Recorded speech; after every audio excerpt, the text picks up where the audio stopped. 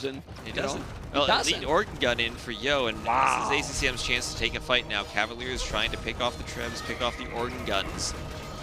Are there enough Cavaliers there? Not under the castle.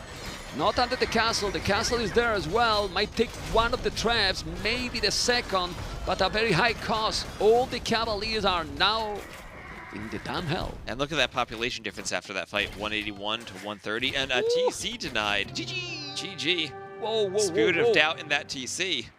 And he's Mr. drinking. Yo. And he's drinking. Hey, I'm drinking. I did my job done, and yeah. He's chill. He's ready for the next game. That was an amazing play by Yo. But did you see how one wrong decision, let's say wrong because it resulted to be wrong, it snowballed the game completely. The game was so even, and when he went with the castle forward and failed, then That's it's it. no longer even. Right? It's not. It's maybe misreading the economy situation and the army situation both at the same yeah, time. but he Sending saw in the fellas first, forward. in the first look he saw it, he went back, but then he's You feel like maybe made the he castle thought at home. maybe he thought he was behind enough that he needed to do that.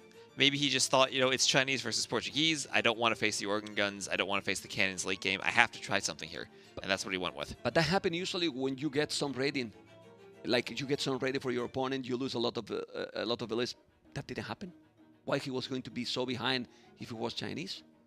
He was fine. Well, there was some rating going on, right? It's not like he was the Chinese and he was 1,000 resources ahead. Yeah.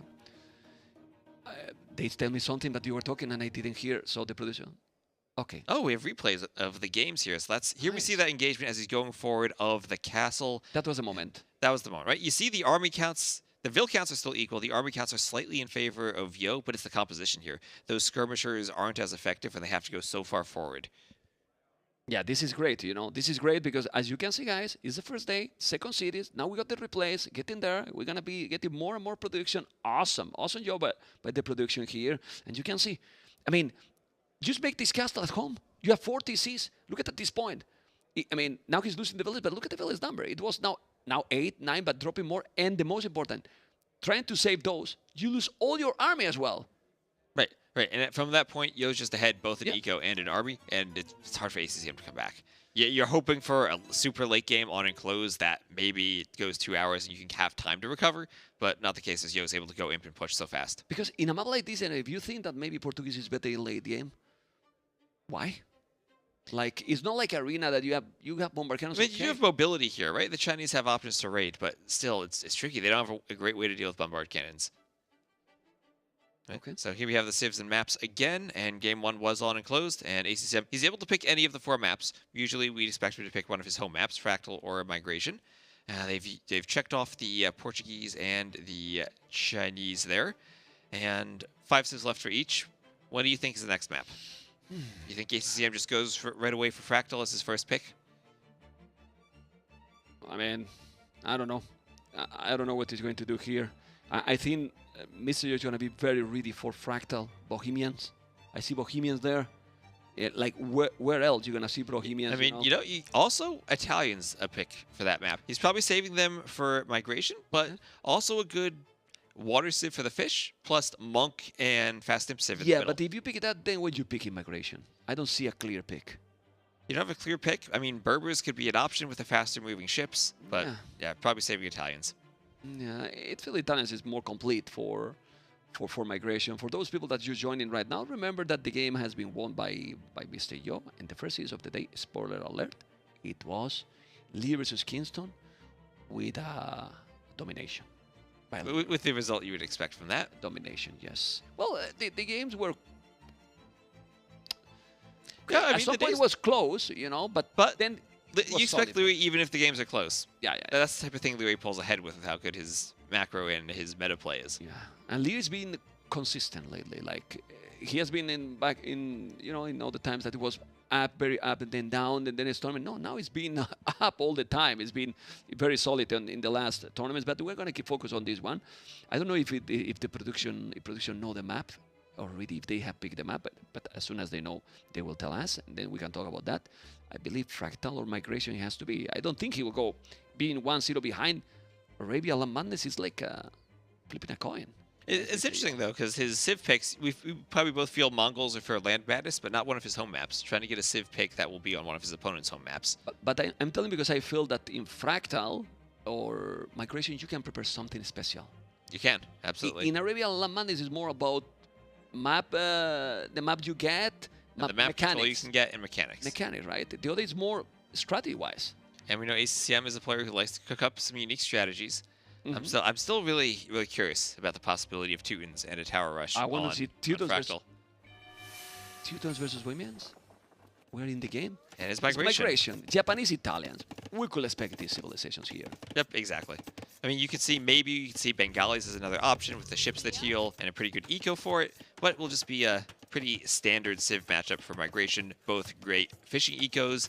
Japanese, of course, the faster working fishing ships that have all the extra HP. The Italians, the cheaper fishing ships. And then as you move to the middle, both good monk civs and both good fast imp and treb civs. Okay, let's see what is going to be here with the Mr. Yo Italians.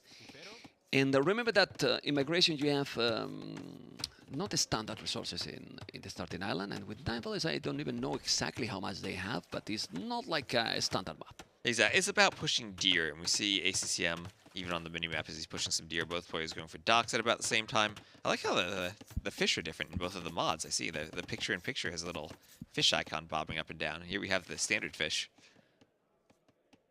I love the way that you have different mods for Age of Empires too. Right? One of my favorite things is watching Mr. Yo from just over his shoulder and seeing all of the mods he has on his point of view. Well, I don't know if it's the favorite for me, but it's like how you can be a pro player with those mods. You know, like how you can even you get used right to those things, and then that's it. Then maybe they don't use it, and then they fall so behind. But still, we see 4 villages on wood, 7 already for Yo. It's true that lumber can discount for Japanese. Maybe you don't need to have that many villages on wood in the start, and then you're gonna grab more villages on food and try to go up quicker, which seems you guys against Italians that they need less food to go up. It's kind of even the situation. Yep, Japanese have a great Dark Age with those cheaper drop-off sites. Italians just that discount on going up. And we see both players pushing in their deer. No boar on this map, as you said, the resources are not standard, so you need to push the deer in. And deer and a few water buffaloes scattered around. We are now at the moment that we're going to see if they're going to go for a fast castle approach or a fast feudal galleys. And none of them is yet going up. And if they are now, this is galley rush. Yeah, and there is ACCM right on cue going up. And the question then is whether he goes for another dock and galleys at home, or if he thinks about doing a transport to go to the middle. But with this uptime, it feels maybe a bit too fast to have the wood to go for the middle. Yep. Let's see what it's going to be. And, oh man, I see a transport ship for ACCM. Oh, I do too. With 20 villages inside? Or not yet? Not yet. Not yet. Oh god! You thought for a moment. I'm looking for a moment. You were like, for a moment. You know, I'm waiting for 20 villagers okay. just to let Persians with their fast uptime can go for that TC drop. Yeah. Okay. Well, let's see what it's going to be, because I think it's going to be forward dock. You make a transport. It has to be forward dock to transport. I mean, he doesn't have the resources to fast castle. So this is, if he gets the dock forward, I think the map where you want to go for that forward dock is, the tricky thing about migration is you don't always have the scouting that we have looking at the entire map. If he knows it's this like eye-shaped middle where he can go straight to the other side and place the dock, he's in a great spot to do some fires and harass the fish. If he tries to go galleys from home, he has to sail all the way around. And this is the key moment where he's able to scout the middle, maybe pick up some of those water buffaloes and scout with them too, and figure out, yep, this is the shape of the map. I just need to put my dock here. It'll be right next to the opponent. And maybe the timing is a bit off on the dock, not having it as soon as he gets feudal and ready to produce ships right away, but it will be in the right location. Okay. And the thing is, I think he's doing this strategy because he knows so much Mr. Yo, and maybe he's thinking he's going to go fast castle, but it doesn't feel like a fast castle here. And then Mr. Yo is going to have his own galleys as well. As you can see, with some more economy, probably he has more villages. He has more fishing ships. Fishing ship more. Compared to only 2 fishing ships for ACCM. And the tricky thing about this map is that galleys tend to scale better in the feudal age than fire galleys. So if you want to do the forward docks and the fires, you have to be aggressive right away, and ACCM needs to do damage with his initial fires. Yeah, but it's like both players going fires, actually. But how are you going to make damage now? You cannot really do damage right now because Mr. will have the galleys as well. And then, at least that you make a third forward dock There will be a point that probably Mr. Yo will do another dock himself. I don't know what you think. What is that? Ooh, the market. This is tricky what he's doing. He's not expecting the forward, and this is 175 wood invested on the market. That maybe he's gonna delay yourself with the galley, but he's gonna see the galley right away. Yeah, there he goes. He's gonna go right on the fish. He's right. And start to delay that. And if the market was for Yo to go up and try to fast castle, maybe with a quick build for the Italians, gonna have a bit of disruption on the fish. Yeah, but that's bad for ACCM because now he's behind. Now that galley, if he block it a little bit, if he block it, look at that. Perfectly. You know, and then he's having a lot more HP. He can now go to the other one, and then, yeah, you have to repair, but you are not having the initiative anymore. This is a very tricky strategy here. Yeah, and the forward is so much investment, not just the wood for the transport ship, but the wood for that initial dock. Now you're 2 docks versus 2, but you have 1 dock at home that you also had to make in the Dark Age that is not contributing ships to the fight. Not using. It's not using. It keeps your fish safe, of course, but you had to spend all that extra wood going forward. That demo can kill the villager and make a lot of damage, but he's not going because he cannot see it himself. Okay. Yeah, and he's still now with only 2 dogs, right? He has only 2 dogs, Mr. Yo, I believe so. But there's a demo. You gotta be careful. Let's go for that battle. The villager go away. No. Oh, gets the villager. That's huge. He got the villager and the galley. Okay, that was good. But it's still a demo. The demo is, the problem is that you don't have a unit. You kill your unit yourself as well. And now he's gonna repair it the last second. He repaired. This is huge. This is really huge. He need to kill that galley.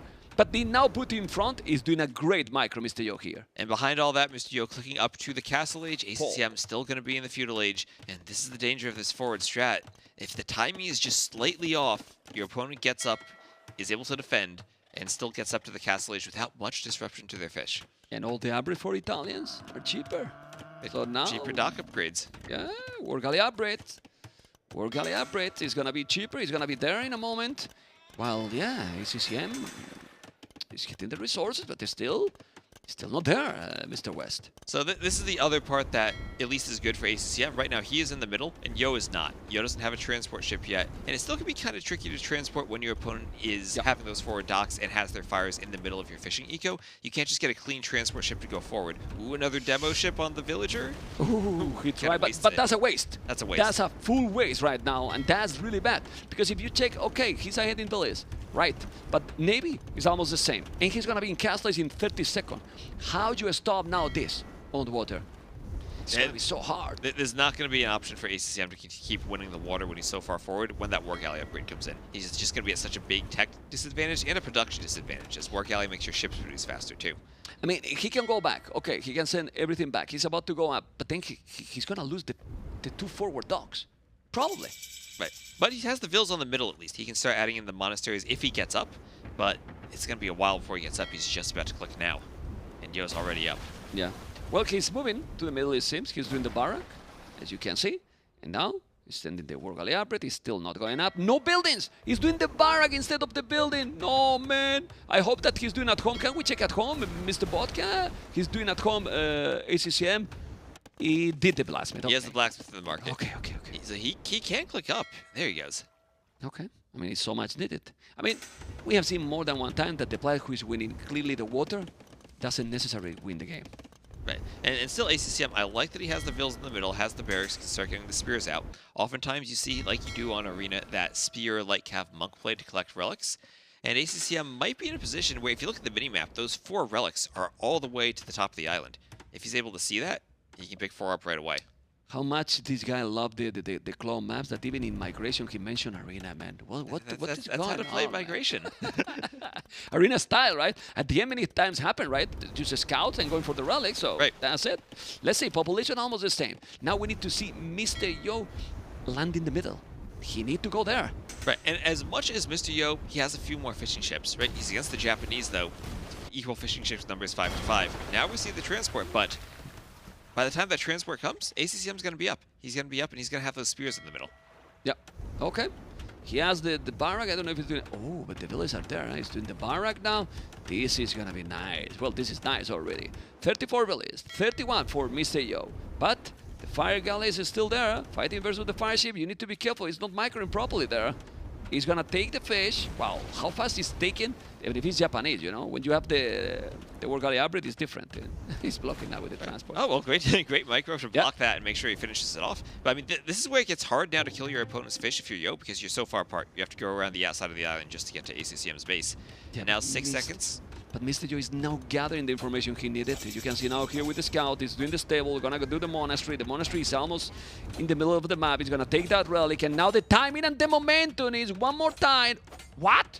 Oh, ACCM with a quick wall. What? We say that he's not doing the... What is this, man? Now he needs to do another one. Oh. Almost. Okay, He's gonna try again. Two is too many. Yo's paying attention now. Come on, do it. No. He needed the spears earlier. He needed those spears as soon as that barracks went up to make sure he didn't happen, that he could keep the Vils alive. Okay. He's doing extra TC. He's going to have the monastery, but at the end, he has kind of the water control, 8 fire ships. Well, he has 6 ACCM, 4 fishing ships and 5 fishing ships. There's not a clear water control yet. Well, yeah, and I'm kind of interested in what ACCM did on his way up. Like, he had the timing to have those Vils add in the stable and start getting scouts in the middle too. Instead, he's just going to try to get back on the water, but now it's Yo who has the positioning for all those extra relics. Which is crazy, and now who seems to be taking the... Ooh, it's the monastery. He's going to be able to do it. Yes, he did. Oh, he got the monk? Oh, but he didn't see it. He didn't see he's going to convert that villager. He's going to convert that villager. Why he didn't delete that one? He should delete that one, and now that the scout, he's going to kill the monk. But... Okay, he's landing more villagers at the bottom. Oh, it's only one villager, but yeah, he probably could have deleted and then picked off the monk with the scout. Yeah, I don't know why he didn't delete. He gifted one villager for free. Population is still more or less close. It seems that Mr. Joe a little bit ahead in everything, actually. You know, because now he's going to have the siege war shop, if I'm not mistaken. Oh, yeah.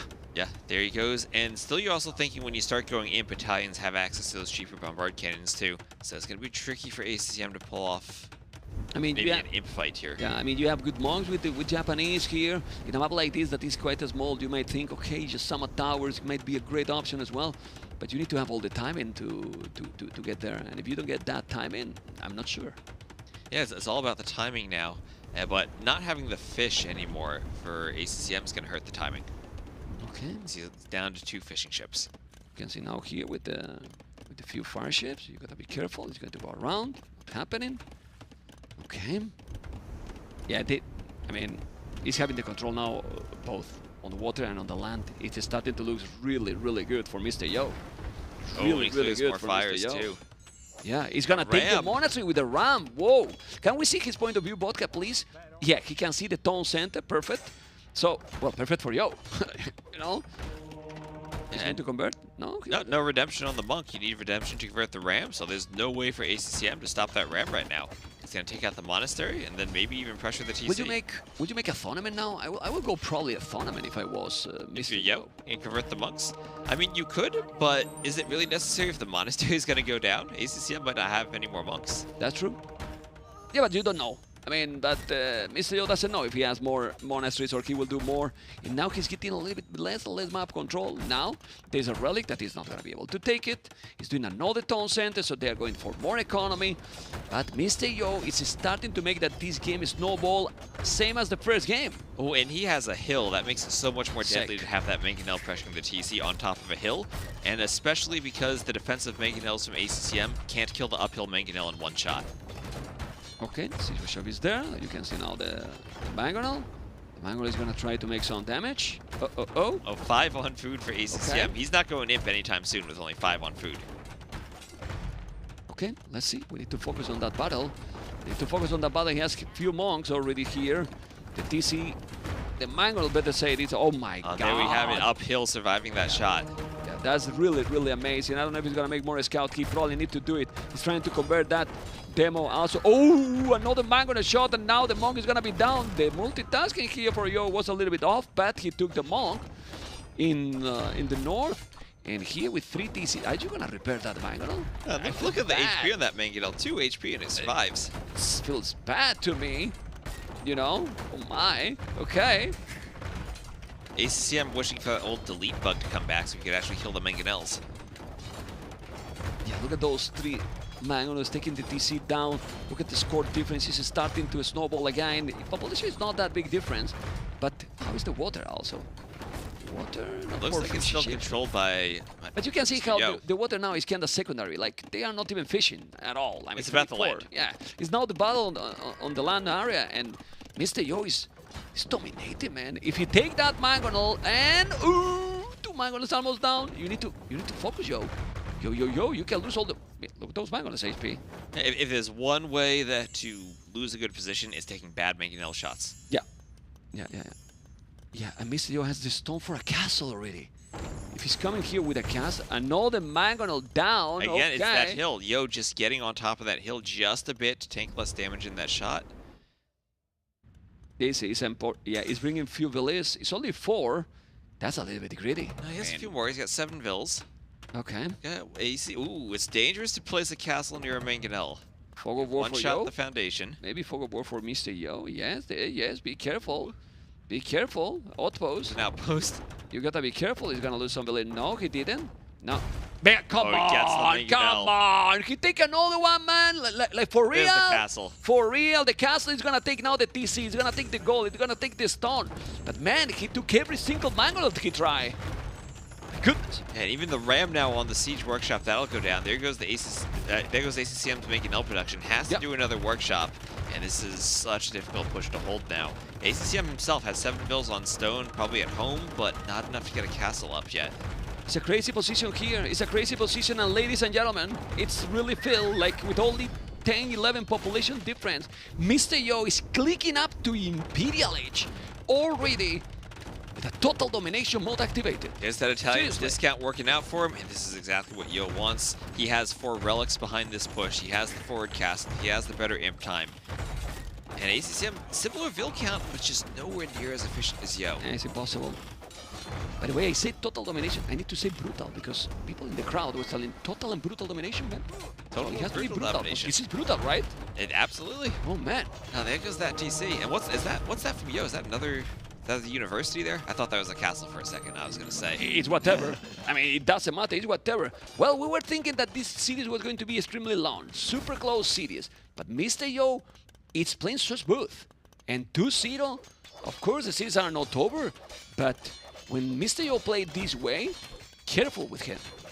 Yeah. Really careful with him. And I think it was still. It was a very tricky strategy for ACCM to pull off. Yeah, He was I maybe agree. a bit late on the forward docks. He didn't quite have that castle ace transition as smooth as he wanted to secure the middle. And Yo just he defended that perfectly. Got the fire galleys out, anticipated the forward docks, and got up to the castle age smoothly with his build. Yeah, and this is a second castle now. Well, that castle is to definitely finish the game, and is definitely not going to give up. But he has killed already 2 TCs extra from ACCM, I think so. And this is the 3rd. Yeah, here's another TC that's going to go down. Yeah. And after he lost those mangonel trays, there's just no way for ACCM to stop the push. He can do his own castle. That'll just be trebbed down once Yo hits imp. He's only 30 seconds away. Yeah, I mean, ACCM is still okay farming. I believe that is in the main island, in the starting island, that he will have a lot of farms there. But other than that, his 2 villages different only. But he seems to have 30 villages difference somehow. You know? It feels like that. Like, look at the res collected. He's about 3k res collected ahead. And the vills have been the same. It's just the efficiency as ACCM's losing the TCs, running. He called it, man. Imp. He called it. GG. Whoa, whoa, whoa. Wow, wow, wow. Mr. Yo with a great gameplay here. And, I mean, I don't know if say it, quite impressive. Very solid play here by Yo. But if we analyze close, as you mentioned, 2 games, very close. 2 decisions, questionable decisions. The forward castle, the forward dogs. And the game is snowballed from there in both games. Yeah, absolutely. I mean, ACCM being aggressive in both games, not playing the late game, and maybe that's something even just against Mr. Yo. He's such a good late game player. Maybe ACCM actually feels like he needs to be more aggressive in these matchups and try something to disrupt Yo early on. Maybe feeling the pressure to be aggressive and not quite executing the way he wants to. I mean, you can feel that the Italians might have the advantage because there is going to be that discount to go up, but Japanese are fine. Well, you want to get the middle. Yeah, I mean, really and Yo used that some advantage really well just to click up despite all the early pressure. He had such a great build prepared for it. Yeah, but you can tell Yo knows how to play against the forward dock strategy on migration. ACCM maybe trying to cook something a bit different, but there's only so much you can do on migration. Everyone knows what the standard strategies are. But the question is, what advantage you get with Japanese if you go up with 2 fishing ships, send 2 villages forward, Right. then make double dock, and then your opponent is going a little bit slower up with 5 fishing ships and the discount to go castle. You're gonna get castle age quicker, no matter what. Right, right, and you're not really using all of that fishing ship advantage you get with the Japanese when you only have 2 fishing ships behind your push. You don't use any advantage at all. The Japanese can there is kind of useless there. Anyway, we're gonna see if the game 3 it's gonna be better. It's gonna be Fractal Teutons. Come on, man. We want to see Bring Teutons on something. Fractal. Bring something Maybe crazy. We want maybe something Bengali. crazy. Something could be crazy there too with the Rathas. If you take Bengalis, I'm gone. I mean, I search. Jordan is close. He counts with you. Yeah, we got Jordan on the say, couch over there. okay, okay, I can do that. You know, I can do that. Yeah. So we have so Yo up 2-0 here. ACCM needs to win this game to keep the series alive. Doesn't want to drop down to that lower bracket on the first day just yet. But things are looking really good for Yo so far. Well, I mean, it's also that if it's Teutons, Bohemians, it has to be fun. I mean, you cannot have Teutons, Bohemians in a map like this and then scout skirms. Yeah, yeah. I bring Jordan. I tell you, I bring Jordan. Then you bring Jordan on. And Yeah. Jordan knows how to do scout scrims, right? That was still the meta when he was playing, right? No, he know how to play clown. I'm telling you. Knows how to You play know, clown. Does he know how to play fast castle Rathos? Has he seen that? Does he know about all the new fast Yeah. castle strategies on Arabia? Give him Teutons, you will see. Anyway, this is ACCM and Mr. Yo. Definitely not looking too happy, ACCM, but actually they don't change their face. No matter if they are No, they're happy cool. or not, They're they are collected. focused. They're not phased. Focus. They're on the stage. Everyone's watching them, but they're just themselves. But look at those eyes from Mr. Yo. This means that I think they are in the game. We're about to get in the game. That's what Mem does. He looks at the eyes. He's so eager to get in. He's seen any little hint that we're in the game. He's trying to pick it up. When you look at the eyes to someone, you see everything. You see them looking You see around at everything. the screen. You see everything. You see everything. You see everything. Eyes don't lie. They don't. They don't. Eyes Especially don't if lie. you're looking at the game. Don't lie. You look at one part of the screen. Your eyes tell you where your opponent's not looking, where their There bills you are go. dying. There you go. Oh, the way with Fractal, man. got I was so Arabia. hyped with Fractal, man. Oh, Well, I think what ACCM might have been doing there is he picked Mongols with his very first pick. He doesn't want to go down without using the Mongols. He thinks that this is where he gets a civ And advantage. not only that, I'm gonna go even farther to that. If ACCM cannot win now and recover, he has to win all the games. He wants to keep Fractal for a surprise strategy in case that he loses. And it makes sense. Right. Like, if I have to use his Fractal, I will use as decider. That's a Because good you point. have to right? win all the games, right? Right. So if he does drop to the lower bracket, Arabia, it's the most standard map we have. You're not going to display any strategies that you might have hidden for another civ. And you could save Fractal for your next matchup just to get further in the tournament. Make sure you have something surprising there. And here, well, as standard as you can get, Mongols lowering in a boar, adding in a mill on the berries. We see a mill also from Yo, so probably a scouts opening for both players. Not going to do any of those fancy skipping the mill builds that you see nowadays. Yeah, exactly. And here you don't show any really hidden, I mean, part, what right? could be more standard than Mongols see. and scouts into cav archers? Yeah, let's see. I mean, the matchup is, in my opinion, hard for Mongols here. I mean, Hindustanis, careful with them. But a team population up with Mongols, this is what we expected. I mean, I was complaining, but I love Arabia, so I don't mind to have the Arabia game, and then go from there, Let's see. But do you prefer Mongols or Hindustanis here? I feel like the Hindustanis have a good composition to deal with Mongols, but it's always that question of how does maybe the camel cav archer matchup go. If you get that big mass of cav archers and the camels can't engage you, then you can be okay. Okay, let's see what is gonna happen. We have a team population for both players. Oh, is ACCM without the loom? I believe so. I think so. Yeah, I he's think up fast. Without the loom? No loom. Yes. That's the difference here to the uptime. Yep. Yes, no loom. And there's the barracks. Building up in front of the main goal just to start getting a bit of a wall off there to keep that safe later on. Both goals are bad for both players. Yep, Like, both forward and on a hill. position, Forward on the hill, not do what you want, And right now, let's see. Because I like more the building that ACCM is doing well. Is Mr. doing any building? What? It's so...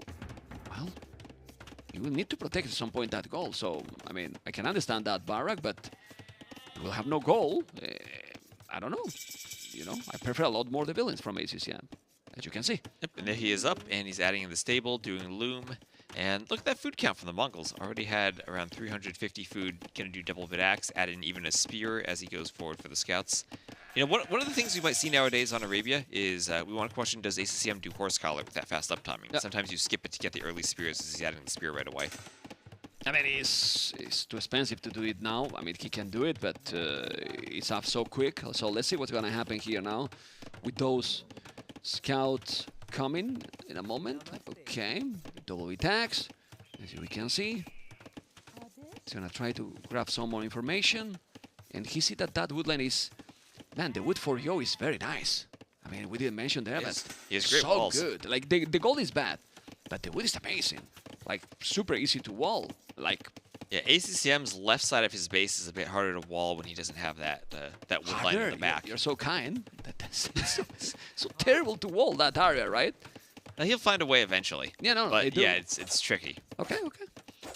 You can see now the scout is coming now with the spearman. He has that initiative that he has a little bit the uptime.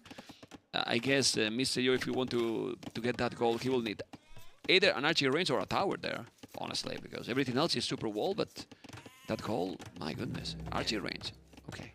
And archery range very early before even adding farms for ACCM, so he wants to make that swap. And we'll see, he's going to gold now. He might just go straight into archers. Okay, you can see, and this is 3 scouts going in. 3 scouts going in, and okay. And just going to run around and head right back out. Not much they can do there. Not with the defensive scouts from Yo. The scouts from ACCM can't pick a villager if they're just going to get hit in the other side by the other scouts. I did that one. All right.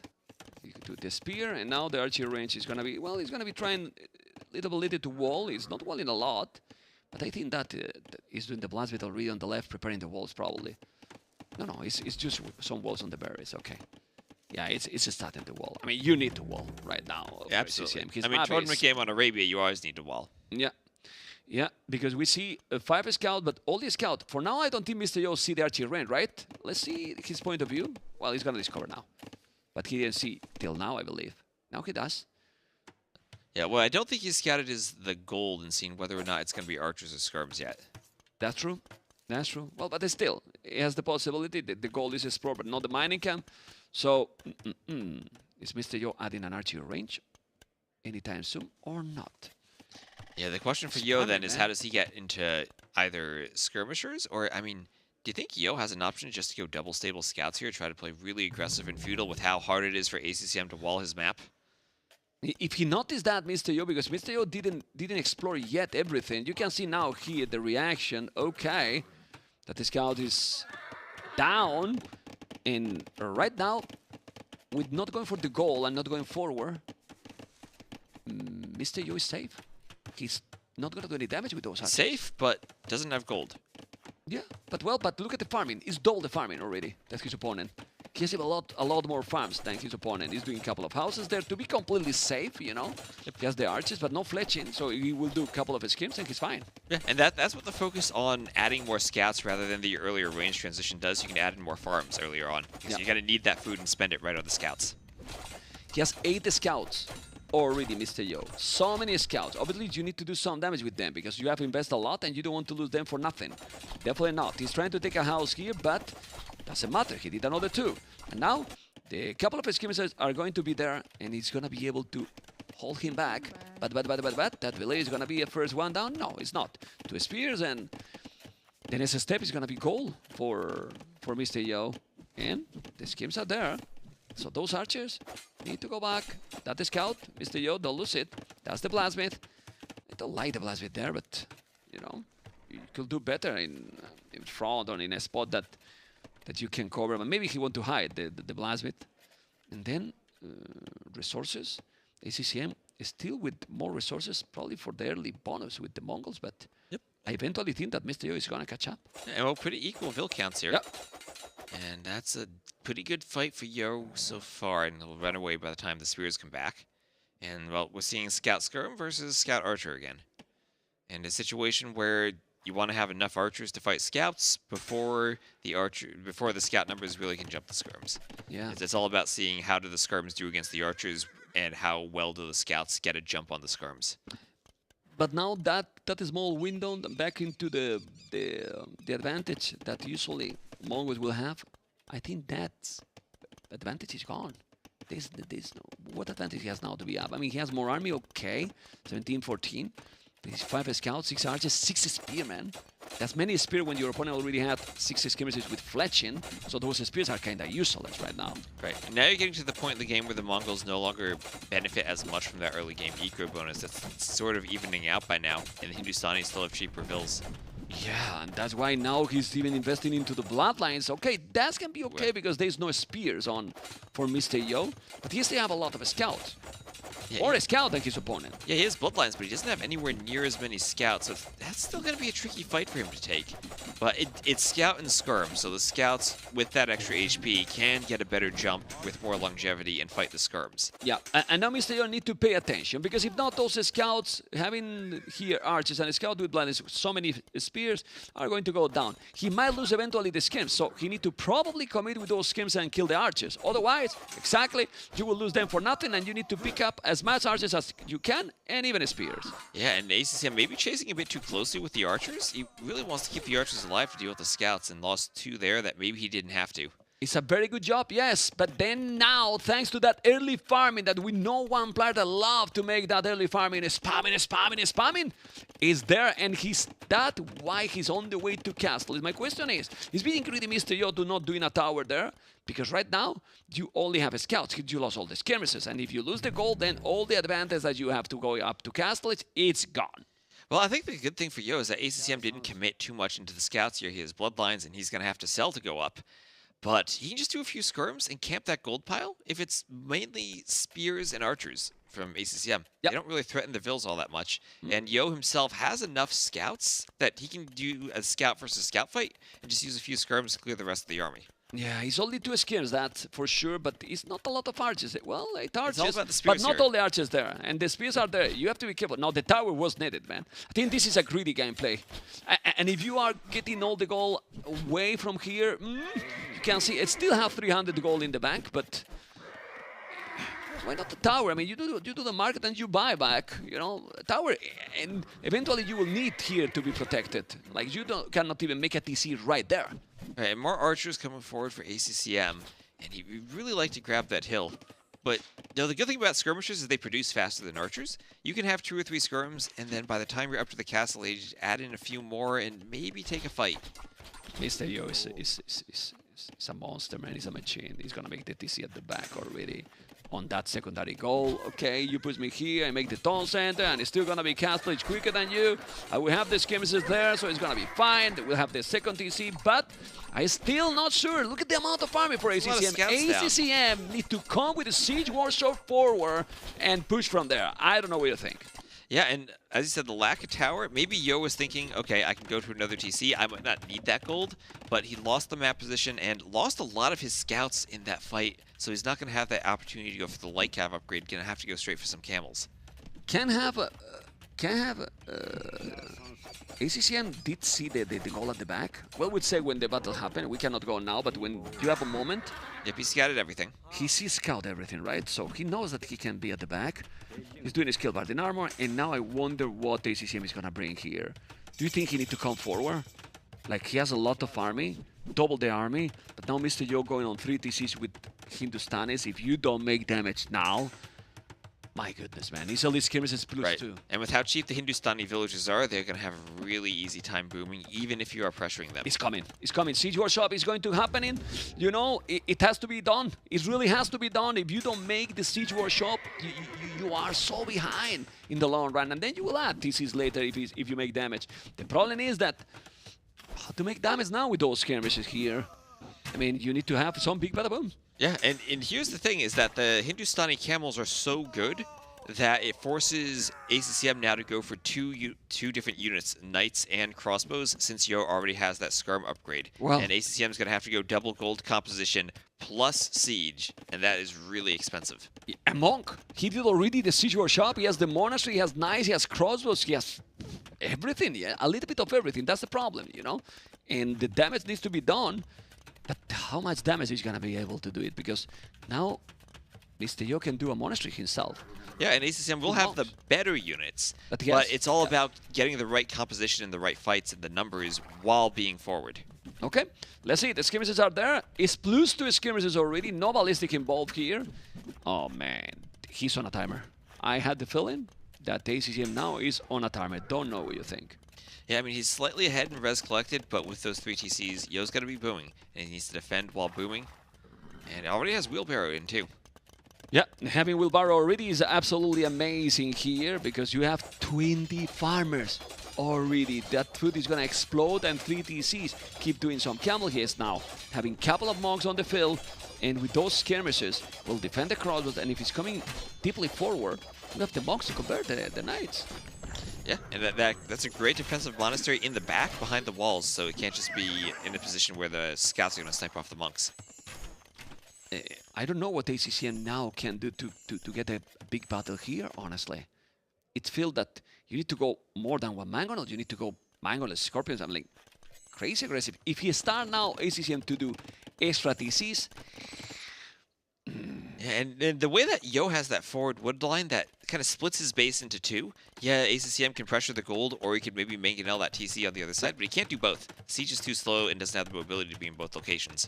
Yeah, let's see what it's gonna be. Siege workshop, and yeah, he has everything now. Like, he has now the artillery, the stable, and a few monks, and now the siege workshop. I like what ACCM is doing. He's doing a second mangonel here, okay? But you can see how it feels that Mongols feels forced to be aggressive. It really feels forced to be aggressive because they don't have any echo bonus right now, while here, the bonus from Hindustanis is even bigger than in the early game. Yeah, exactly. It's benefiting all those TCs. There's a castle. My There's a castle. Not even protecting anything, really, just on a hill. Imagine how confident he feels.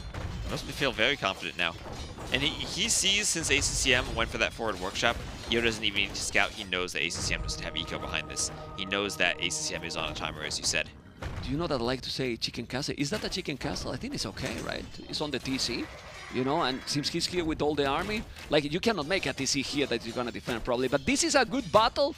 Is this a good battle? Well, the skirmishes are going down. This is definitely a good battle. Look at the army numbers, how they are going down, but you need to kill all the skims. Man, those skims are paladins or what? I mean, they're surviving, and ACCM, he can't quite clear the army enough to pressure the TC. This is crazy. It's just so far away from where the workshop is right now. Having to go around the wood line, even with the hill near the gold, Yo can just camp there and defend. But in these situations is where I see, for example, like, why you don't put 8 villages on stone? Because in these kind of games, a forward castle, but the aggressor ate what is needed. I mean 8 something vills to on create stone? some more That's mess. when you only have, what?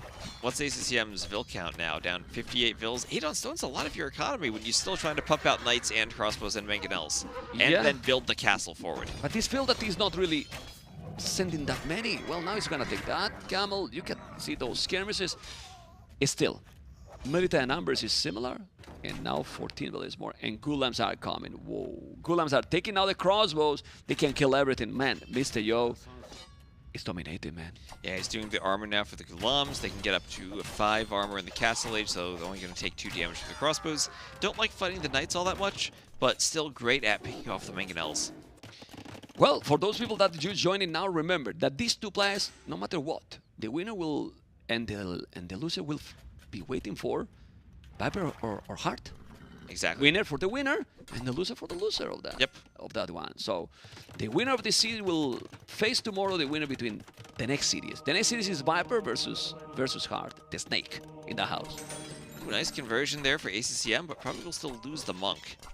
Okay, but okay, now some raiding. Still need to kill more villages. He's taking only 1. This is the problem. You are trying to be super aggressive, and this is now the first 2 villages you kill to your opponent. Yeah, and that's 30 minutes into the game almost, and it's your first 2 kills. When you're going for that forward workshop and not investing into your own eco, Yo has a 20 villager lead.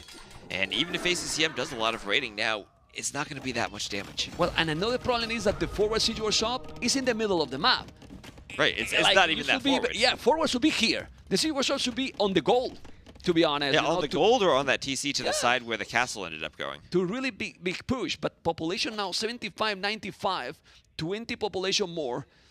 Is 20 villages more already. I mean, look at the economy, resources collected already. Like, what you can do now if you are ACCM is 4 tone centers, and now ACCM doing the 30C. So it's kinda stop to push. It's gonna boom now, but Mr. Yo Even ACCM trying to add eco behind is still going to be down in TC numbers with that 4th from Yo.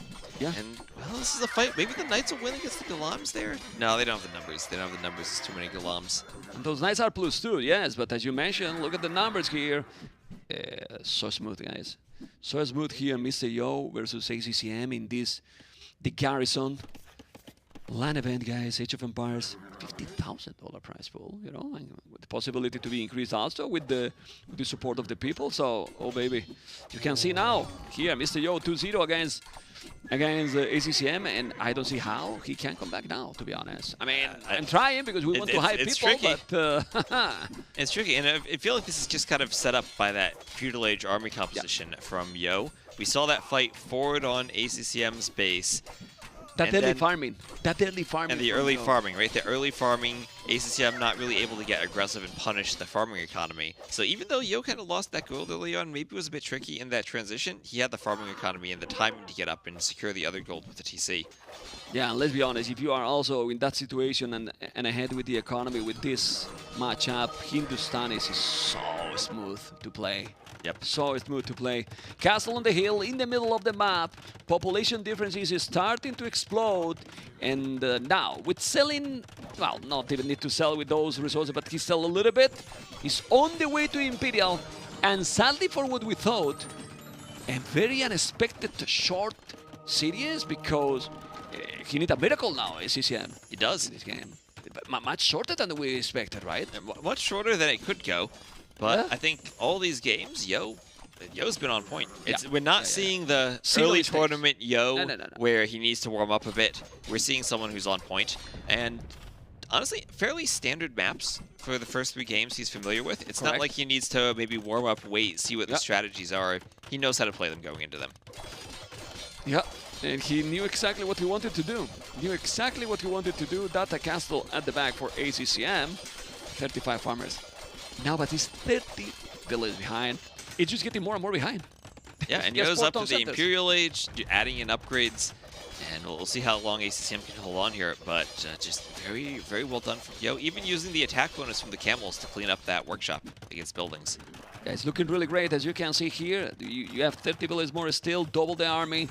I don't know what is going to be the reaction by ACCM when he noticed that his opponent is already in Imperial.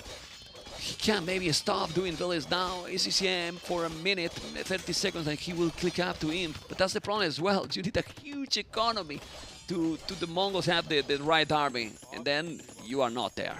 Yeah, and the question is, how do you deal with the Galams now? You could maybe go for some Steppe Lancers, maybe for some Knights, but that's still a big transition when you were so invested into that siege early on to now go heavy for the stable units. Okay, you can see here those William, you have to be careful. He's going to go back. Yeah, as you can see, he's going to go up to Imperial. But the population difference is already massive. It's up. It's up. It's crazy how they... And not just the population difference, but the map control, too. That castle right in the middle of the map, another defensive castle at home, he controls everything. And also, he's been picking up relics, too. 2-2 on the relics. Yo up to Imp. ACCM clicked himself. And he's not going to call it GG yet. And I saw you. I thought for a moment, Mem just takes a look at that webcam from ACCM. It's like, is he going to type something? No, he's a fighter. He just took like 30, 1 second there, 2 seconds, but no. He kept going, but he's double the army. Elite Gulam. Oh, well, Elite Gulams and camels or hand cannons or whatever. Man, look at those Gulams, man. They're going to make a disaster on his economy. You can see the Echo KD now. Mr. Yo lost his village, but now with those Gulams here, he's going to take so many. He's going to compare to, okay, but now, his villages are going to disappear, Mr. West, and then he has camels at home to defend. He has nothing to counter. And ladies and gentlemen, how you can be able to counter this? You can't. Yeah, that and the camels at home, because the Hindustanis can go camels. Yo has the eco to pump them out, so he's not going to be raided at home. And all of those cav units he can just chase down with the camels. And now it's just about the Gulams finding damage. Yeah, crazy amount of Gulams here. It still didn't kill that many. Well, 9 villages already down, but it's plate guard in armor, and well, it's ACCM, but and that's why he's trying, because right now it's he always tries. Yeah. I mean, it's He's gonna go with trebuchets. He's gonna go hitting the castle if he's just paying attention to that. Yeah, he has 3 castles, ACCM. Yes. But how many Magdays you need to dominate here? You need quite a few Mangudais. I mean, ballistic. Mangudais, maybe they can pick off Trebs and prolong the game if Yo can't get an early siege push going. And that's the one thing the Mongols can do fairly well, stop the early siege push with their Mangudai, is there he is up. And the Trebs right now aren't protected by the castles. The Mangudai can really just go forward and snipe them. The army isn't there to protect them.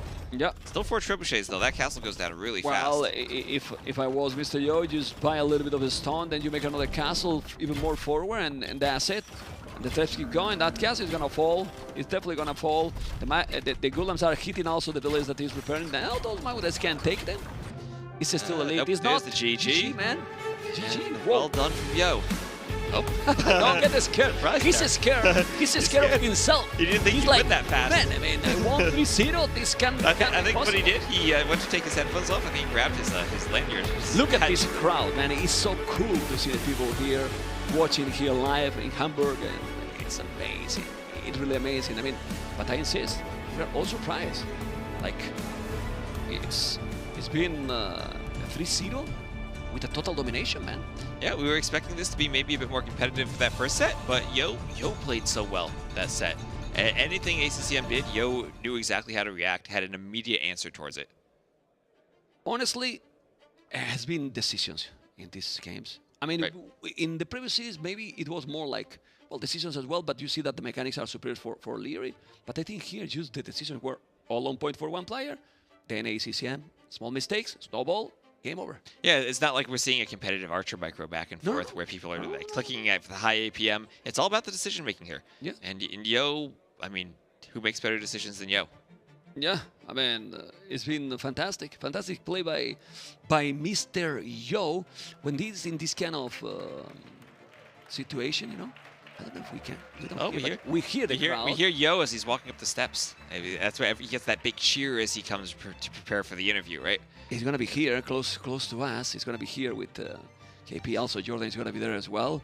This is. Oh, is that Nilly walking behind us? You see that? Nilly, oh boy. Oh boy. You know. You know? Nilly tried to find ways to get on camera, right? He's sneaky like that. You got to keep your eye out for Snicker him. Boy is a yeah, snicker you never boy. know when there's going to be a Nilly hidden behind you. I think he might be casting now with Dave, if I'm not mistaken. I think so. I'm not sure. He's just going to walk in front of a camera yes. before it turns on. He's getting ready. But I think they are really, well, they didn't tell me anything, but I see here everyone, so I don't know if we can go with the... Yeah, and we're going to go right now with the winner interview, Mr. Yo with KP. Thank you, ma'am. Thank you, T-West. Brilliant casting, boys. So, yes, I'm here with the victor, Mr. Yo. First of all, big congrats on the win. Thank you. I've got to talk to you a little bit about this because, you know, most recent time we saw you against ACCM in a high-level, like, S-tier tournament. Hate to bring it up. It was Red Bull Wololo, the qualifiers. Yeah, Very close series. What changed? Because this is, like, not even remotely close looking at the score. I don't know what changed, but to be honest, this is... Like, I'm a slow start player. When I get into a tournament at the first, I always play bad. I think this is the first time I feel like I'm playing decent at the start, at the very start. That's interesting as well. I don't know what happened.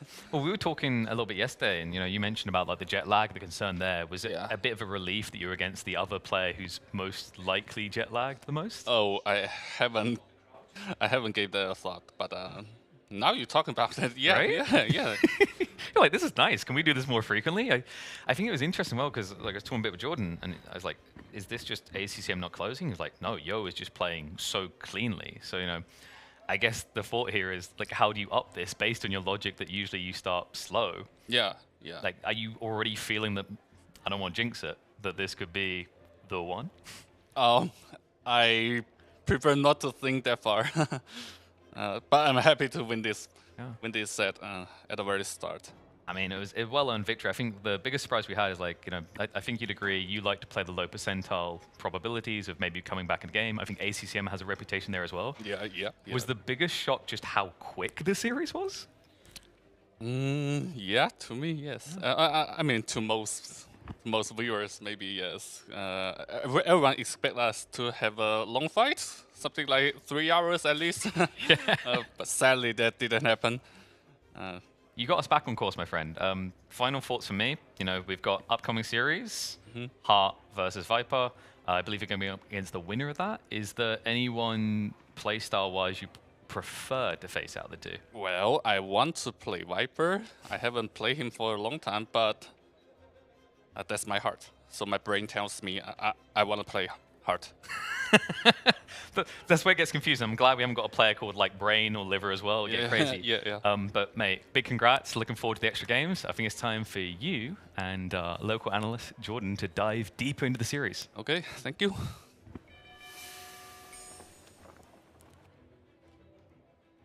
Okay, we're back. Mr. Yo, thank you, and also congratulations from my side for this very dominant performance. And Mr. Yo, I think I have a theory on why you played so well, because in other tournaments there's usually a group stage where you have a little bit of warm-up and the pressure is not so high. This time you have a knockout stage right away. Do you think that might play into it? Yeah. I was under a lot of pressure. And by the way, I think playing qualifier helps as well. It gives you a lot of ideas how you could play that, right? We're jumping into game number 1 enclosed. You were Portuguese against Chinese, and you lost this battle here. And I think this one is very crucial, right? Because usually you want to have your army alive, to have the map control. How did you feel after taking this engagement here? Do you know what happened? I was luring deer. Oh, you were luring deer while this fight happened? Oh, yeah. okay, yeah. So that explains the fight there. I didn't want to engage at all. Yeah, okay. I think the crucial point here in this game was that you were adding knights prematurely in Castle Age. And that helped you to overwhelm ACCM's push forward. Is that something you had in mind, that Chinese has to push early to get the finish in the Imperial Age? I mean, as a Portuguese, I'm not confident in late games. Like, The Portuguese? well, I don't like ordering guns. Ah, okay. So I want to make as much army as I can do in Castle Age to get a map control. Yeah. And I got lucky to spot a castle. Okay, so you didn't expect him to push forward with a castle? No.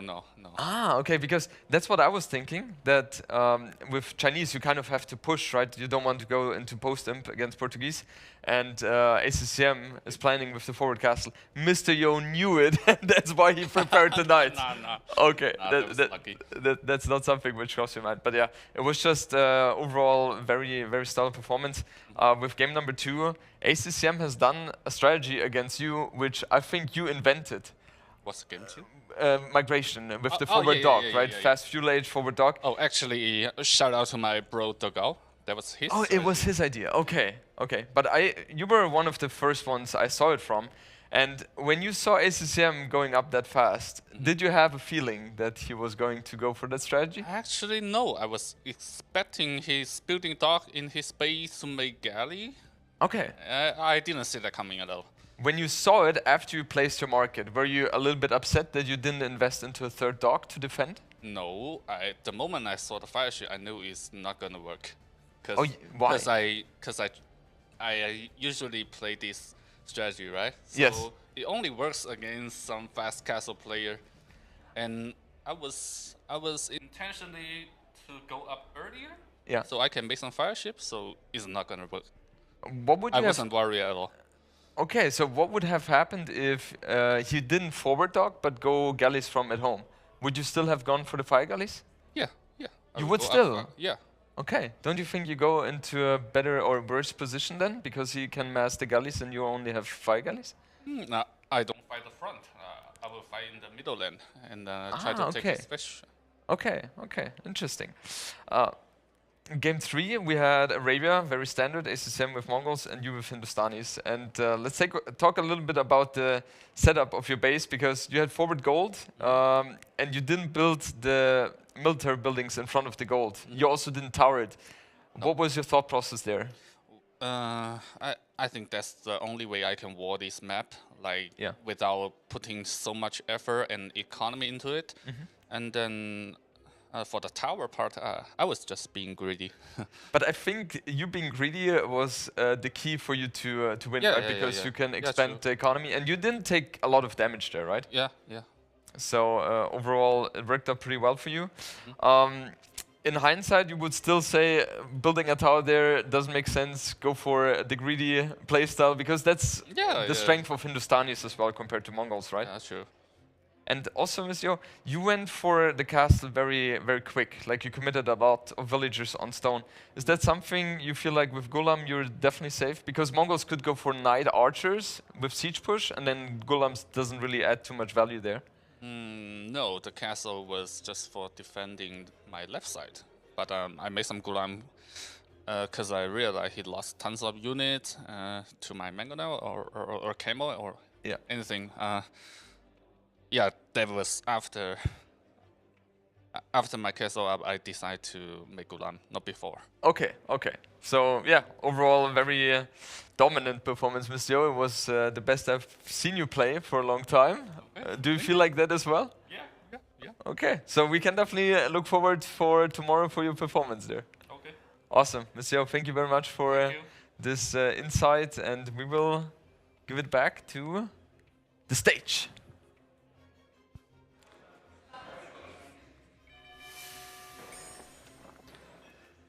Welcome back, one and all, to the show. A quick day so far. 3-0. Like, what do you guys want next? You want a 3-0 or? I'm bad at math. Is that 5 games? You want 5 whole games? Well, we can only hope those players deliver. I mean, there was high expectations that ACCM and Yo would be close, but can't deny the chattel that is Yo. Clean all the way through. But the next series is an interesting one to me, actually. Because historically, one player has been dominant. In the last 2 outings, though, it switched around. First victory for the Rising Star, and the one before that, a tight series, 5 games in total. That's right. Up next, we are going to have TheViper versus Heart. But before we get to that series, I do need to make a few reminders to you guys. There's amateur level tournaments going on right now. Now, I know some of us don't like to be considered amateurs, but not everyone can be a pro like Viper and Heart up here. If you want that victory, that taste of crushing your opponents, on the other side of the experience venue, we have got a bunch of different amateur-style events going on. We've got the Age of Empires 2 1v1, the Age of Empires 2v2 for AoE2, as well as an Age of Myth event.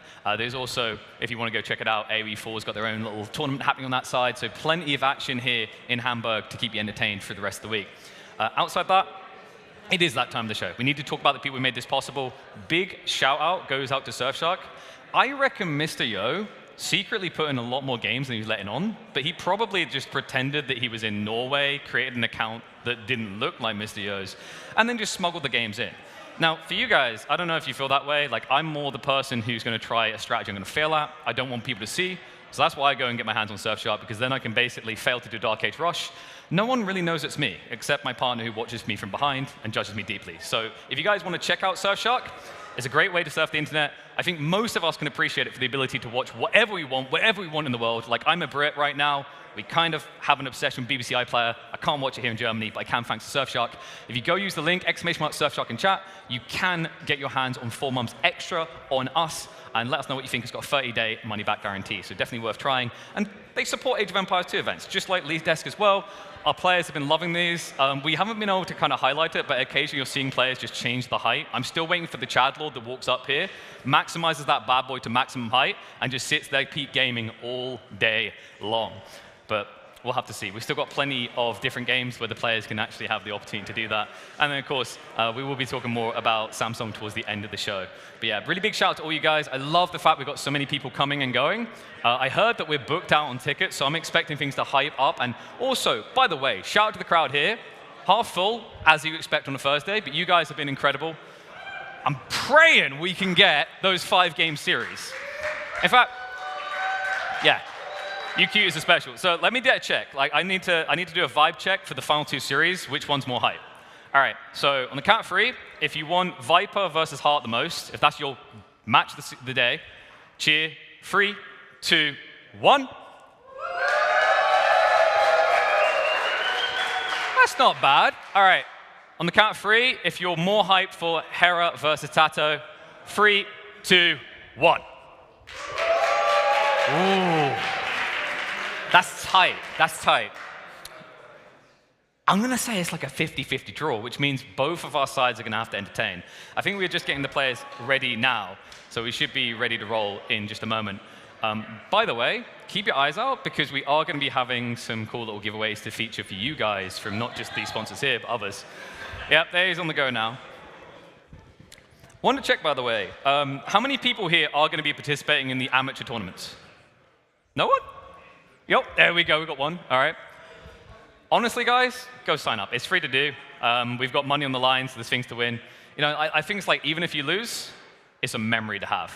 We also, by the way, are going to have the pub quiz on Saturday, so make sure you guys are tuning in for that. It's going to be a fun one. We've got a lot of Age of Empires themed things to go through, you guys. And also, the most important thing of all, I can agree with the sentiment. We're here in Germany. There's nothing more important than beer, right? Right? There we go. You're my drinking buddy for the night, I can tell. But just a reminder, by the way, tomorrow I believe we are going to be scheduled to start the games at 1 p.m. We were a little bit slow getting them going today, but we've smoothed those things out. I have a saying, guys, if there is a day in a tournament that has no technical issues, you have a heart attack, because it's going to happen on day 2, day 3, day 4, day 5. So the way I see it, we got it out of the way, and you guys have been beautifully patient throughout all. But I think we'll just get a confirmation on how much time we've got to go. I reckon what we'll do is we're going to throw to just a quick break, so 1 or 2 minutes. And when we come back, we should be ready for Viper versus Heart. So stay tuned.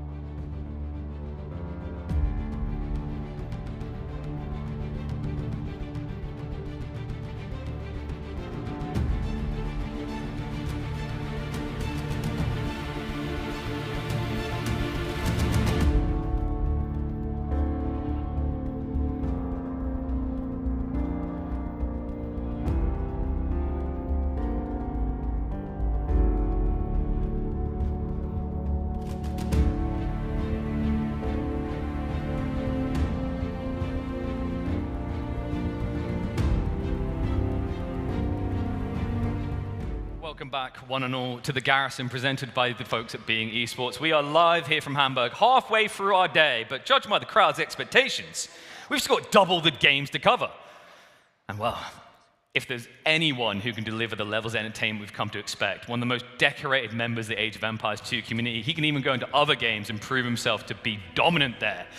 You're never sure if you should cheer or hiss when he takes the stage. Join me in welcoming up here, TheViper!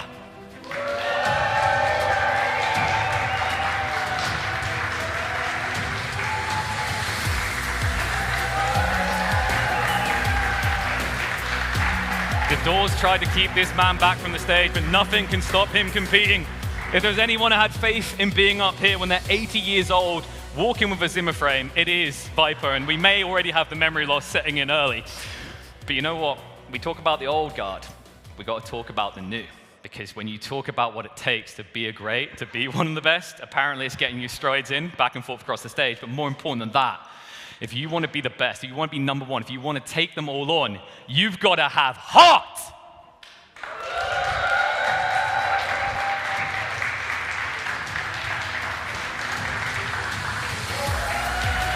Confidence surging, but you wouldn't believe it. This man looks as calm as can be, and for good reason. Last 2 times him and the Snake met up, it went all the way to a deciding game. Now, second to most recent, that did come out ahead for Viper, but in Titans League, we did see a 2-1 victory, the first time ever Heart was able to slay the Snake. The question now is whether he's got his anti-venom ready, his knife equipped, and he's ready to ship it as we ship it across to our casters to break down the draft. I really tried to think of another snake pun, but I'm stuck. The hissing was nice. The hissing was nice, yeah. I thought he was going to enter like dodgeball, you know, when like Ben Stiller and them come in, like, oh. I can't even do it. What is it, like this? That would be amazing.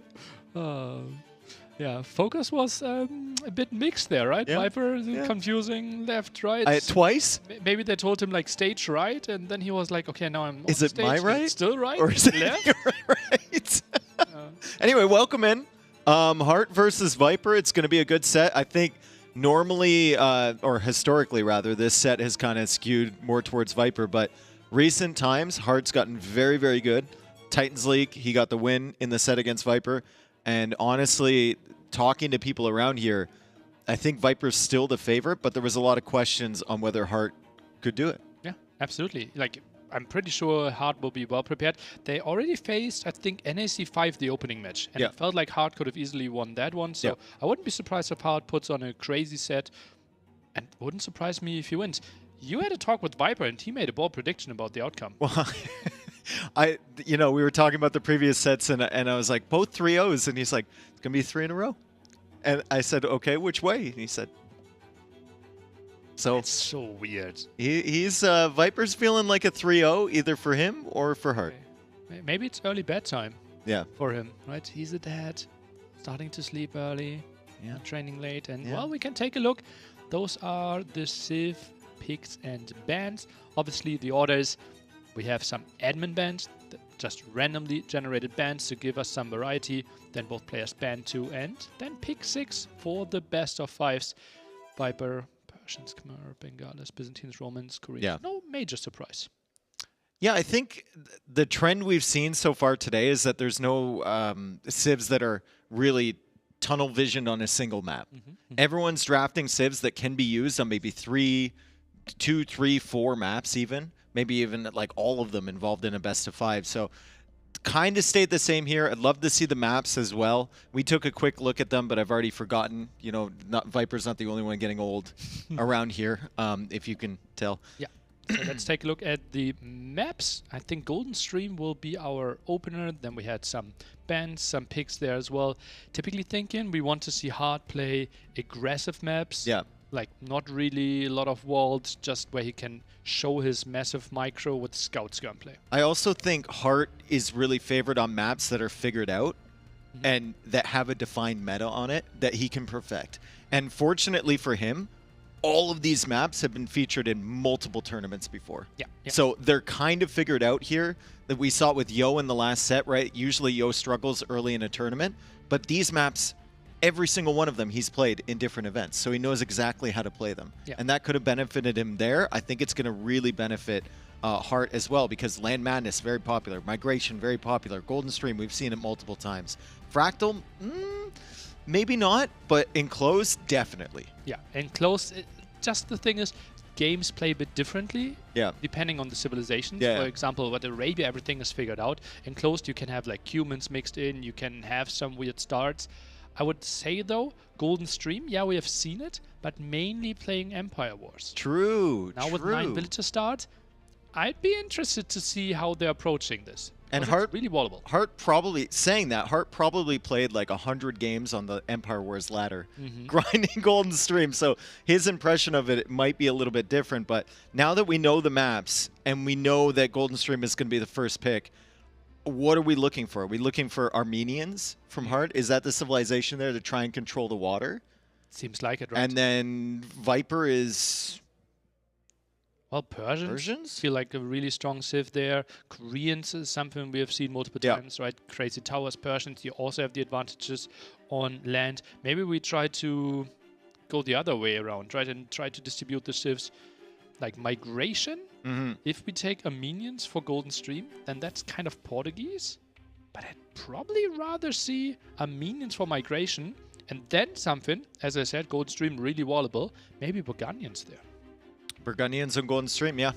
I mean, you get the eco rolling. It's basically a fast castle map, unless you want to really pressure that water, and both people decide to go out and pressure that. If you're alone in pressuring it, the other guy can just wall up and fast castle in your face. Like, there's no necessary resources there at the beginning of the Yeah, game. there are some shorefish, right? The opponent could send like 2 villagers and shorefish and 2-3 fishing ships. They get a lot of control, but the main idea is to control the gold, but you have enough gold to get to Imperial Age, get those early techs, just like mid-Imperial Age. That's where it's really important to get control, but if you have the boom advantage, it's easier to reclaim it. So if you play Burgundians there, what are you playing into? You're going fast castle, you're going for a couple extra town centers, and then what? Is it like Coustilier? Is it just Adapt? Is it Cavalier?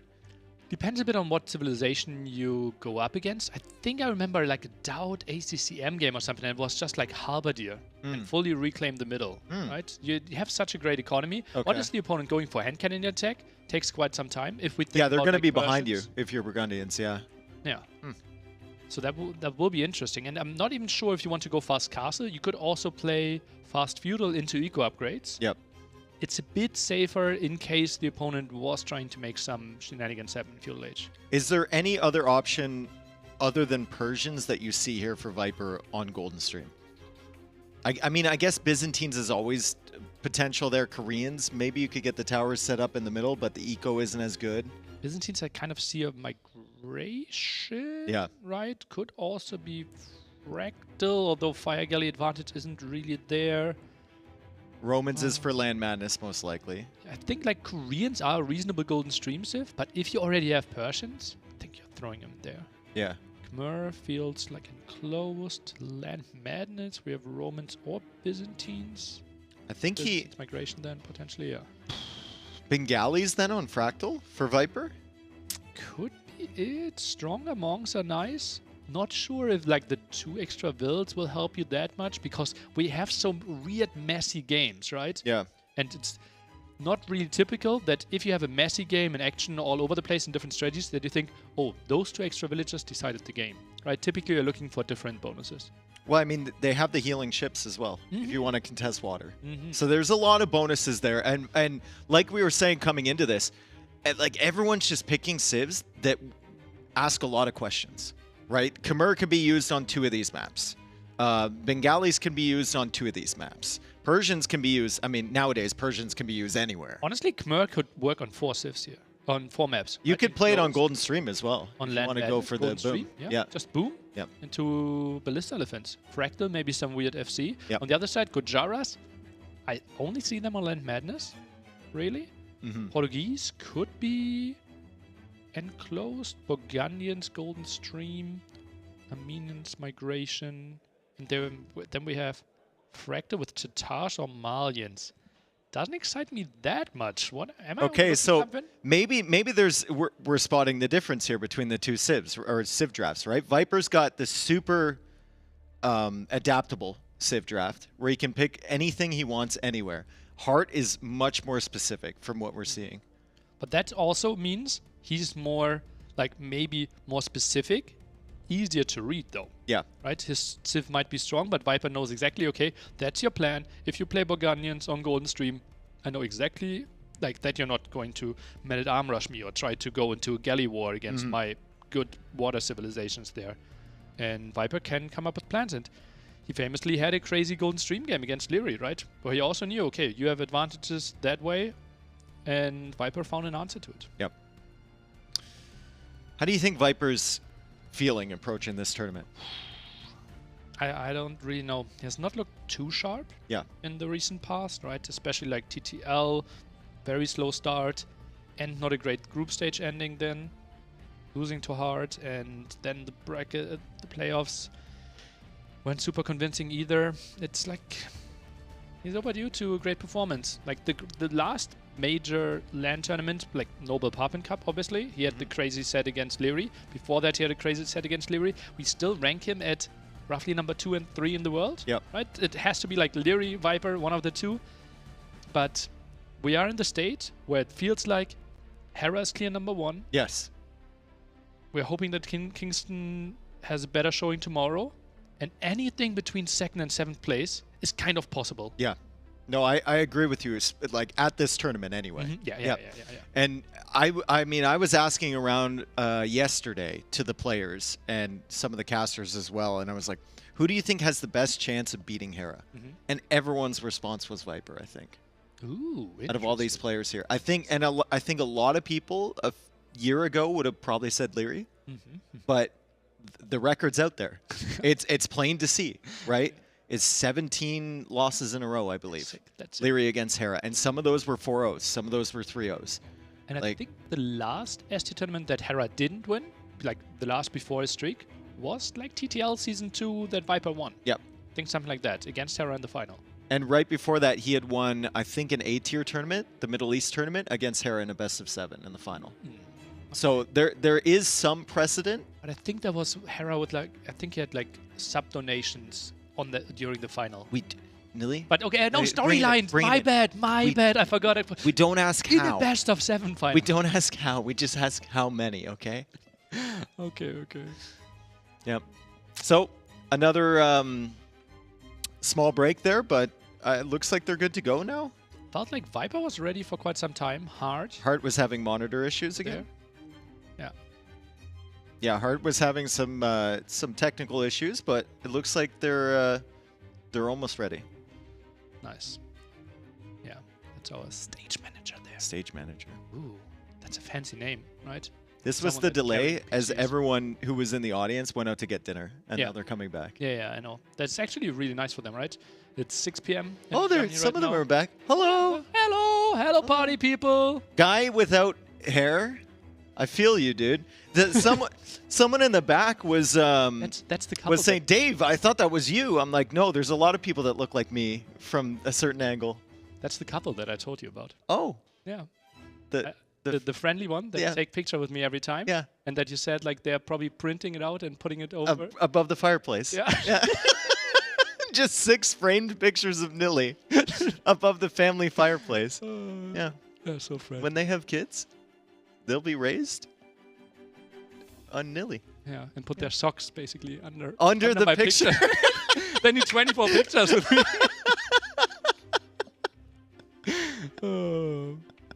Oh, the Garrison is a 4-day Age of Empires 2 community event in Hamburg. Hamburg, Germany. That sounds nice. We're in Hamburg. Hamburg, Germany. Oh nice. my god. Yeah, Dave 2 days ago learned that the hamburger was not invented in Hamburg. Germans tell me all the time when it's like, what is American food? And I say, well, a hamburger. No. Really? Yeah. Maybe They get it is militant about it, dude. German. Oh. Yeah, I hate militant people like trying to be correct about something. exactly. Isn't this that really grinds my gears? Honestly, can't stand people like that, dude. Uh, Wow. wow. If you ever meet one, let me know. My father. Oh. Like last Christmas after I spent with my father, I actually went to Dave and T9 and said like, I'm so sorry how you have to deal with me casting. Like, I spent a week with my father and now I know your pain. Like, always trying to be correct. Oh.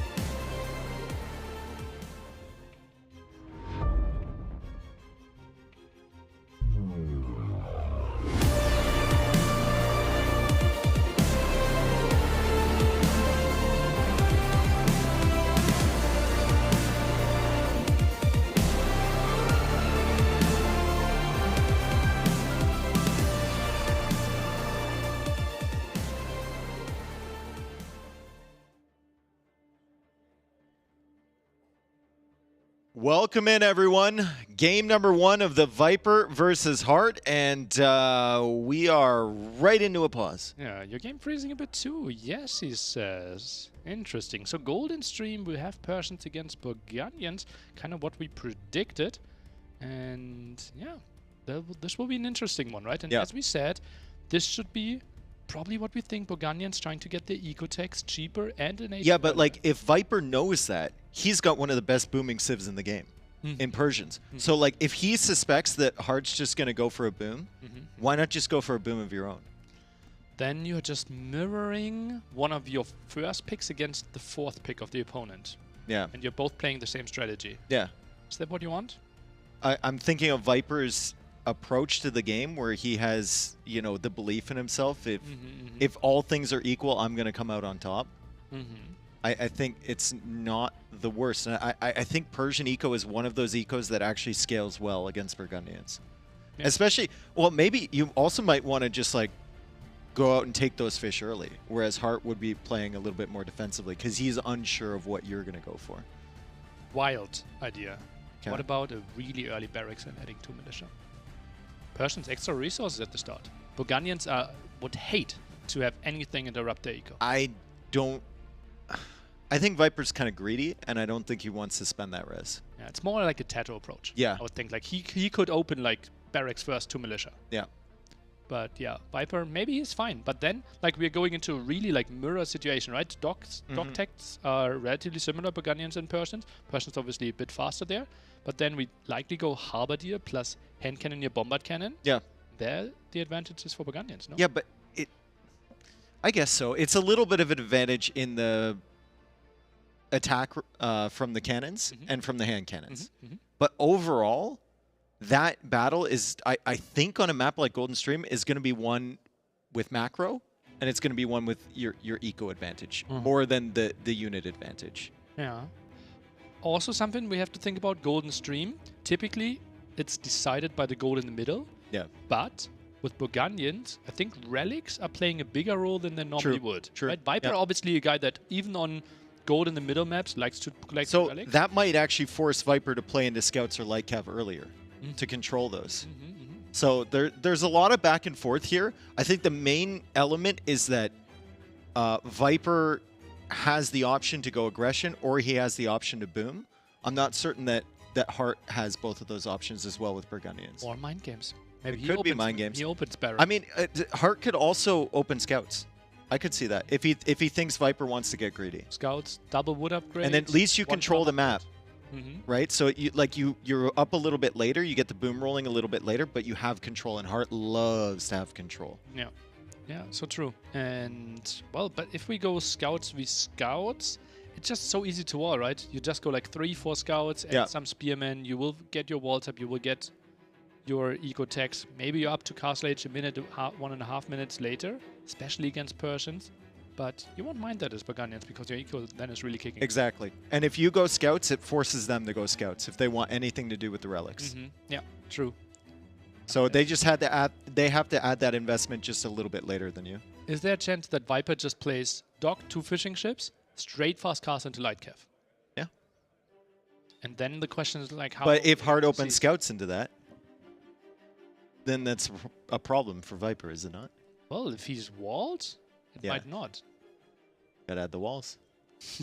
And we're talking about Viper. Yeah, he might late. Some late loom or something. Talking about Viper. All right, they're trying to figure out why the game was freezing a little bit. It looks People like running. they're kind of locked. Oh yeah, at an event, sign. people running means that something's happening. Something's happening. Okay, so it's like they are making a test run now. Yeah. And if they feel like they can play, then we will show you some We'll hop in. villagers as well. we'll hop in. Thank you everyone for your patience. Obviously, we want the game to be running as smoothly as possible. And here we go. Game number 1 between the Viper and Hart. And we have Burgundians versus Persians. That's the matchup we've been talking about here. As Viper is going to try and counter the Burgundian pick from Hart. And the Burgundians were, you said, like 4th down the line in the Civ draft. And the Persians were pick number 1? Yeah, exactly. Okay. So Viper really thinks this is one of the strongest civilizations that were an option for him. And Burgundians, as we see, cheaper eco upgrades. And you can research them an age earlier. Already the first wood upgrade in. And it's important to note as well that there is deep areas of that water. So if you have fishing ships, you can go in there and be somewhat safe from like scout pressure. Yeah, but I mean, they can hit you as you're coming back, and it's super annoying, but there is places to hide them. that's like a lot of micro that you have to do there, right? But yeah, that's a really good spot, right? It's super sick. tunneled so I close. think actually, if you want to secure this, you can put a palisade wall in between the dock and those little trees, Oh yeah, look. and they can't stop you on both sides. Ooh. Or is there? I think you can walk on the left-hand side above the tree. Mm. See if Hart tries to harass there. Oh, that's actually so good for Viper, Yeah, though. yeah, That's that's such a really good dock spot. Yeah. And credit to him for putting... He probably scouted that first and then put the dock in like the optimal position as well. So really, really nice stuff. Viper sees the straggler tray. I think he's going to assume that Hart is over there. And he'll find the house from Hart. So early scouting as well from Viper. I don't know if he has many think there are no deer on this map. There's no deer on the. Oh, there's no deer on this map. Okay. And Hart, as you can see, ignoring water. Yep. He is on the berries there, and he will play Pop 20 together with the Viper plus the 3 fishing ships, so a bit better economy there for the Viper, and it feels like both players are opening scouts. Yep. Scout for scout. It is, like, if you don't know what your opponent's going to do, it's probably the most consistent opening. And it doesn't open you up to too much danger. Yep. Because if your opponent goes for scouts or archers or something like that, you're kind of ready and you have time to adapt. Yeah, it's just like you always get vision, you're mobile, you can annoy, you can defend. Yep. Scouts are, in the hands of a good active player, such a crazy weapon, and Hart is starting to work quite a bit. This seems like not the biggest fuel investment. No, I think 3 or 4 scouts, unless you see something to convince you to make more, is probably what they're planning here. That's really annoying for Viper, but once he gets that barracks up and gets the Feudal Age, he can just camp a Spearman there. Do you see a world where Hart feels the need to go for a dock of his own? I think if he felt like it, why wouldn't he open with it? I think he's just trying to contest with Spear Scout. Spear Scout, yeah. Okay, there's a stable from Viper. He puts it in between the wood lines so he can get the wall up, and then a big wall over on this side with the scout rolling over there from Hart. So Hart actually might find that villager. We might see some Viper quick walls here, and Hart, of course, as I start to get excited about the idea, goes the other way. And Hart, I'm not sure if he even opened stable. Is he? Yeah, he's just going to wall Spearman. Another big question, how greedy are we getting? 2 wood upgrades, first farm upgrade. When are we getting the second farm upgrade and wheelbarrow? Okay, he's adding farms now. Okay. Reasonable. So farms coming out from Hart. And the walls are coming down from both players. Viper's going to have himself a lot of resources within those walls. Hart as well. So good job from both of them as Viper is tracking that scout from Hart. And he'll show the second one. So Hart knows that it's stable from Viper. I think he spotted that actually earlier. And Viper's going to know that it's 2 Spearmen. That's a little sloppy from Viper to run in there. He still hasn't seen a second scout. He's only seen the Spearmen. Yeah, let's maybe take a look at Viper's vision there. Yeah, didn't see anything since Feudal Age. Resources collected, Viper's ahead by 200, but that's basically the investment into the scouts. Yeah, or the investment into the dock and the fishing ships. Yeah, right? true. So far, if those fishing ships die, Hart is actually ahead. Yeah. Well, actually, Nilly, Actually, food is a little bit more valuable than wood in this instance, so it's Christmas all over again, isn't it? okay, I'm going to clean up my room.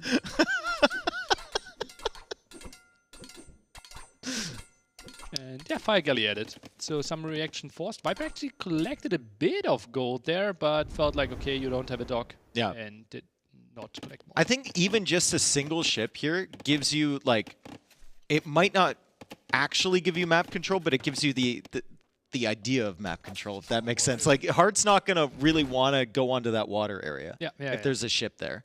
Yeah, and can do some damage. Ooh, that's nice. Obviously, Spearmen do a bit more extra damage there, but still too weak. Okay, Viper going out to gold. 16 on food for him. 3 of those are fishing ships on turtles, though, so not super, super efficient. And it's 15 on food from Hart, and I'm fairly certain like 10 or 12 of those are on farms. He might still have some berries left over, yeah. 11 farms. 10 or 12. It was close. Yeah. And on the other side, Viper should be a bit behind, but what's 7? Will be doing fine, and yeah, Very game is now similar. stabilizing. Yeah, now very we have to similar. think about, okay, what are the next steps? How do we get advantages here? Well, if Hart doesn't have the stable, then he just adds the extra TCs right away and doesn't go into light cap to contest the relics, right? What is he adding? What is Hart adding at home? Is that like a market, or is that's a stable? Okay. So he'll probably add 3 scouts as he's going up, maybe 2 scouts, and then see if he needs light cav and play relics. But it's kind of like, when do you add the monastery? Do you go for TCs first, or do you go monastery? On this map, with this relic spawn, you can add the TCs first, right? On other maps, He you doesn't- always want to contest them, but I here don't think he it's sees always them. 2 relics so close. Yeah, not He Scout sees is the one one. at the top. And then the one Just in one in the middle, but one at the top of his base, unscouted so far, but he should know that the other relic is there, Yeah, right? They're yeah. always really close to your base on this map, and that's why Burgundians is such a like pick, because you get the 2 free relics, basically. Yeah. It wouldn't surprise me if Viper tries to snag those relics really early, too. Viper is a fiend when it comes to relics, especially the ones that are furthest away from his base. He always manages to get them Yeah. somehow. And against Burgundians, it is definitely necessary.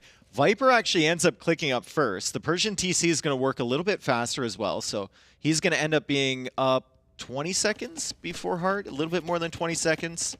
But still, good castle H times from both. Hart still has to add the scouts. Viper has the 3 scouts already.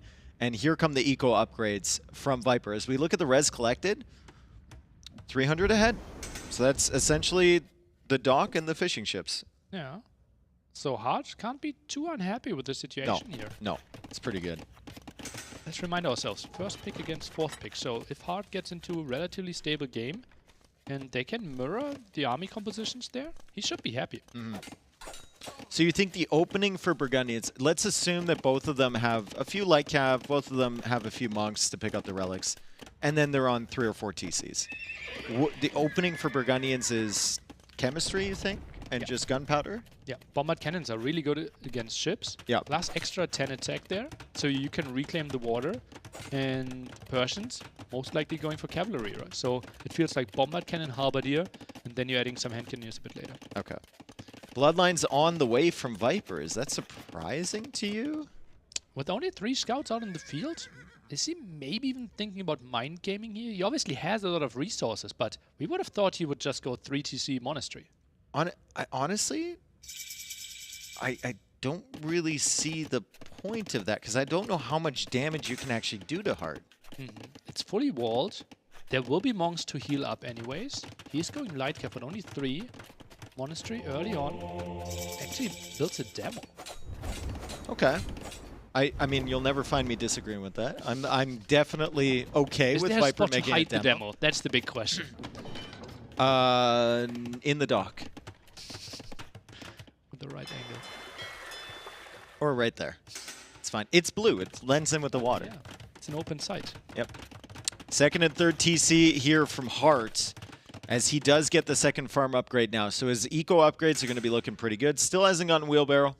Viper has not gotten wheelbarrow either, and he's just adding the monk. So Viper will likely go for the one in the middle. His demo comes over, and he does actually end up getting the scout. It's a low HP one, but still.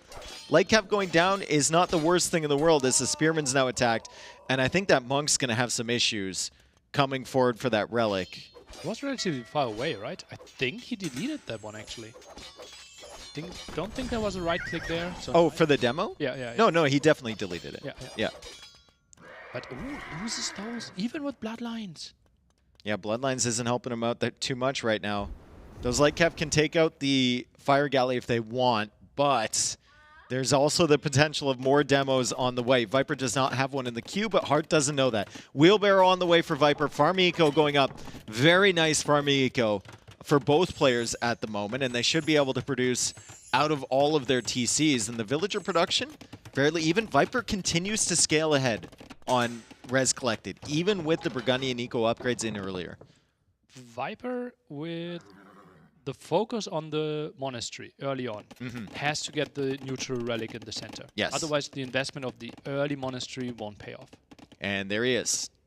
Imagine you made a transport ship on this map just so you could like move the monks Safe. around with the like he thinks he's gonna get it with the light cav, and then you just pick him up at the last second and leave. Oh, There's no hole that there. door. Still, the villagers are kind of far away. Viper needs to react to this, and he's gonna be perfectly fine. Since the villagers should be easy peasy, and now the game again. Not a lot of kills. 5-4 KD here. We might actually go into the really stable situation, and let's remind ourselves. What's the most important thing? It is the gold area here in the middle. Where are we building castles? Is something that I'm asking myself. Ooh, castles are tough, right? Because it usually ends up being a naval battle in early imp. To get that map control, and it's like, do you want the castle in the center if you have control there, or do you want it on your shoreline to make sure that your docks are safe? Yeah. Like, if you're trying to get back on the water and your opponent has water control, you have to make it on your shoreline for safe docks. But if you have the control, do you risk going to the middle area? It's just so easy to trap it, right? And it's easy for the other one to then defend it. Viper even trying to contest that relic at the right-hand side would be crazy.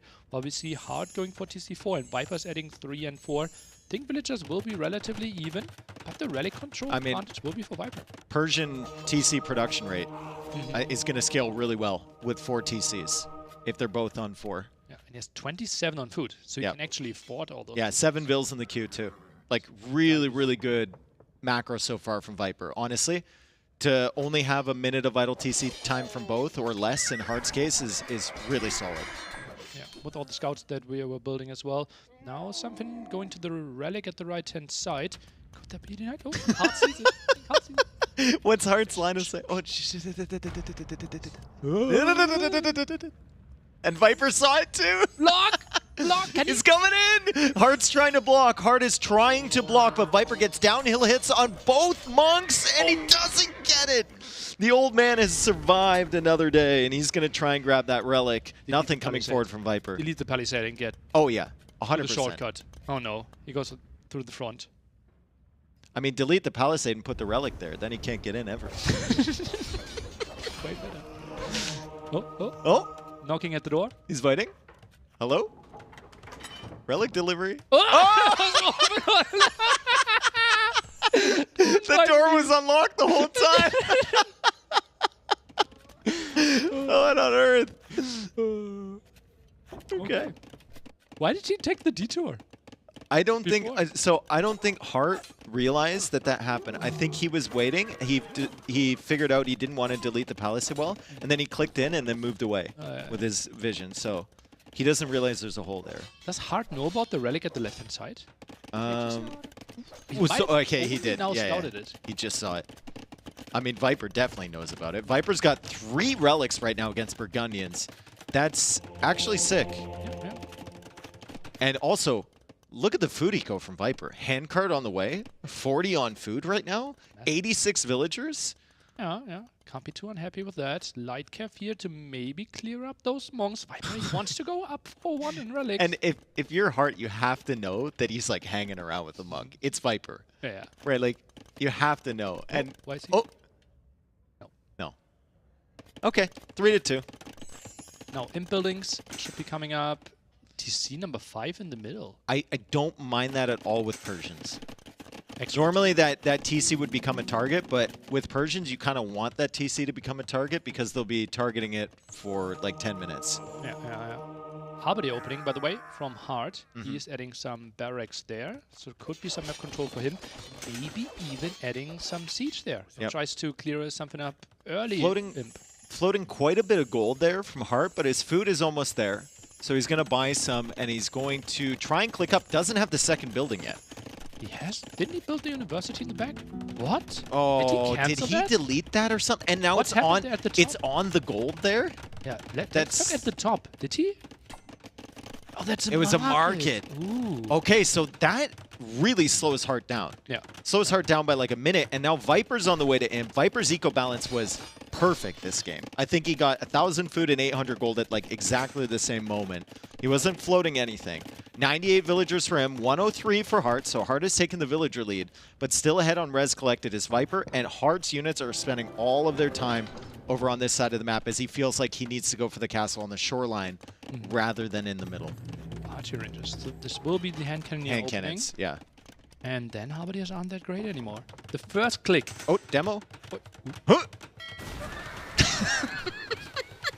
So did they like draw straws for that, or how did they figure that one out? Paper, scissors on the way back. Ooh! The hole has been discovered. Actually, it was Outpost open villager for the villager. Yeah. taken Could maybe out. go for the monk. That one goes down. Yeah, that's an annoying raid. Obviously will get cleared up, but Viper doesn't want to go for those light cap anyways. He just uses that to scout and sees the pikeman tag, so he has to be happy. I think it's also, like, we don't talk about it a lot, but losing random outpost villagers like that is very frustrating because you only remember to send those at certain points in the game. and then you'll mentally like check that off your list. Like I've sent an outpost villager. If it dies, then you're delaying yourself from getting that scouting for another 5 or 6 minutes. It's so annoying to shift click those again. Oh yeah, no, that's the whole thing. You have the line set up, and if one dies, you have 6 outpost foundations, and then you have to go discover where they are. It's so frustrating. But with the early M timing, feels fancy here and moves a bit forward with the castle. The monks snipes are actually still valuable because they can convert ships, which are high-value targets. The camels are coming in. Viper can quick wall these villas if he's paying attention. The light cap shouldn't get in there, and there goes a house. He's going to be fine. So 2 siege workshops, castle. He also has the potential to go for navy. Chemistry is on the way before Hearts even in Imperial Age. Like, this has been a really, really good example of how the Persians can get that timing advantage over the Burgundians. Yeah, absolutely. Just only the faster... Oh. Hey. Okay. That's the Viper version of a Doubt Castle. Pull the vills away. I would have... Yeah, 2 siege workshops already. He will instantly build 2 bombard cannons there. A lot of control. We will use him, see them...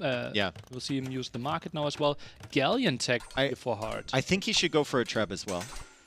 I think if you're going to go bomber cannons here, you have to have at least a couple Trebs just because the range advantage, and you can take out those docks. Yeah. So Hart can't really get any momentum going. Yeah, Hart might want to build a base at the side or something because through the middle will be tricky. Oh, nice raid. Really nice raid from Viper. I think he's snuck in that same hole once again as he's got the light cav in the back. Hart also deleted some walls forward.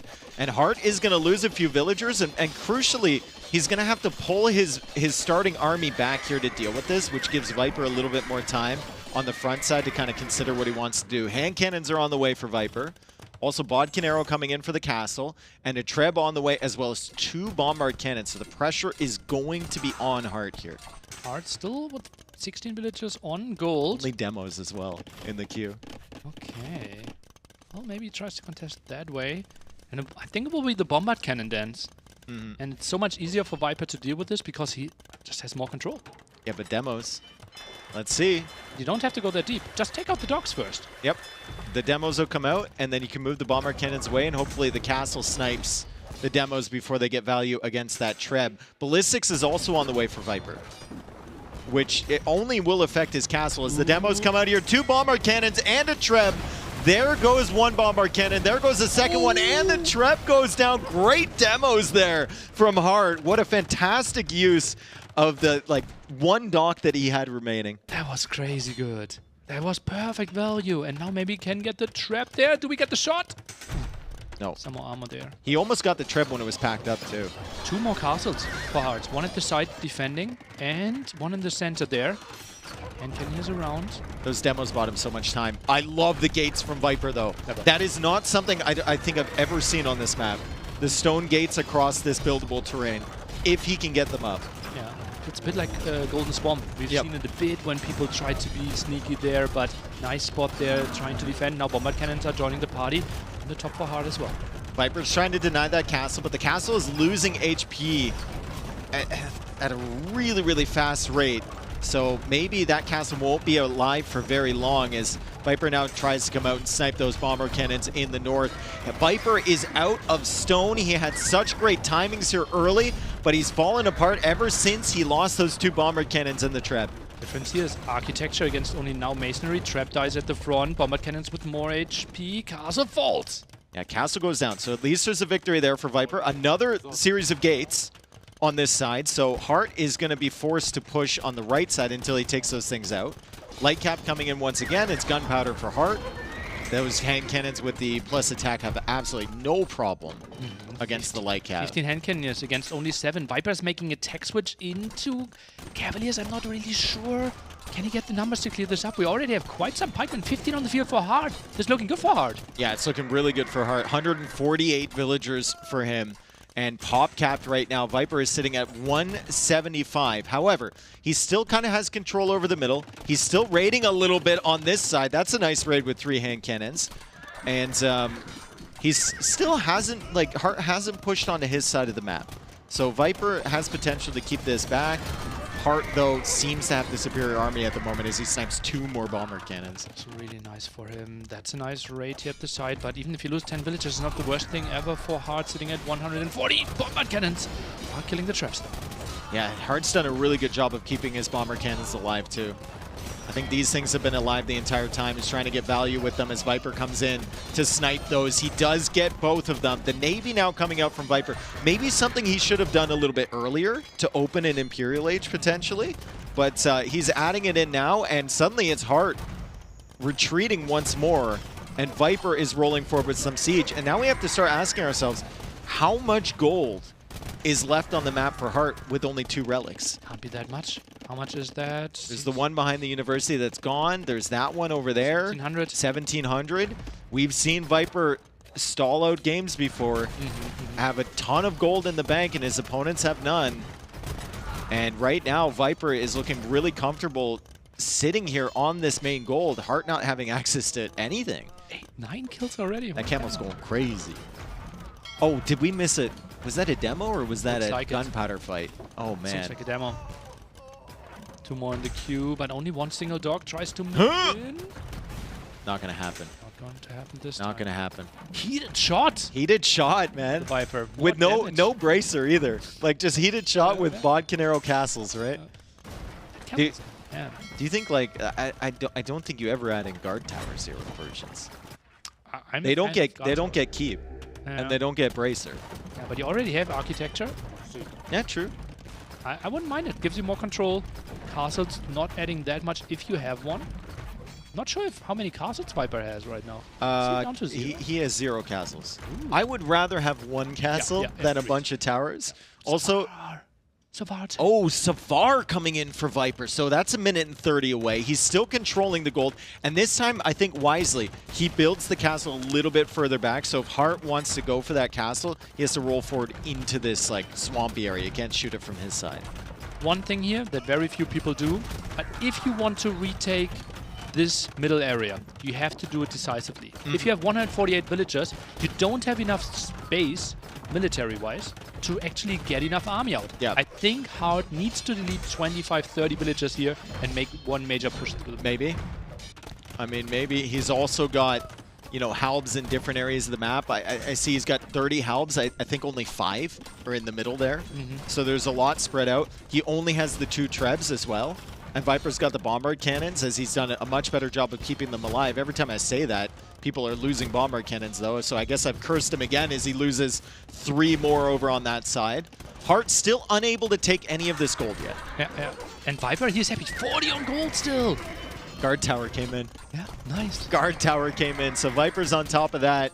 Got heated shot earlier, as Nilly mentioned, architecture. And heavy demo is on the way from Viper, so Hart has to be careful around this shallows terrain. Viper is going to sneak up on him, and Hart now just realizing that he really needs to go for that gold. He's got a castle foundation forward. This is the concerted push you were talking about. I just don't know if it's enough. 146 villagers, yeah, will be tricky. 2 traps there. If the castle goes up, he has better chances. Bombard cannons are trying to get the kills. Savasa coming in. And bomber cannons were trying to kill that foundation too. However, Hart's building that with a ton of villagers right now. Savar trying to come in and snipe the trebs from behind. I think they might get 1, which will keep Viper's castle alive a little bit longer. And even if Hart gets his castle up, he can't take that gold. He can't take that gold. It's within range of the bomber cannons and the castle. Yeah, maybe he feels okay if we continue fighting there. The castle might be shooting my halberdiers, but every single volley is a dead halberdier. I'm not too sure about that. He's getting there. Maybe the left side approach. He's trying. He's trying to find a single tile that he can take over there for free. Viper also raiding on the right side into Hart space. So that's another distraction, right? He's got stables over here. He's got Savar coming in. That stone has been a constant pressure point for Hart, and something we haven't focused on too much, as Hart just loses, I think, 4 hand cannons in a single shot from that castle.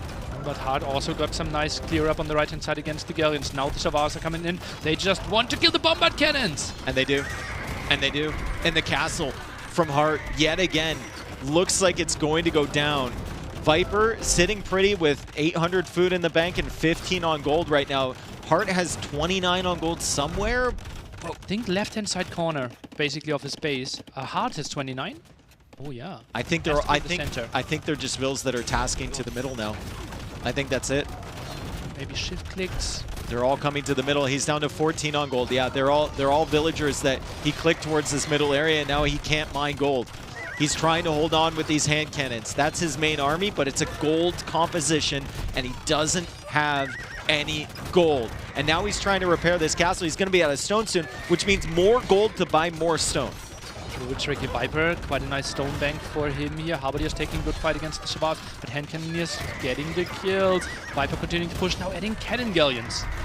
Adding cannon galleons, and I like the fact that Viper is also selling food, and he's selling wood in order to drop those prices.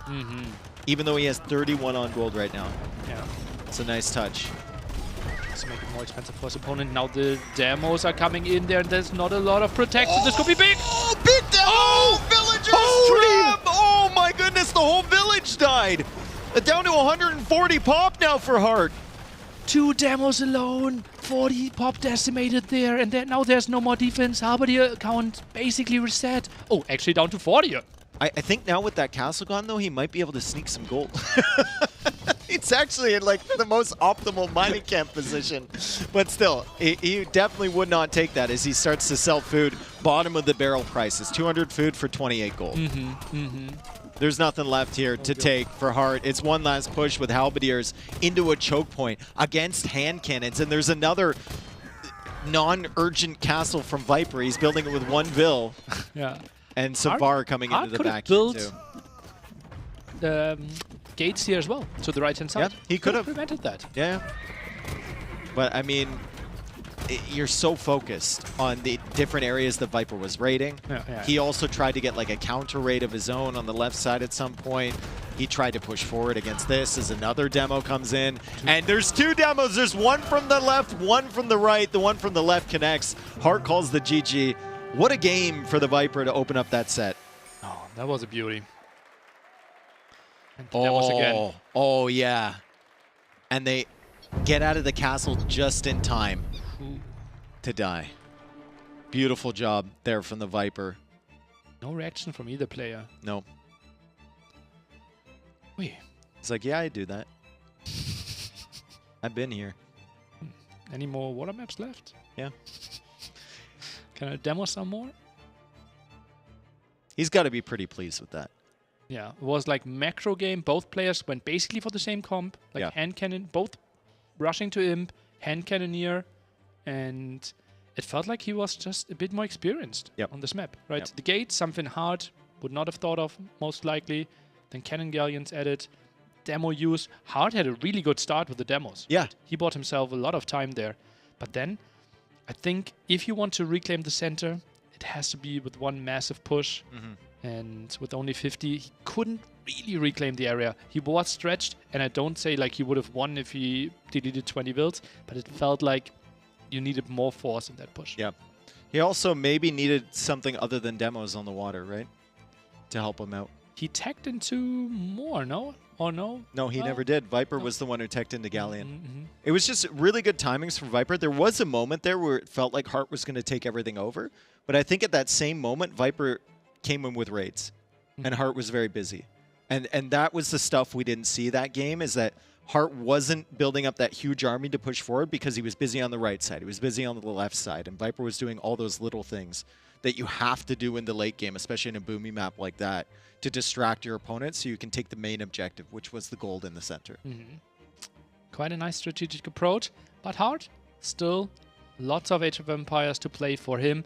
He has great home maps for himself, right? Yeah. I think actually he might be a slight favorite on Enclosed if we get a very common matchup there. But certainly Land Madness is something I would love to see for him. I think that would be a great pick to start this one off. Yeah.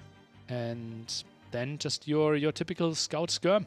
Just erase the first game, erase the demo hit, and just play your bread and butter. So you think it's going Enclosed? I say it's Land Madness. Or Land Madness, sorry. Yeah, that's Hart's pick. So Land Madness, and are you playing Gujaras? I think so. Okay. Will be Gujaras against, I would Romans? assume Romans. Romans are actually Or are we Romans doing are actually Romans on Enclosed and Khmer for Land Madness? I think Romans are a good matchup against Gujaras, are they not? Oh, Romans against Gujaras. I think they're actually okay. How are we playing this? Are we like, From both sides, though, how are you playing it? I'm not sure. Romans, do you even get 2 Scorps on Land Madness? I How no. good are they against Shivamshas? I mean, if you look at the way Yo plays Romans, right? He opens scouts, and then he goes into the spearman, gets the armor upgrade to keep himself safe. And he just goes like scout spear, and then once he's in Castle Age, he just does whatever he wants. But he'll always get there. Anyway, we're in migration, so doesn't matter. And we have Viper playing as the Byzantines and Hart playing as the Armenians. Now, Armenians are the galley civilization. They get the extra arrows. It helps out a little bit against the fires, but I just, every time I see Byzantines on this map, I just get the image of something that's impossible to kill, especially in the hands of a great player like the Viper. It feels like you can only get so far against Byzantines, and then once Imperial kicks in and they've got castles in the center and they've got the fires that attack faster, just so difficult to deal with. On this one, migration, typically we see a bit bigger ones, right? This one, you can think of a shape, but it is a bit smaller, a bit more narrow. Yeah. And I think Drummond's could be really nice there as well if you want to control the middle area if you want water. They could be. They could be. Both civs have access to that. An extra range, though, on Hearts Drummonds. So... Byzantines fire fast or something? Drummonds as well? Maybe not. Maybe not. Didn't they change that tech? Maybe. Professional caster? Oopsie. It's fine, you're retired. Yeah, true. All right, well, what do you expect? Is it going to be a forward dock from Viper? Is it going to be a fast castle play? I think Hart will probably go for galleys. It's interesting that Hart docks the middle, right? Typically we see people docking the sides. Yeah. Is this maybe to have a fishing ship patrol the main island and see potential dock a bit earlier? It might have also been the fact that it's closer. You never know. I mean, I don't know how on this version the fish will spawn. Like, it looks fairly consistent to me all the way around. So maybe docking the middle isn't the worst thing in the world. Yeah, look at around Viper's area, right? Yeah, it's so consistent. It's so consistent. I think people always went to the side on migration previously because that's where the open water is and you're more likely to have more fish. But if it's going to be this consistent, then it doesn't matter where your first dock is going to be. Feels like it's wider between your island and the main island. Yeah. Yeah. And Hart is playing a rather fast Feudal Age, and he is going for some aggression. Look at that. Transport on the way. Transport on the way from Hart. That's going to be for the villagers coming to the middle and then going forward with that dock. Is it still going to be a galley play from a forward dock? I mean, it's always kind of risky because you can't mass up, but I think with the Armenians, in order to snipe the fish, if you really want to get the fish right away, galleys might be the answer. I think there might be, especially if we think, okay, you're going fire galleys against fire galleys of Byzantines, you're just mirroring what your opponent is doing. That ACCM versus Yo game where ACCM goes forward with the Japanese and then goes fire galleys and gets like no value whatsoever in Feudal Age. To me, that's like the worst possible outcome from that build because Yo was so ready for it. And there's the second dock right away from Hart.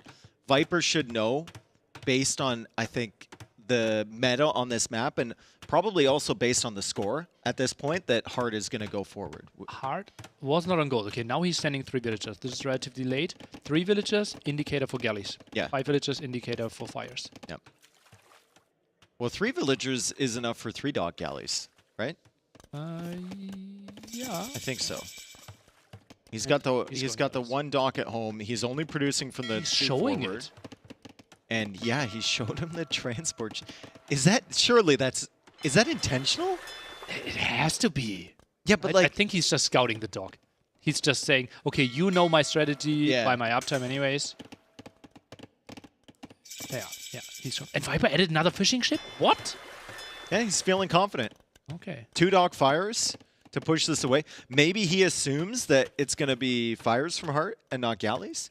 I mean, it feels like if Hart gets 3 galleys here before the fires are even out from Viper, all these fish are going to die anyway. Yeah. Okay, and Viper sending them in? Viper completely misreads the situation. 1 fishing ship down.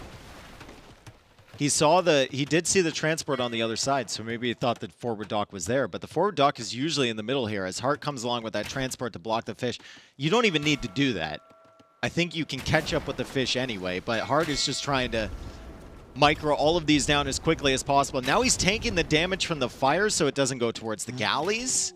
Crazy play by Hart. That's so nice, and he gets away with them. Yep. After 3 kills. Yeah, 3 fishing ship kills. They're just so easy to snipe off if you have the galleys, especially with the Armenians. As he runs away from that fire, he's going to be able to deal with that. The question for me is, like, do you stop investing from those forward 2 docks? Are you now more concerned about your defense at home and, like, investing in the eco, or are you going to continue all of Feudal Age? Well, right now you see that nothing is coming from the left-hand side, so I think you can still get some value, and you don't have to be too concerned for your own fish.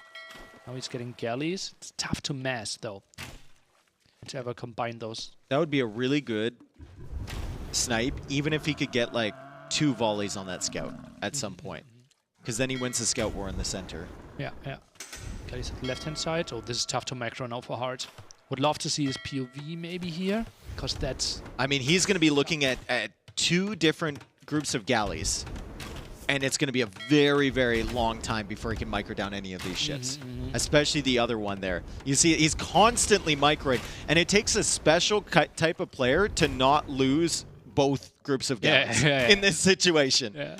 It's so easy to misclick, right? If you click the wrong group in the wrong direction, you lose both groups. And now you can see even Hart with all of his micro, he took about a 20-second break from this other group, pulled it back to the fishing ships. He might lose a fishing ship here, but he keeps those 2 galleys alive, and he's still microing these ones at the front. Viper trying to defend his fish. He's still got 3 alive versus only 4 from Hart. So it's not the worst thing in the world from Viper. But yeah, Hart still with the initiative in this game as Viper tries to take out those docks Oh, he has a fire. I thought he should add some demos in those docks here at the front. Oh, maybe. I mean, demos could be really nice with the galleys to back them up. Fires are also great as a little meat shield for the galleys too, but I think Viper would probably just ignore them and go after the galleys. Oh, he loses the 2 there. Yeah, Hart finally loses that. Demo comes out from Viper. Hart has to be really careful with this demo because he doesn't want to stop to fire at that. The fires will clear him up, and that's exactly what happened, except the demo came in from the side and blasted him to pieces. That galley's on like 1 HP. So crazy. And Viper surrounding this area will be really tricky. Is defending this one here at home is hard. Feels like hard. Now building the market at home, I think. Is he going to rush Castle Age? Selling the stone. Yep. Selling the stone, buying the food. Viper, I think you have to feel fairly comfortable in this position if you're Viper. You know that he rushed Feudal Age. You know your economy was probably better early. You only lost 3 fishing ships. You know he probably doesn't have that many of his own. And you've almost managed to deal with this nonsense at the front. Plus, your res is looking really solid. He's used the market now. Viper's about to click up. Hart still hasn't clicked up, so Viper might actually click up first. That would be crazy. Obviously, not cheaper for either of these Byzantines, only in Imperial Age. And I think Viper has to be happy with this. Even saving the super weak fires. He's got so many of them. He's pulling the weak ones away still so that they can be repaired. Snipes down a galley from Hart. Hart needs to leave. Hart needs to leave with those galleys. He's sending a fire galley forward, but once again, Viper saves another fire at like 1 HP. This should be hard stream now, though. Can micro quite a bit. Is up to Castle Age, both with similar timings. 3 fishing ships. Viper adds 3 more. I don't think Hart can come in here with this Navy. I mean, he still has the docks behind that Viper's not attacking anymore, but it's just way too risky. Ooh, he actually added, I think, 2 galleys and is going to the top. He's trying to snipe more fishing ships. There are not 2 demos. Yeah, there's no fishing ships up there. He's looking for something. Maybe just even trying to get them away, right? As those 2 vills are trying to deposit the food. Is that Jesus? At home from Hart as the fires come in and she is going to go down. That man needs to run. Dang, that is some unintentional vill kills there from Viper, but that's what you get for going forward. Yeah. That's what you get for taking the risk, and he's going to kill some fish as well. It's a good situation for Viper. He's about 10 seconds ahead to Castle Age. He killed the villager. He killed some fish, and he's still has 6 fishing ships of his own because he found the time to add in 3 more. It's so tough to play for a human here in Heart's shoes. Like, now you have docks on different spots. Like, look at where we have red dots. It's all over the map. How is it possible to not miss micro one single spot of those? Well, he did earlier. Yeah. Right? He did earlier. Even a player like Hart, who's so quick and so good at that type of thing, you only have so much attention to give. And obviously, you know, that's the window that you're looking for if you're playing fires against galleys. You're looking to overwhelm them to the point where they can't micro against you. It's not physically possible. Yeah. And Viper, double monastery build up here. Interesting. Not buying back his stone, wants to go for the TC. No, one monastery, 1 barracks. Also like how he kind of went to the side of the island too. He assumes that Heart's in the center. So why even go near there? He might have a fortified church or something in that area. Yeah. Not sure if he knows about, okay, I already killed 1 villager, you're likely with 2 in the middle there. Viper stays annoying you. So much easier to play this game for the Viper compared to what Art has to do. Yeah. I think overall it's much easier to play the fires in the fire versus galley situation, but the upside is higher for the galley player. Yeah. And we're about to see it right now as the war galleys come in. Once you get that mass, it's going to be difficult for Viper. Clearing up the docks forward is really good for him. That means that random ships can't come out and he can put his full focus on this and also on getting control of this middle area as he already goes out to snipe 1 relic. He's probably going to get a second. First fortified church is in the center from Heart, so there's an extra relic on the field now inside of that fortified church, and he's going to be using a warrior priest to grab the rest of them. Yeah, he will get 2 more at the top. We have 1 contested there. And he had all day to scout these before, so Yeah. he should know where they are. Yeah. Scout's still alive. Now builds a town center. Viper? Oh, that's a town center that I could see getting attacked by Mangonel. Oh, he replaces it and builds a siege workshop himself? Ooh, changed his mind. Okay, I like that. That's nice from Viper. And that's also a really tricky spot for a siege workshop if you're Heart, because it's right in that choke point. And you never want to just walk past the siege workshop. You always want to take it out first. Nice scout positioning by the Viper, though. Let's take a look. Can he snipe that monk? Nope. That was a warrior priest. The warrior priest can't snipe that down. Meanwhile, Hart was busy in the middle, so he's going to lose a couple ships. Viper still keeps this navy away from his fishing eco at home. He also managed to sneak in wheelbarrow too, so good eco upgrades from Viper. He's got horse collar as well, and we see the discrepancy in the food eco, right? 9 on food for Hart, 17 on food for Viper. He's missing a lot of eco upgrades. Can't even afford Botkin. Okay, now Hart's going some for the more farms. That's nice. That's still without horse collar. Will be tricky for Hart. In a weird way, I think like you can almost tell the status on a migration game by how many farms a player has. Oh yeah. Because it's like they've hit that timing where they actually have excess wood. They're not fully focused on navy, and they can put that into their economy. Yeah, and it always feels like, okay, yeah, you don't really want to get farms, but at one point You need them. You have to think ahead. Yeah. Yeah, you need them. And there's also like not a lot of space in the center a lot of the time for farms, so it's really good to get those set up early. I know it's not like a sexy part of the game, but it's a really, really important part of this map as the Mangonel now pushes forward. Warrior Priests hop inside the fortified church. And it's Viper who's putting on the aggression. That's not a lot of protection for the Mangonel though, right? Yeah, 2 light cav, 1 monk. Suppose not. Yeah. Siege Workshop is really late, right? He placed that like, it feels like 1.5 minutes ago. Hard only now really starting. 2 more light cav coming forward. It should be enough to protect him against the Warrior Priest, and at the moment, Hart doesn't have anything but Warrior Priest. He's going to have Mangonels in a bit. Viper, honestly, should only come in with this navy, in my opinion, while he's attacking somewhere else. And that's why he's trying to poke a bit here. What happened to the Mangonel? It died. To what? The Warrior Priest, I guess. How? It looks Don't like have Hart damage. lost his Warrior Priest. No, he has 3. What? Yeah. Yeah, he lost Dove. 2 of them. Yeah, he so dove. he must have dove for it. So that's probably why Viper went in with the fires. But Hart, you know, he's such a great player. He noticed both of the things at the same time. As Warrior Priests come out, Viper tries to connect with an attack round. Does not have Atonement, so can't convert these things. Now he does. Instantly goes for it. Perfectly on time. Hart decides to retreat, and the Light Cav What is the Mangonel doing? are Heart's roaming Mangonel around. at the top there. I know, it's chasing Light Cav. What? Bit confused in the counter system I mean, there. not the best use of a Mangonel I've ever seen, but he's trying his best. To repair now. Could actually have been some strays on the Mangonel there. Mangonel out of range. Oh, it's good for the Viper. Yeah, really good if he can get the snipes on the Warrior Priests. Fortified Church is losing HP. There's 3 relics inside there, and the Mangonel is now rolling around on the left side, completely unseen to Viper the entire time. Second Fortified Church going up from Hart. The Mangonel from him can't quite range from the back, and Viper just caught a glimpse of that Mangonel from behind. We'll see if he knows that it's there. -3 relics for now. Could send them over. Light Cav tag now. Also, in. the Navy from Hart goes back. Maybe he just patrolled into that dock. Think Maybe he he's seen the TC there. think he tries to go for the TC. No, he think hasn't seen it. Didn't reach. Well, he saw villagers there on the wood. Yeah, he's going to earlier. see the farms now. Nice kill by Hart. And that's actually a good use of the Navy. That's very annoying for Viper. Yeah, now gets Botkin. I think with Botkin he should be can able range to the reach. TC. Yeah. Yep. Oh, look at the res from Viper. What? That's a sick eco. How can he afford that? Look at The farming eco with wheelbarrows so early too, Mm-hmm. and horse collar in right away. But like we look at Hart's food in the bank, he has nothing there.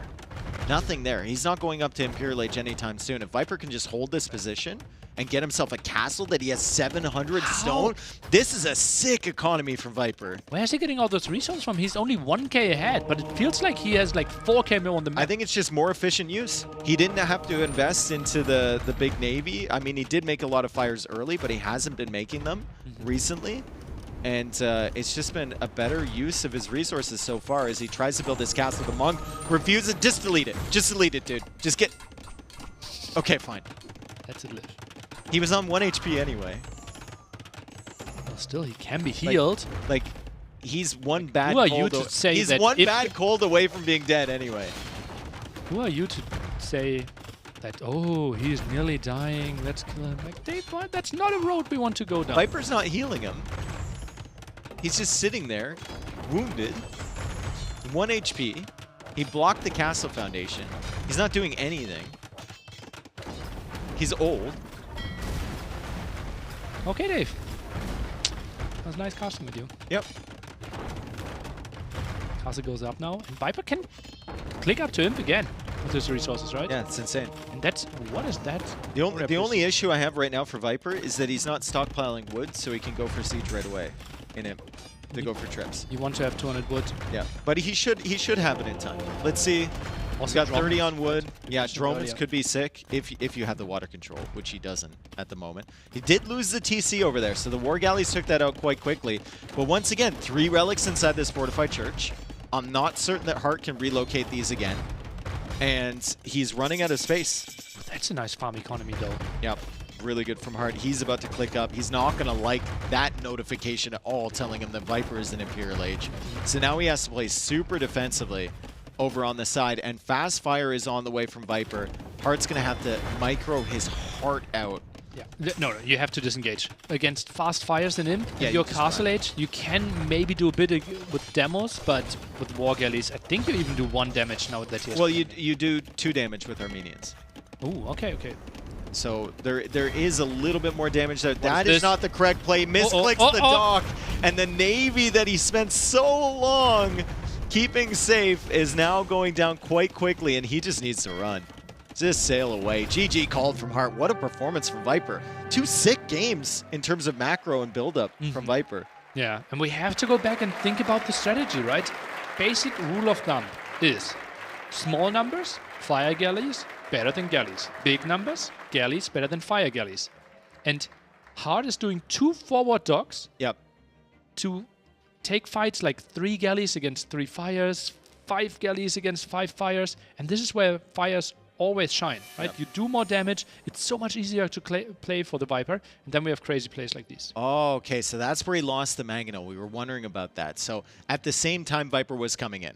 So that was the idea. He patrols in with those fires. At the same time, he's trying to keep that Mangonel safe because he knows Hart is distracted. To your point, though, like, would it have been better for Hart to just YOLO onto the fishing ships with those galleys rather than trying to build up a mass. He killed 3, right? Yeah, but that's not enough. There's still 3 left alive. You have to know that Viper has more than that. Yeah. You actually saw that he had more than that. I'm just surprised that he plays forward docks against Byzantines. Yeah, with Like, galleys. Isn't Armenians like super happy to play galleys from home? Maybe there's mind games, right? Maybe it is exactly trying to counter what Viper sort of played, and Viper could have had like, okay, I don't want to play galleys against him, that's why I'm playing fast castle. But then against the early feudal, but it just feels so wrong to play fire galley against fire galley of Byzantines. Yeah. And I mean, Viper also, we have to give credit to him because his build was sick, and then his micro or macro behind was sick. Yeah. Like wheelbarrow so early, farm count up so early. He's going for a siege push in the center. Suddenly he has resources for imp and a forward castle at the same time while siege pushing, while also keeping like his water safe. It's crazy. And then you said it, when he got to imp, he had resources to go to imp again. And Heart hadn't even clicked up yet. It was just such a really great performance from Viper. And 2 games in a row, very similar type of style where he's just a little bit faster to imp, better economy, and he just looks ready to go at the moment. Heart was in really good form coming into this tournament. And Viper, maybe some questions about him, but so far in the first 2 games, Viper looks like old Viper, looks like peak Viper. And I even asked some players yesterday who was looking good. ACCM told me Viper was looking very, very good. Good to hear from ACCM. Yeah. Obviously, is practicing so much with so many people. Situation in the bracket is the winner of this is playing Mr. Yo. Yep. And the loser of this one is playing ACCM tomorrow for elimination already. Double elimination, lose twice, you are out of the tournament. I mean, it's better than single elimination, but it feels like for a LAN event, you know, 2 losses is not that much compared to some of the other events we've had. But, I mean, we only have 4 days here, right? We only have a limited amount of time, and we've got best of 5. So at least they've got 2 chances. You definitely don't want to be in the position like Kingston today or like ACCM today where you go down 3-0 and suddenly you're staring at, you know, Hera or Tato, or you're staring at Viper or Heart. That's just not a good situation to be in. Yeah, it's actually sick, right? In the loser bracket, 1 player will be there tomorrow, Tato or Hera. And then Kingston will have another really tough task ahead of him. Yep. The Tato Hera set actually coming up after this one. But before we get there, we got to go to game number 3, and this one does not surprise me at all. Heart is going to one of his comfort picks. Land Madness, it's a map he's really great on. He's actually gone for the Tatars instead of the Gajars. And I think part of this, going for Tatars, is he didn't feel... now, I'm making assumptions here. He didn't feel like Gajars was a good Civ matchup against Romans. Okay. He didn't feel comfortable in that, so he went for Tatars instead because he was expecting Romans from Viper. Yeah, maybe wanted to play Gojaras against Khmer then on Enclosed? Yeah, and I think that's actually quite nice for the Gajaras. Okay. Yeah. So actually, it's a bit different than we thought, in the sense that Heart is actually the one adjusting to the civilization. I mean, Tatars are not a bad civ. No, not at all. Not at all.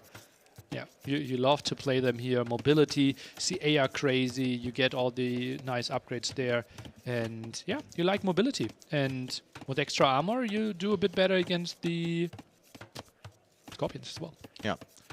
I think Romans are just a really, really solid civ here, though. Like, it took me a while to realize, because when Romans first came out, you know, the only time we saw them in competitive play was people going for the YOLO men-at-arms or YOLO Scorpion play or whatever. But actually, it took Mr. Yo to convince me that they're super solid here, because the way he plays them is so good. He just opens scouts. He doesn't go for the archer range. He just opens scouts, and then he plays like spearmen with the +1 armor. So if his opponent's going scouts, they can't kill his spears. Yep. Their spears can't kill his spears, and then he overwhelms them. They're archers with his own scouts. Yeah. And he just has +5% eco behind it. That's crazy, right? And Yeah. 5%, it doesn't feel like a lot. Until you look at the res collected halfway through the game, and you're like, oh my god, it is a lot. Where's all that coming from? Yeah. Right? And if it's 10k and 500 extra, well, just take 4 more extra knights that are killing your economy, and suddenly it's 2,000 more resources. And yeah, in the hands of those players, they just put all the resources on the map. And also, if you think about what Tatars are going to do here, one of the big things with Tatars you're thinking about is Cav Archers, right? Good counter, if there is a counter to Cav Archers in this current meta, is Scorpions. And Romans are really, really solid at the Scorpion play. Now, Tatars could also go for something like Step Lancers as well, which Romans might struggle against a little bit, but that's a lot more investment than the Cav Archers. Like, you got to get the farm count up, you got to get a food gold economy, which is way less easy than just pure gold wood eco that you need for the Cav Archers. And neither players on gold, so we are expecting scouts. Obviously, distance is quite long. We cannot wall on those. Ooh, archer range. Archer range first. Spears, Okay. Oh, Strategy? it might just be a couple archers with the spears, and then you add the stable not too long after that. Now sends a villager on gold. Ooh, this will be normal archer play. Yeah, but he's gonna add the stable. He's gonna add the stable soon-ish. I mean, he's got 4 on food right now, but like it always surprises me how quickly these guys can transfer into a food eco and can get the stable up after they open archers. 10 on wood feels like a lot here. Yeah. Typically, like, don't you normally have like 8 on wood and then try to transition? Hart might be floating quite a lot of wood, or is he like instantly rushing farms here? Well, he still has some herdables left over with the Tatars. And berries, only one single village. And it's a full wall already? Okay, maybe not. Maybe not a lot of feudal aggression. I mean, Maybe it's just defending with archers? is he in a position where he can like wall to the edge of the map here easily? Yeah, yeah. Well, that is, for this map, a really good wall. Yeah, and he's got the big wood line at the back, actually. Yeah, yeah. Massive. Is that 2 clunks together? Feels like it, right? It's an atypical Yeah. size. You can see that later on, even. Yeah. I mean, if you chop enough surface area, you can sneak a TC in there as... Wood count for hard. What is happening here? I don't know. He's got 8 on wood and 330 in the bank. I'm saying like, oh, those players are so good. They're getting all the resources on the map. Well, what's happening with Hart here? No, technically he is getting a lot of the wood on the map. Yeah, but it's in the bank. All right, scouts come in from Viper, and does Hart like not have loom? He does have loom. Okay, those scouts were doing damage quite quickly there from Viper. The villager must have already been weak before, as Viper decides not a good idea to come back there against that. He has a stable and an archer range as well, so it's Skirm Scout.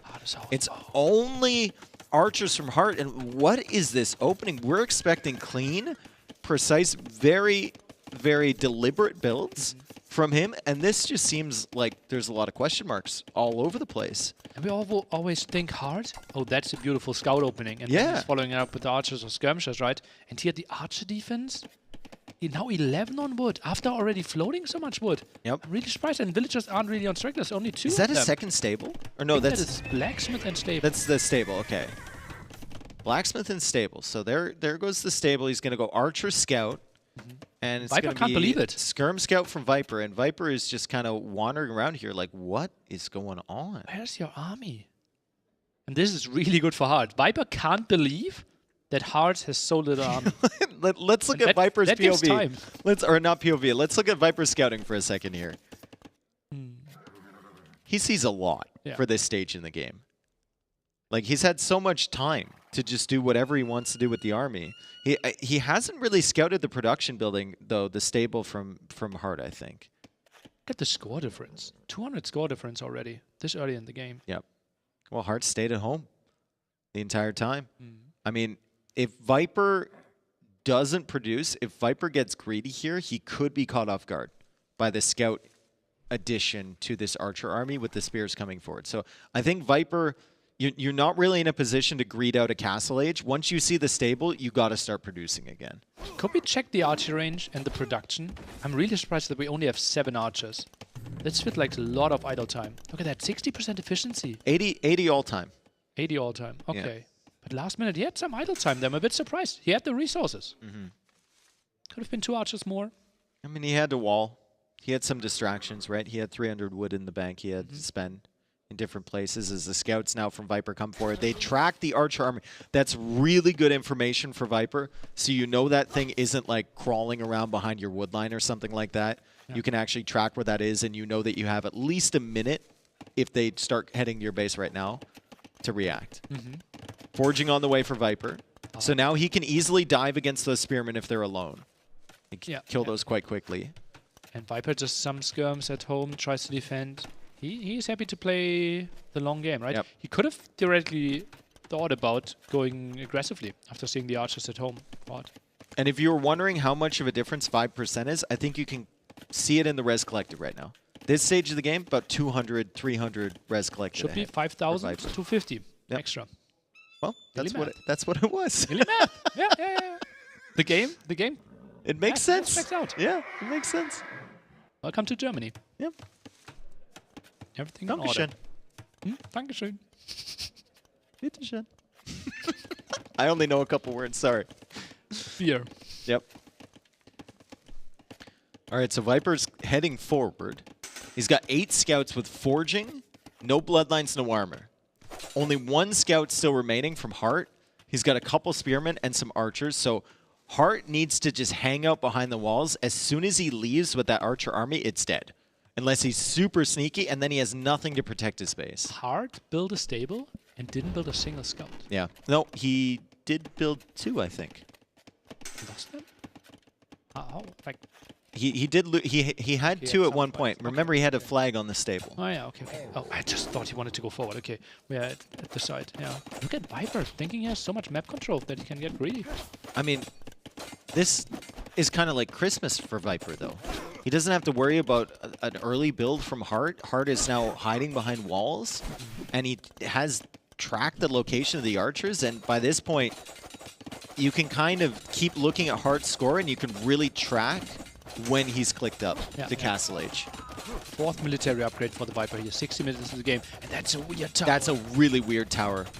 A really weird tower for Hart, because it still doesn't completely protect the gold from that side. It does protect him if Viper wants to push in through past the palisade wall. Just imagine like later siege workshop, Yeah. elite skirms. Yeah. Like he's still harassing those villagers there. I think Hart feels a bit off. Yeah, Hart is about to click up to Castle Age. He's got both his buildings, so he can click up now.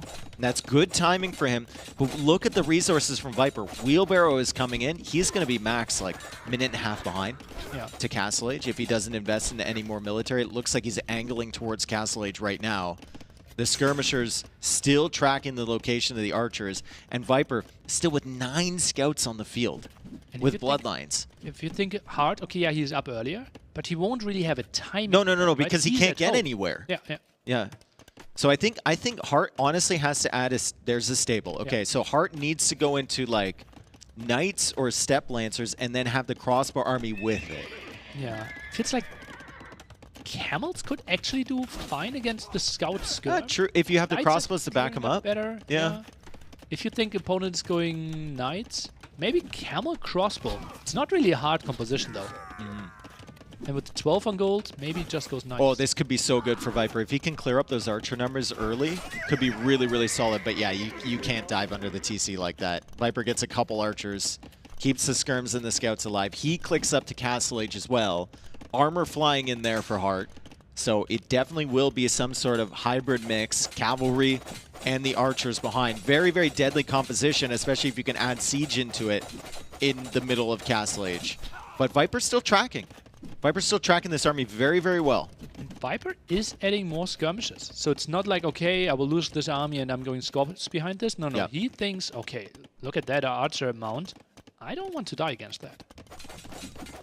Worker efficiency for Viper looking really solid too. Obviously, Wheelbarrow helping out with that.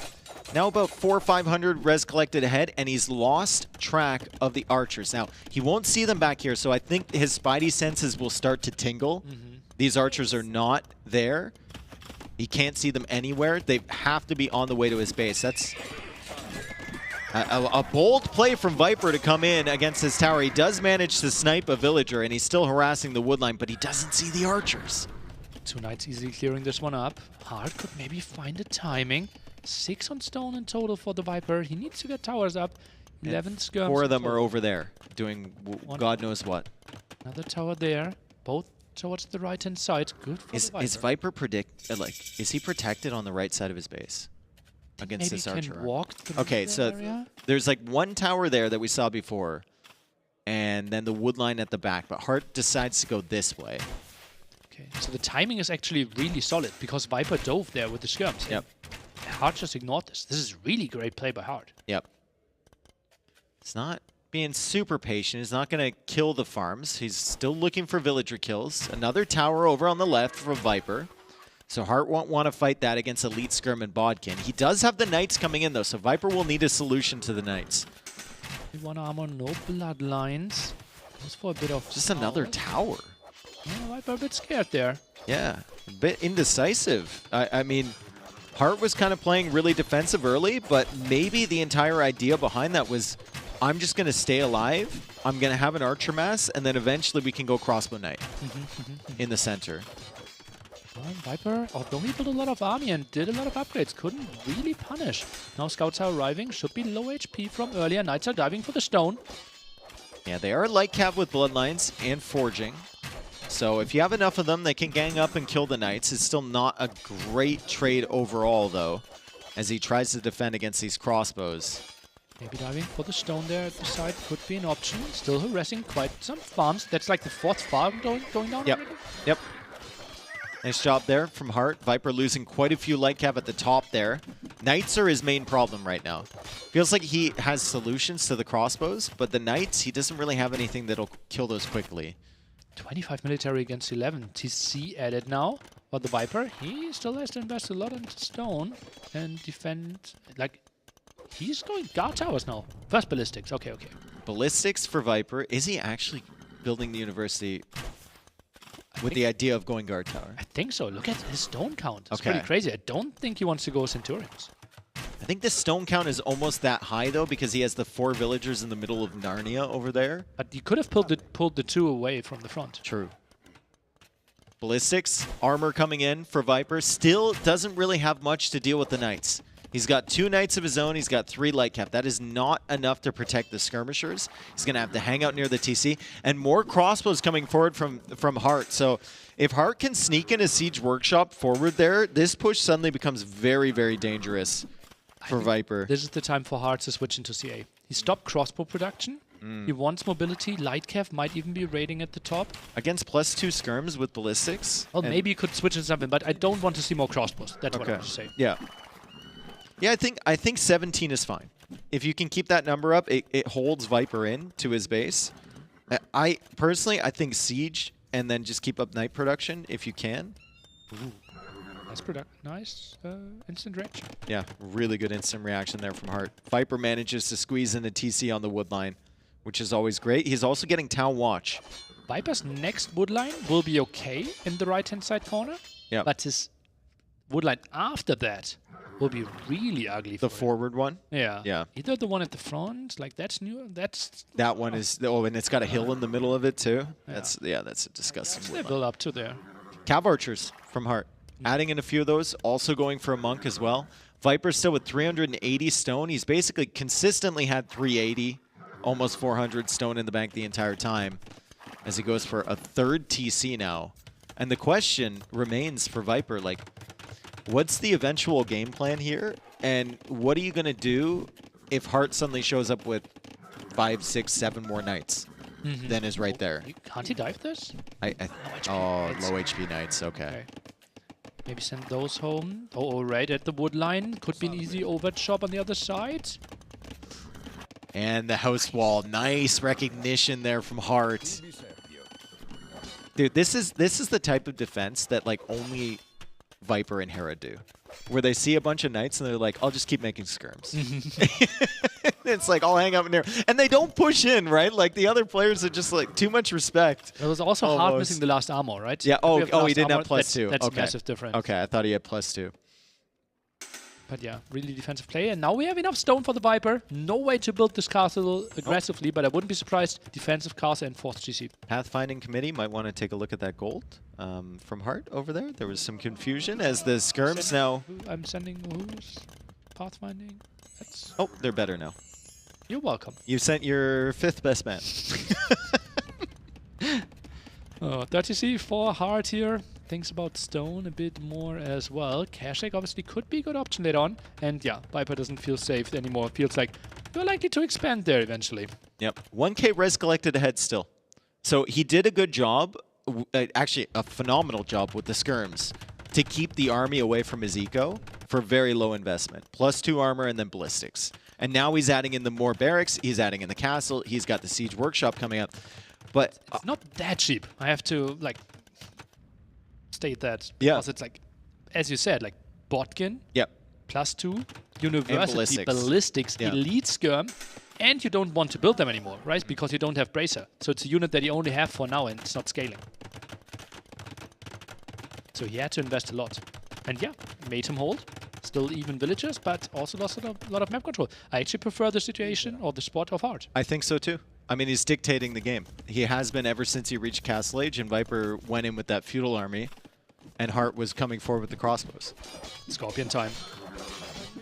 Always Scorpion It's time. always Scorpion time in Roman town. Has to dodge the tower a bit there. Hart, is that worth it? I don't really think that's necessary, but I mean, who am I to say? Gives him control. He just really didn't like that tower. If I was Viper, I would go out and build a tower. Same spot. And then exit. That monk should not make it home. No, he should. But Hart has been paying attention to so many things. Maybe he doesn't have his eye on that. He does now. He's sending the knights over. Viper wants to keep that safe. Pikeman is on the way. +1 armor is in, which is actually +2 armor for Romans. And Viper will think about the second upgrade as well. 20 Diving. Before Pikeman. Why not? is diving in. 1 conversion only for Viper. And that was with the monk that was carrying the relic from before. Skirmishers are going down. The Scorpions are getting some value behind, but there's still 3 knights over here. They can't dive in underneath that castle. Viper's going to be able to save those 4 Scorpions and still has the Skirmishers alive with more barracks coming up now. Those monks of Hart have a lot of healing to do. Yeah. Look at the low HP. That's so many saved monks there. Saved knights. Really nice play there for Hart. Viper with the good timing with the cast there. Yeah, Viper going to try and snag that relic again. Hart's coming in with a few relics of his own too. And he gets the castle up on the hill, which is a nice spot. Another TC over there for Viper. So this one's going the distance. Love it.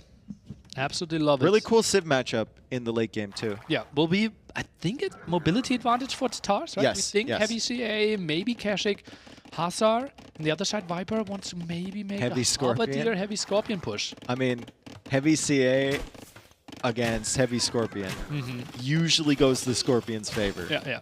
Especially like if we get everything then, right? Faster shooting Scorpions, cheaper Scorpions for Romans. Could be crazy. How much bonus damage does a flaming camel get against the Scorpion? Against Scorpion? Do they get extra damage against They get Siege? I think they get +20 against Siege. Ooh. Yeah, but I mean, What- they'll what? die Is he trying before they to- even get there. Viper just This is classic Viper. He refuses to let this go. Anything but that. Anything but that. Viper surrounding the monk with the villagers, and now he leaves it alone so that she can stab him, and the relic... Dropped in no man's land. What? The relic drop. Dude, he hurled that thing. Oh my god. Maybe it was because the villagers were there. He couldn't find a spot. But that's still really good for Yeah. Hart, right? He cleared up a lot of Scorpions at the top. Now he clears up Skirms Yeah. and Scorpions here. Hart won't mind this. And the army numbers from Viper, I mean, 17, right? He's still microing with these crossbows. He's kept those alive a very long time.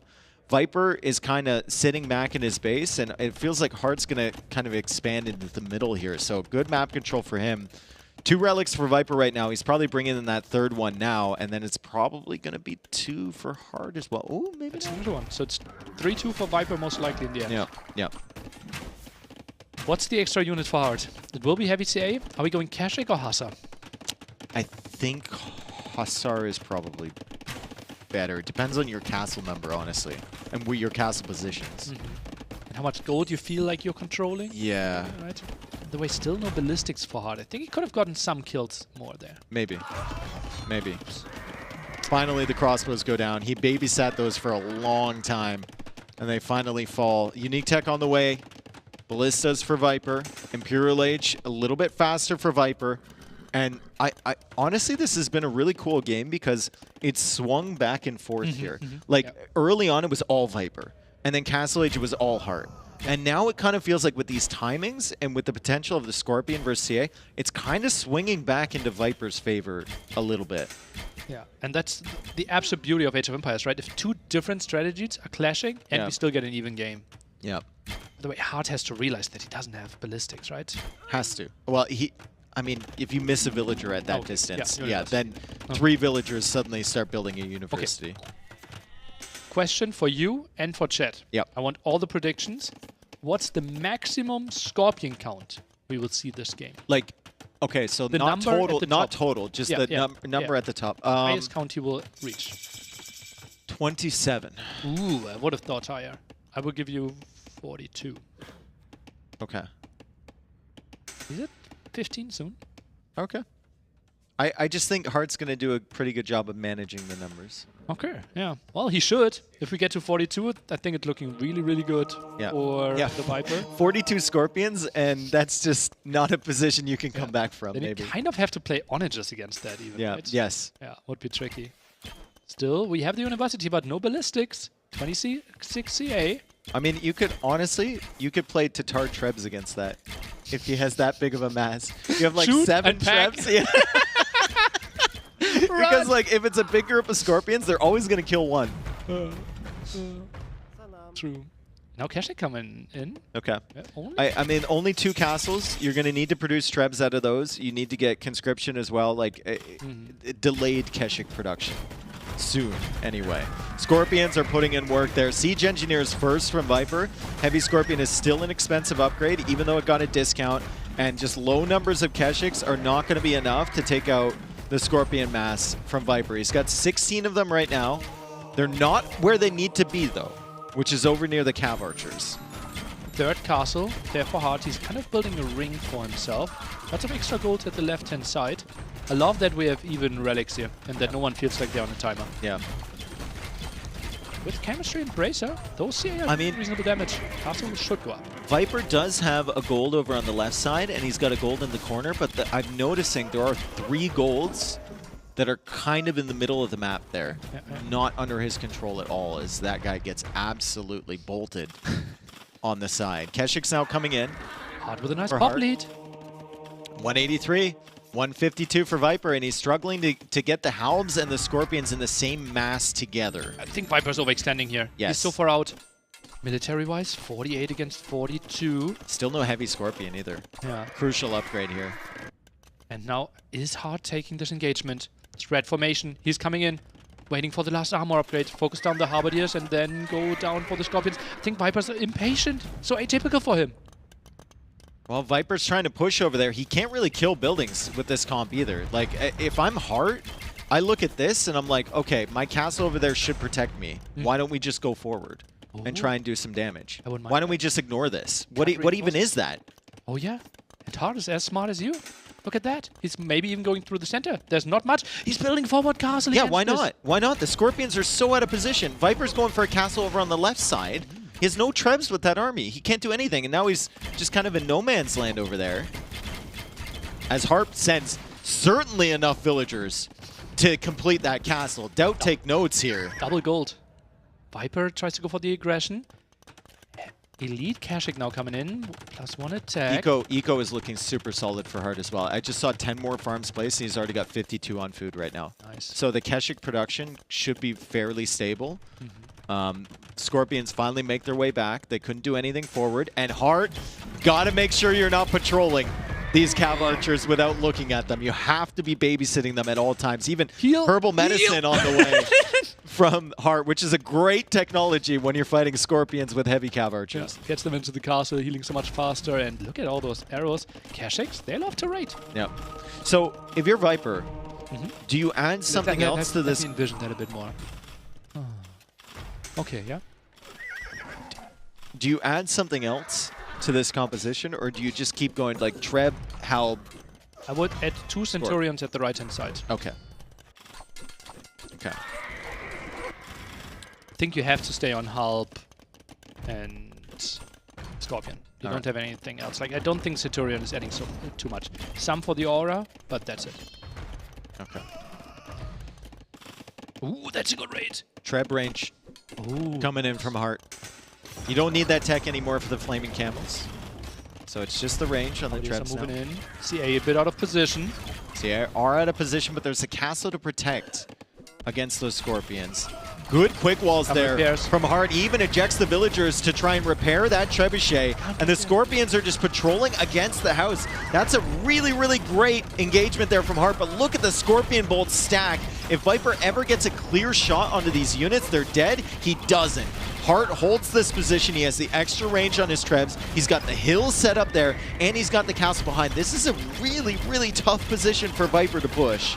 And he focused down the Scorpions with the castle. Really nice move. Those 3 traps with the extra range. Maybe he can still repair this. Still 800 stone. He can repair for quite some time. If he can hold it, but 4 traps are a lot of damage. How many Scorpions does Viper have right now?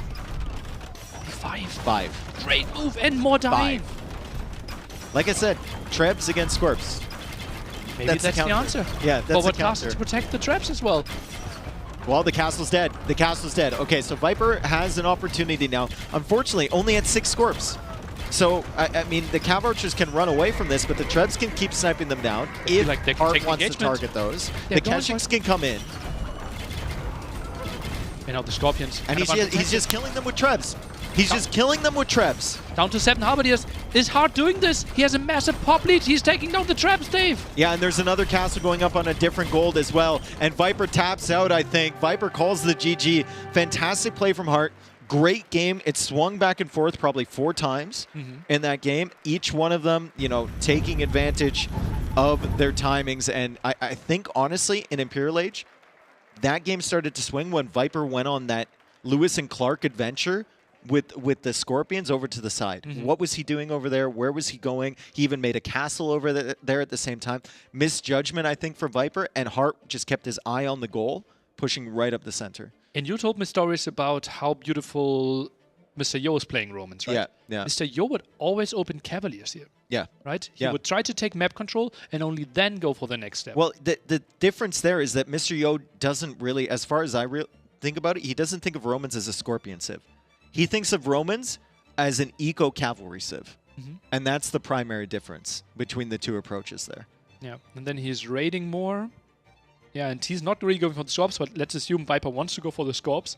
Then you need the setup. You need castles at the side, push through the middle. And you need Trebs to make your push actually a threat. Yeah, If yeah. you have no Trebs, your push means nothing. One castle can stop it. Yeah. And Hart can just send all of his army to the other side. So really, honestly, solid play from Hart. Yeah.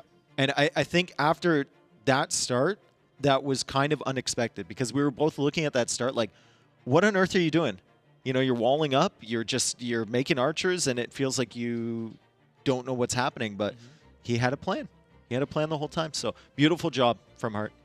And we still have 2 home maps left for the Viper, Fractal and Enclosed. Potential civilizations there, Bengalis and Khmer on the other side. We're expecting Gujaras for Enclosed and Portuguese Fractal. Gujaras I don't see enclosed, Gujaras for Fractal. Portuguese. I think it's Bengalis Portuguese for Fractal. Bengalis Portuguese for Fractal. Yeah. Yeah.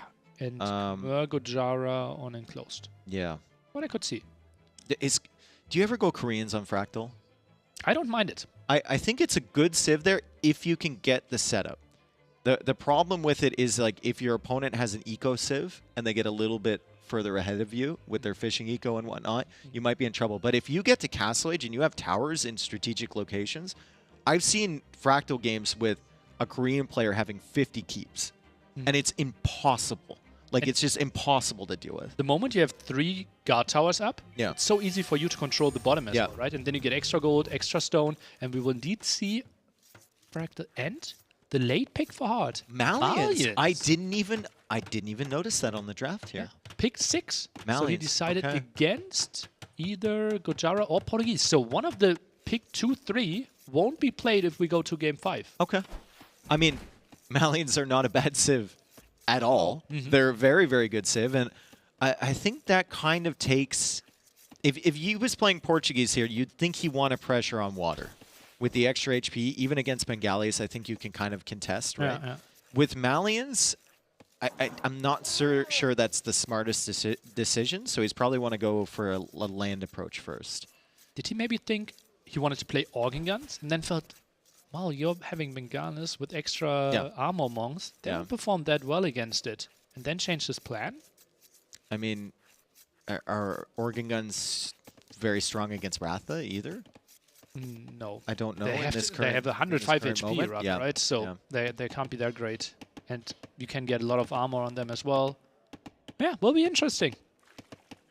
I did overhear a conversation between two players talking about this map, and they were talking about when the opponent goes for water play right away and just only has like one dock producing fires and coming over to your side, you don't even need to go for the dock-to-dock block because you'll have two docks that with efficient fishing to them, and you can just produce two fires and counter the water play from them. yeah. So you don't even need to send the villager up to dock block. You might as well just, you know, scout it, see if they're going fires, and then produce fires of your own. Yeah. Yeah, and then you have some present. You always are a bit scared that opponent might be shocking him with some demos. It's easy to underreact then or overreact. Yeah.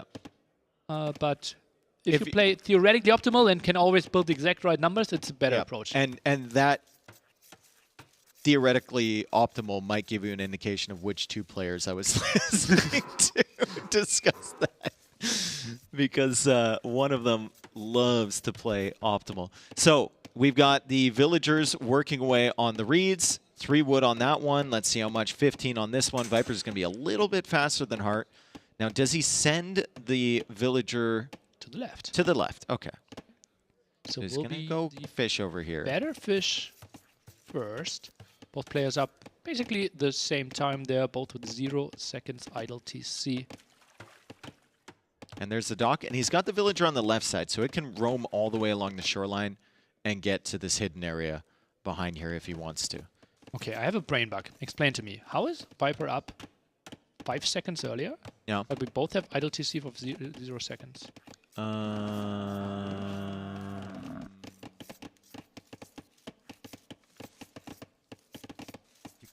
I think Hart might have canceled Feudal Age or Loom.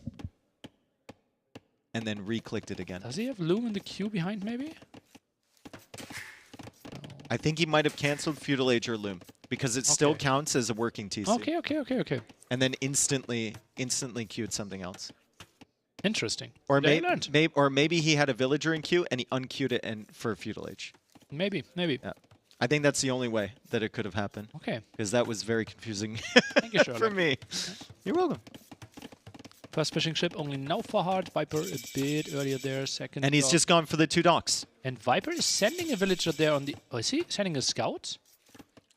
On the dock of Hard, there's a blue dot, and yeah, he sends the villager. He can't dock block there himself. No, he cannot. But he can dock block over Over there. there, So yeah, exactly. he's done the scouting. He's going to send the villager forward, and he's likely to make a dock right here. He doesn't have the wood for it, though, so that villager just needs to come home.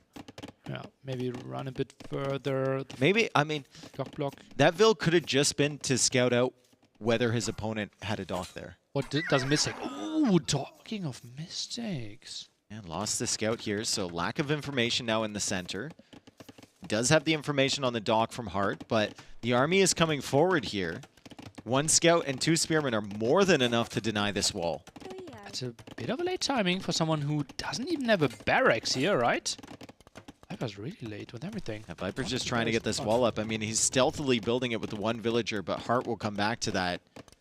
And Hart even has a 3rd spearman. We saw how much damage Illyri could do with like 3 or 4 spearmen to Kingston earlier today on this map.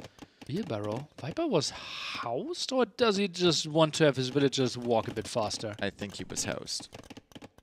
This is not the crazy start that we would expect This is annoying. for Viper. Gate? Thinking about trapping in Hart. Hart's not going to fall for that. At least not yet. He's going to have to be a little bit more creative to trap him in. Scout around. Can help out quite a bit. This could be that villager if he wants to commit. Oh, Target. great micro there from Viper. Calmly pulls the villager back. 4 spearmen. Is there any value in adding more? It just feels like 4 spearmen and 6 spearmen are kind 4 of doing the spearmen is same, fine. right? Yeah. Yeah. I mean, at some point, they're just going to bump up against each other and block each other. So easier to micro 4. This wood line is getting weak, but it's not yet weak enough that Hart feels like he can commit, and Viper's like, all right, enough of this. Enough of this. Gonna add some houses, gonna add a wall. Still has 6 fishing ships here and is going for a fire galley to counter. And A range for Hard could have ended the game, you know? Yeah. It's like, aren't like 2 archers ending the game? Yeah, maybe. But the question is like, does he have the res for that if he went for the fish at the beginning and then he went for 4 spearmen? Ooh, Viper opened this again, but new full HP villagers and spearmen are not great at killing builds. Oh, other one could go down. Boink. I do like the fact that Viper's Second kind of... Second Vil. second Vil. Maybe Viper can get the quick wall. He gets the quick wall. I didn't think there was any space there. He gets the quick wall. The villager is saved, and now he almost kills that scout from Hart. Hart's still coming back for more. He wants seconds here. He wants seconds. He wants thirds. He's not going to get it. Viper quick walls that villager as well, and he's going to get away with both of those guys. That was incredible. Brutal, and maybe one another spearman. Could have added a bit more damage maybe. there. Yeah. And yeah, just gives the villager at the top a new home. Villager count behind this 8 soon, +2. Dude, I think like 8 soon for Hart. Viper is taking advantage. He saw the dock from Hart. Hart assumed that Viper was also going to dock block and didn't scout it at all. And Viper's just taking advantage of that fact, and he's just going for a free fish boom, essentially. Crazy, right? How greedy he's playing. Like, does he have a barracks by now? I don't so. think so. It's market blacksmith. 300 stone. Might be a Ratha play. Could be. Is he just like he's ignoring the berries at the front, but he has so much food anyways. A bit of a market use. It's not monks, surely, right? You don't have a lot of No. gold, right? If you want to play monks here, then I don't think you go on stone initially, Yeah. and a bull run out relatively quickly. I in mean, the back. he's still only on stone with 1. Yeah. And it's Why did you 294. collect 100 before? Sending a few more to... Okay, he's got 9 on stone now. Okay. So this Hello. is a Ratha play. Okay. And... Okay. There's still a hole That's there? Open. Hello? But that's so many low HP spearmen. Not sure if they will find a lot. Hello? Oh, maybe trapping that bill. Squeezes through. He's looking for it. He's thinking about it for sure. Yeah, 2 spearmen going down. Just imagine 2 archers, honestly. Viper. Hole. Brother, you're covering up all the other spaces over there. He Hole. can't hear you. Oh, we got a replay coming up here. Is this the quick walls from Viper? From his POV. So Viper gets those quick walls down. He's fighting this scout, and then there's the desperate run from this other villager back to the TC. So we can see how fast those quick walls came out from Viper. Wood upgrade still wasn't in for Viper. Just getting that now. At least he noticed that before he gets to Castle Age. And it'll be a castle from both players. So Gebetto versus Ratha. I prefer Ratha. Ratha are far more flexible than Gebetto. Basically, chariot, and you can choose. Do you want to have a knight or a CA? Yeah. You can constantly switch back and forth. So really nice against basically everything, because you can just choose what unit you want to have. I mean, the only annoying thing about Ratha is sometimes the switching of the attack stance.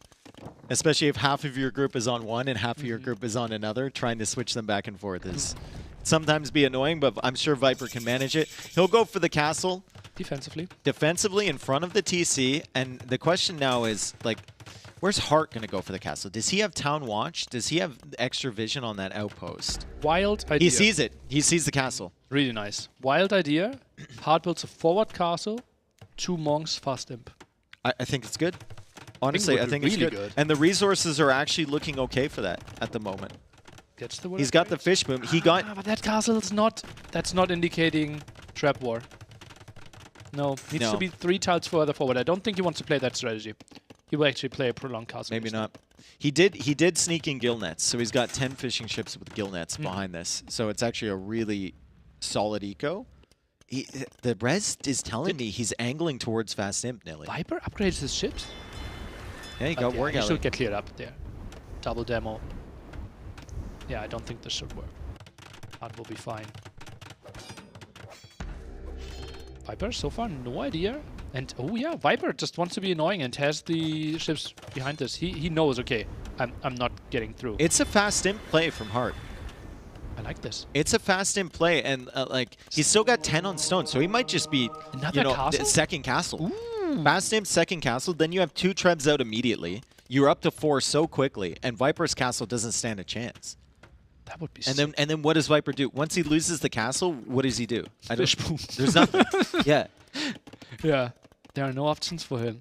Like, he then would need to switch in, like, Arbalest or something? Yeah. Low economy, not And, really what you want like, to go the question now is, how quickly does Viper read this? for. It will be tricky, right? How can he be on the map? Like, first Rather is going back. Now University. Did he see the castle from Heart? Yeah, I think he was. Yeah. He moved in. Can you take a look at the score? Obviously, you drop 180 points the moment you click to Imperial Age. Can Maybe. Viper be aware of that? Devotion. He sees one monk and he gets Devotion for his Ratha. Yeah. That takes a lot of res away. Ballistics. Viper's playing really long Castle Age. Yeah.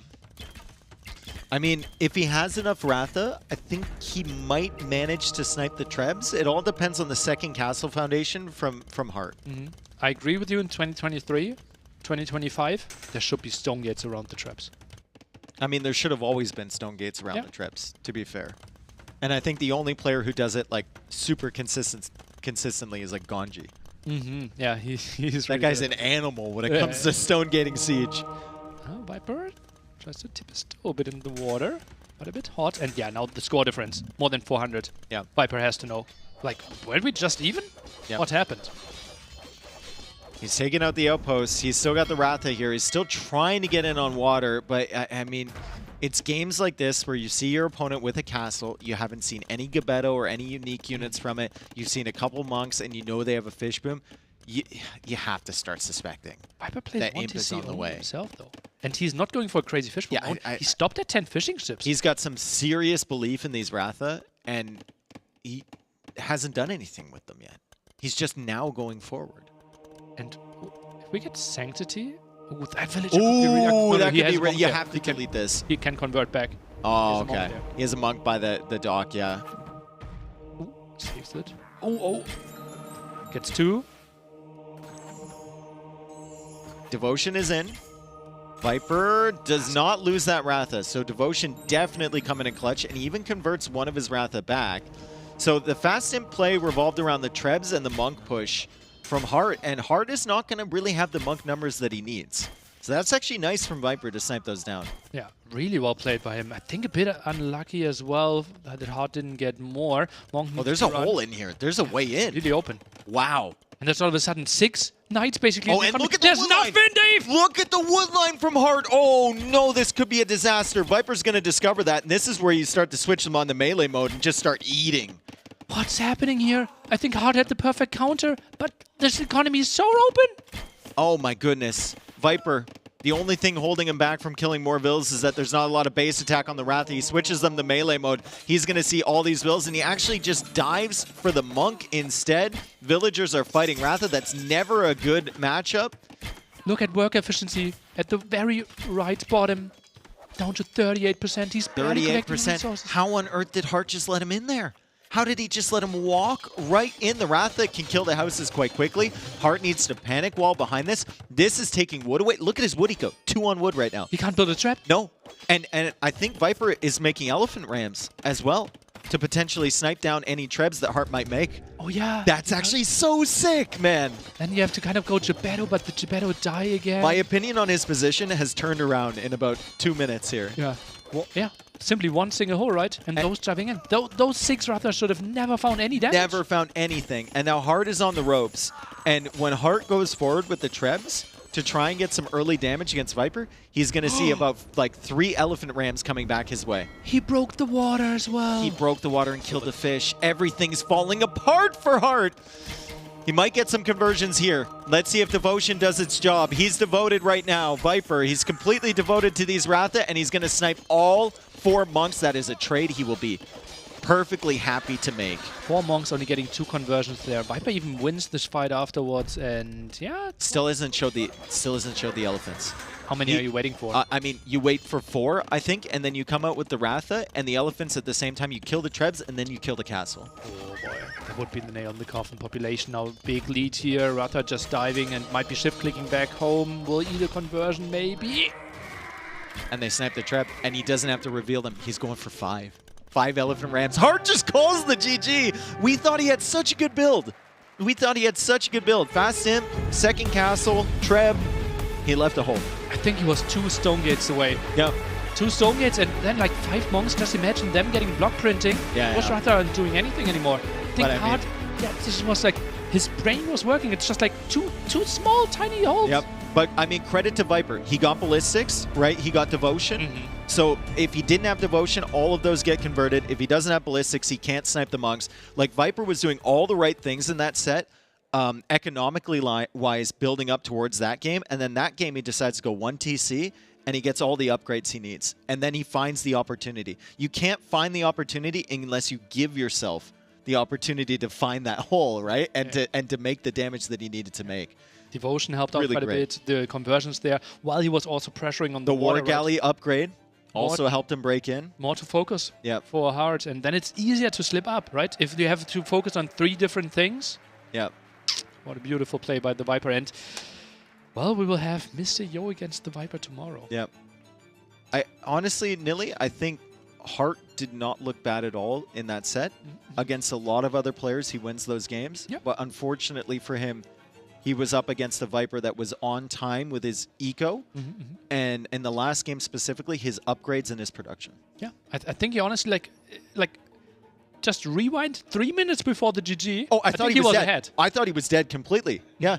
He had monks coming out. He had potential of a second castle, Trebs, and Viper was stuck in castle age for the next 50 years. Yeah, yeah. So- And then like, what is he really building, right? And then we have block printing monks. We can go to battle. We have 3 traps out already. All the gold, all the stone. Then he can maybe even collect some relics. It would have been really, really nice for Hart. Yeah, and I A think bit bad for him actually. Hart goes down, and he's gonna be playing against ACCM, I believe. Ooh. Oh, Crazy that to is- think about that one yeah. gets eliminated there. Jeez. So one of those players is going to go 0-2 in this tournament so far. One of those is going to continue on, but we will get to that at a later date. I mean, we're going to have Viper in here with Jordan, the classic combination, in a second. And honestly, that was a super impressive set for me from Viper, not just strategically wise, which weirdly enough, we're a little bit concerned about his strategy in the last few years, right? But macro was on point.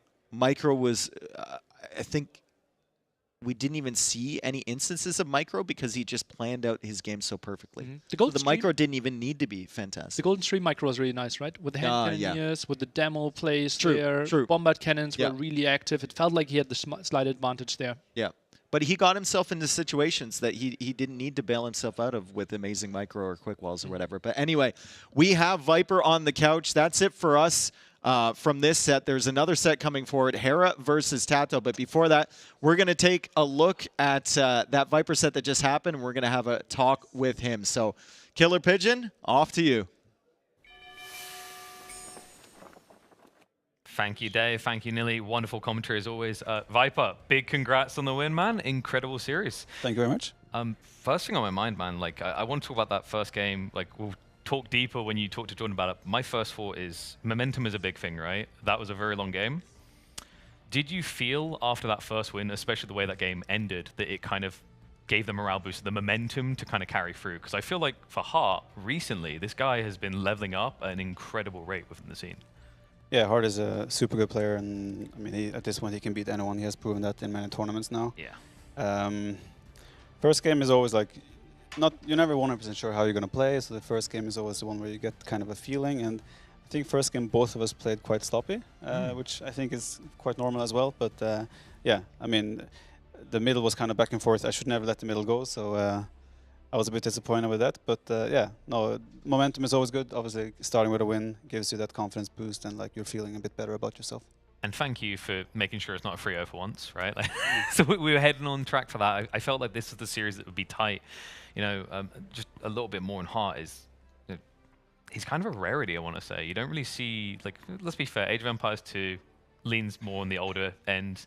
He's been a more recent Prodigy kid. You mean older end? I mean, I already said on the stage, you're going to be here when you're like 60. Like, I'm going to be like, oh, Viper, and you're going to come down the walking stick and True. give people little humbug sweets. You'll still be going, I believe in it. It'll be like 8 times you're walking back and forth between the PCs, but... I just wonder if Doubt will still be here then. Oh, dude, he'll be there in a wheelchair. Like Will he be alive? no, he'll be down the front row in a wheelchair with like, you know, the nice little blanket. But, you know, I mean, one big part of growing up is becoming a daddy. I'm sure you've had a few people inquiring about it, but like, it's been a few months now. I always like to check in. It's a hard dynamic to balance, especially with the life of a pro. Like, how have you found that that journey to balance being a dad and being a top AoE 2 player? It's obviously tough. Your hours and the window of your hours kind of gets limited a little bit. I mean, you have some yourself. It's a lot of days where I feel a bit tired. I'm gonna be honest. So it's like hard. Like if I'm spending the day with the baby and then like the evening, I have a tournament to play. It can be quite tough because I feel so drained already entering the set. But I think my balance at the moment is overall fine, and he is also kind of getting easier to manage in some ways. So it's like it's getting better, and hopefully my performances will also. Did it maybe cause a change in the way you approach practice? Because I find like sometimes, you know, I don't practice. yeah, right.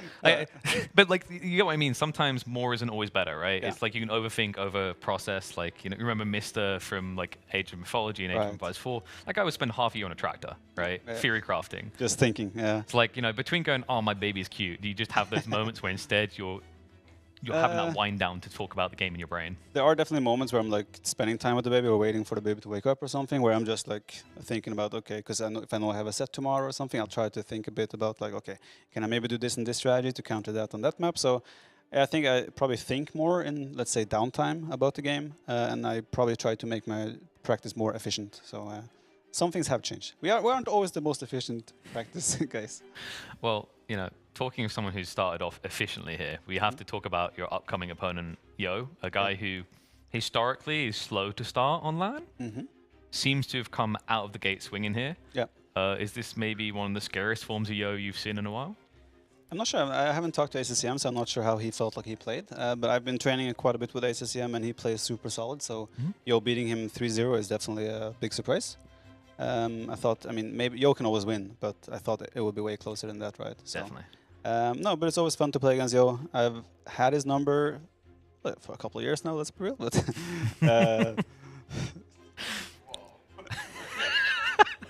Jordan off camera. no, just no, I mean, Yo is always a tough opponent. I think stylistically as well, we kind of like trade a bit back and forth because we're both very strategically oriented, but I'm maybe more towards macro micro as well, while Yo is more deep into that, like just pick a civ and go one unique unit the whole game and win the game. So yeah, I gotta be prepared and aware of what Yo can throw my way. All right, final thoughts here. I need your help with talking about one of our sponsors. Do you Smurf at all? I'm not sure where this is going. Let me see what's... Yeah, yes. Dude, I Smurf all the time. Yeah? Yeah. And like, but do people know which Smurfs are you? Of course not. Because? You use Surfshark, right? Exactly, a VPN. Genius. So like they think you're like from Botswana or like Canada. They're like, oh, this must be Dave and he's leveling up. Or they just don't know where you're going with this. Dave from USA? Oh, sorry. No, go on. The look he's giving me right now.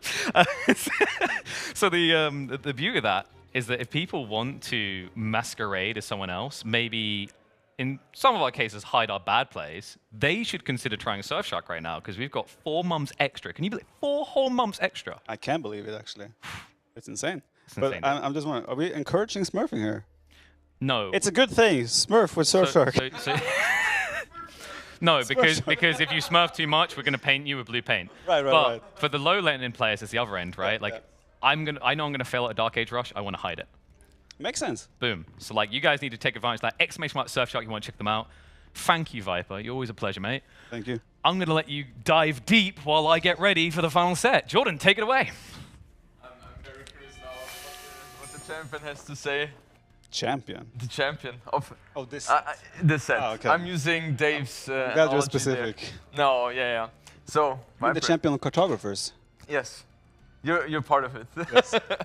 I carried to a certain degree. Can we focus on the interview, please? Yes, let's be focused here. So Viper, first of all, congratulations. Thank you very much, Jordan. Yeah, you're welcome. Regarding first game, it was back and forth all the time. What do you think was the tipping point? Was it the castle in the middle you built initially to get the map control in the middle? Or what made you win that? Or was it the heavy demos? Oh, you give me options I have to choose, or can I also give my own opinion? I gave you like ideas, but but you can also expand. Okay, yes. No, I think I was a bit too, believe it or not, I maybe was a bit too greedy at one point. You? Yeah, I know, it's crazy. Never heard of that. No, I just didn't produce enough units and had enough production buildings for units, so like, I know, right? I kept letting him get kind of back onto the middle with army, right? After I had kind of secured the middle, I kept letting him come back in multiple times, and I wasn't too happy with how it played, but in the end I was able to like get Savar upgrade right hand cannons, and as long as I have a little bit of gold to produce, and we see some demo shots here which were not nice. As long as you have gold and get those power units, it's hard. Even against counter units like Halberdier, Savar can still dive in, snipe siege units, and kind of take it from there. And I also think having water was kind of key for me as well here. In the hindsight, what would you have tweaked a little bit? Like producing more army? Yeah, produce more military in the middle. I also had some idle units sitting on the side watching for a while.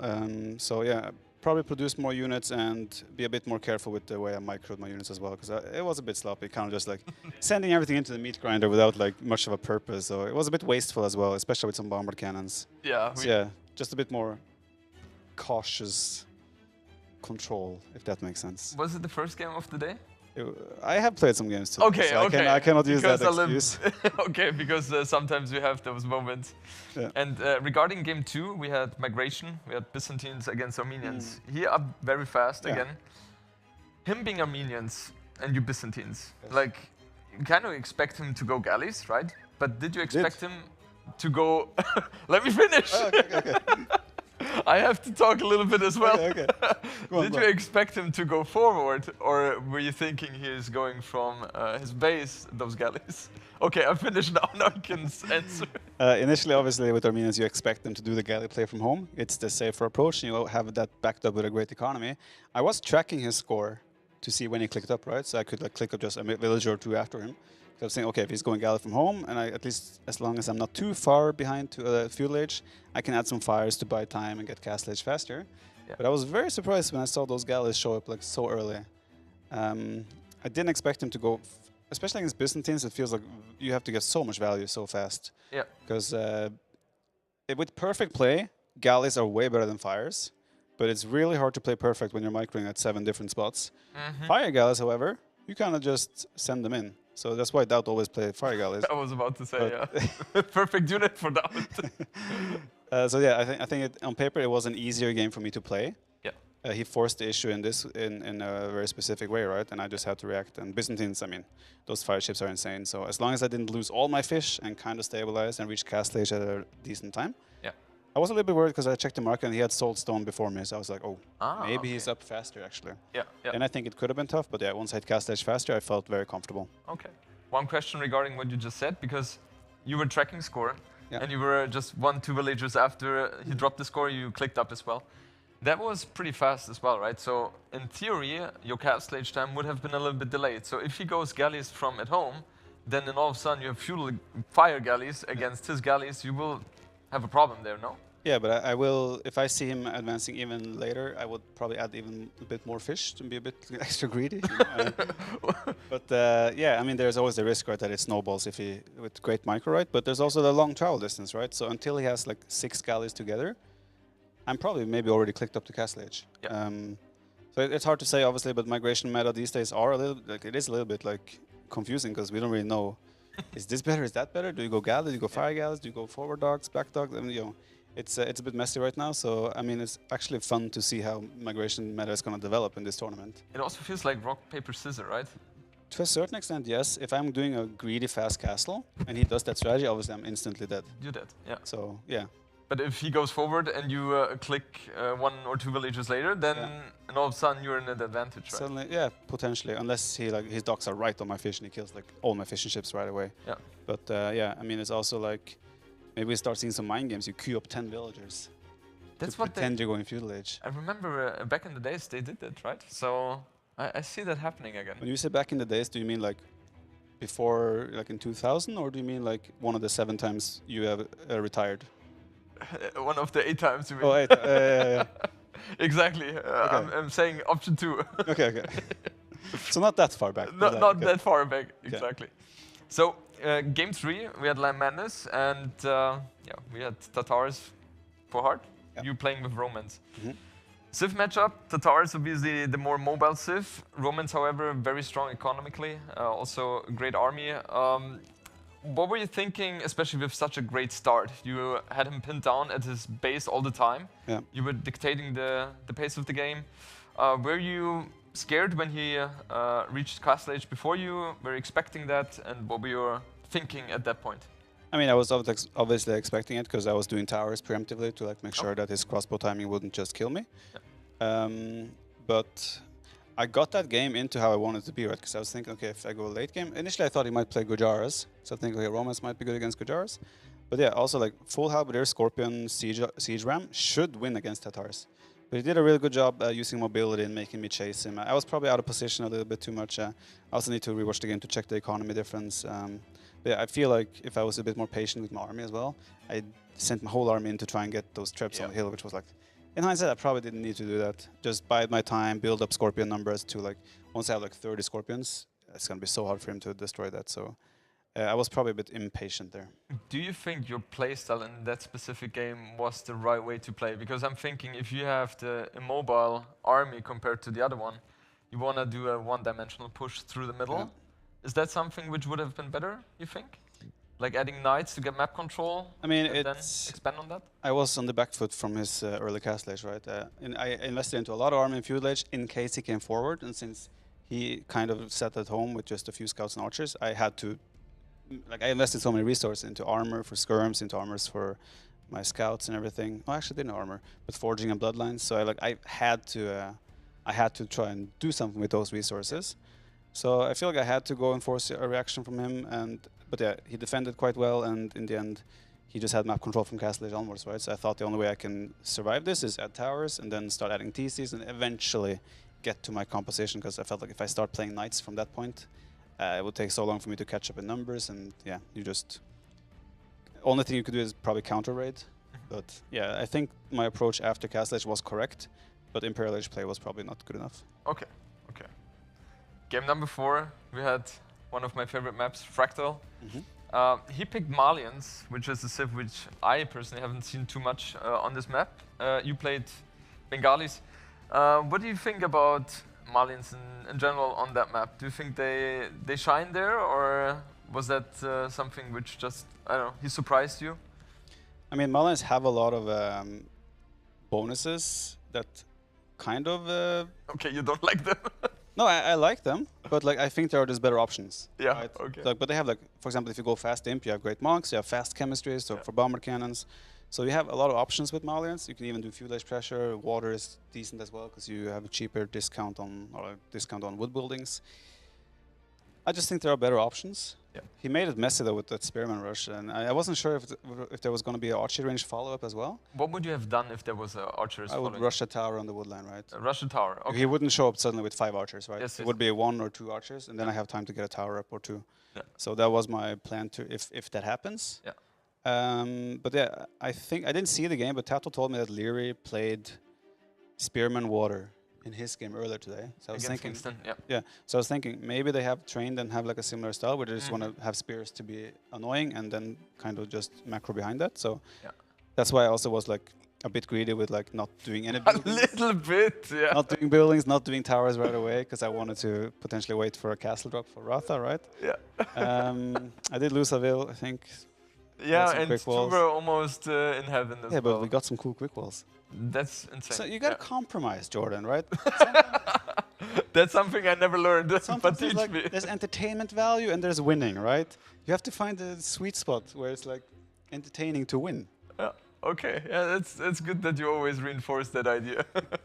Well, Viper, unfortunately we have to end now, and we will throw it over to Nili now, who has something nicely planned as well, if I'm not mistaken. And yeah, Viper, thank you so much for taking your time. And I mean, I kind of had to. They forced me here. Okay, yeah, awesome. Okay, Nili, take it away, please. Okay. Thank you so much, Jordan and Viper. And now we're coming to my favorite segment of the day. I hope everyone is ready because we're not only having an Age of Empires 2 Pro event here, we're having a full festival with a lot of stuff happening. Obviously, the thing that you know is the Pro event. Right now, we are only 1 game short of finishing our first day. Hera vs. Tato is coming up any minute now. This is our main bracket, $40,000 on the line there. Plus, I think we had like 6,000 for the qualifier, or some 4,000 or 5,000, something in that ballpark. But also, there are some side events. For example, we have a $1,000 Age of Mythology tournament. I don't think that the list of signups is that long. I think we're expecting like 10 players there, and we have basically lots of side events happening. They will start early in the morning before we play our games, and they will continue in the evening. I think we are closing the venue at like 1 a.m. to like 3 a.m. and they start playing like 10 a.m. again. So that will be something. But also we have a $2,500 side event for 1v1. And we have crazy names signed up there. We have Freaking Andy playing. We have Mihai only one map away from actually making it into the main event here as well. We have Running, Target. So like the level is really, really high. I think we have like 5 different 2K, 2.2K players there as well. So you can follow those. Lots of people are streaming that. Someone like Dave even said, Memb even said that maybe after the day finishes, they will take their own stream and will cover some of those matches. Could be really nice. The system right now, simply that everyone can play a lot. We had 5 rounds, best of 1 Swiss stage. Put the best players in one bracket, the other players in another bracket. Other players are still playing for like some hardware. Steel Series is giving us stuff, for example. And the top players are playing for the massive prize pool. And in addition to the 1v1 event, we actually have a 2v2 event. 1,500 there. And lots of big names are signing up there. Running and Target, probably the big favorites. We have Mihai playing with Kiddo, 2.1k French player, freaking Andy playing with Leo Grampy. And we have like other 2.2ks there. So the level really, really high. And if you want to see that 2v2 final, actually we will cover that here on the main broadcast Sunday. Between the loser bracket final, best of 7, and the grand final, best of 9, we obviously want to give the player that has to play 2 sets in one day a bit of rest. So we will cover the final there together with our quiz. And then there is another really big event happening in Age of Empires 4 tournament. Initially started with $1,000 only, but now with community funding, we are heading straight to $10,000 from what I heard. It's going really wild. We have big names there, including Beastie, the winner of the last big S-tier tournament, the Muslim fan favorite, Louis flying in over from China, and there is right now the qualification running, offline qualifier, so 2 more spots are trying to be found there. It's beautiful here. Like, we have the pro event, we have 250 people watching in front here. I think not every seat was filled today, but I think that will happen over the weekend, and obviously they have to play there as well. And then 100 people playing the LAN event. I think we have like 40 people watching the AV4 event there as well, PCs. It's just really nice to be here. And that's the festival update for today. I will update you tomorrow between set 3 and 4 again. And waiting for my cue to send it over to Killer Pigeon, who's already jumping on stage. So let's send it over to him.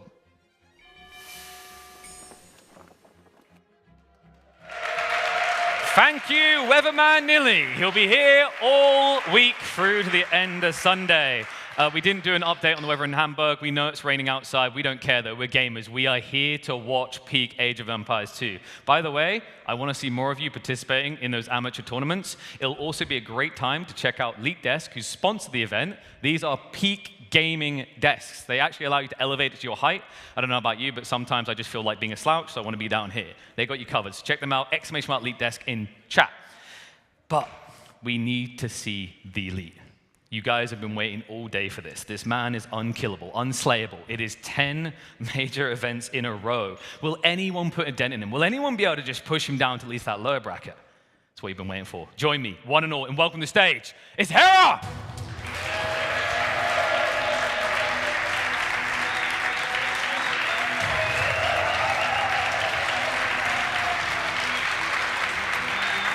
Smile on his face, for good reason.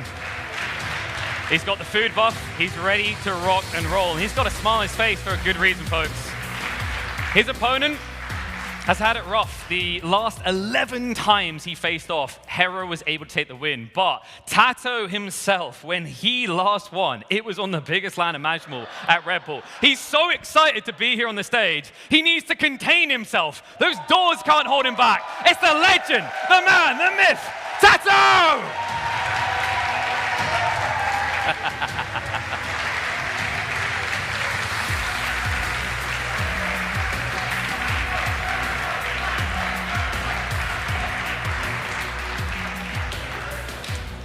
unslayable beast meets former champion. But the interesting thing to think about is nothing is impenetrable. Nothing is perfect forever. This streak has to end somewhere. Could it stop early on? Could it already be Hera having to make a lower bracket run? Or is he just destined to be unstoppable? Let's head across the casters, get ready for the draft for the final game. And I hope to hell we see 5 games between these two legends.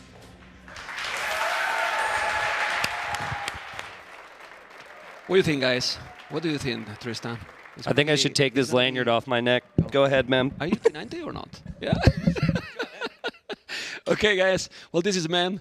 Tristan Tinente with me as well. And we were also talking about this. He's going to be able to keep this crazy run, Hera? I mean, he absolutely can. Yeah, I mean, you get 10, you could probably get 11. You get 11, you could probably get 12, you know. On the stall, right? He absolutely can. What Killer Pigeon said, though, is correct, is that it's going to end someday, and we just don't know when. We will still alive? Do you mean? I mean, hopefully. Like this? I hope so, That right? got a little dark. Well, that would be good for AoE too. At least we keep going Us being for so long, alive? you know? Or No, well, I'm not sure about that. Well, I mean, Hera's typically so well prepped, and it feels like nothing can go wrong for him. And it's a mixture of good strategy, but just an incredible ability, right? And his consistency in games is insane. Now, something you brought up to me, this being double elim, whoever loses does have to go down to the loser's bracket. And the road to the final is absolutely incredible there. You would fall down to the loser's bracket. You got to win your way all the way through. And then on the final day, you play the loser's bracket final, which is a best of 7. And then on the same day, you would play the main final. So whoever falls to loser's bracket, the main final. it's not going to be tough. Easy. Best of 9. Yeah. Is it really best of 9? Best of 9. Wow, lots So of it's games. Best of 7, best of 9. It's going to be crazy. So if you want to face also in this double elimination to Hera, you prefer to face in a best of 5 here now.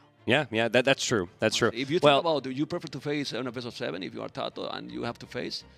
Yeah, I agree. You don't want to face at all, right? But yeah, and I mean, in Tato's case at least, you know, or for both cases, they have that backup, that fallback, which could be good to have. So good to know that we'll see these two play regardless long term. But as they get ready to play, these are the civilizations, and well, soon we'll see the maps.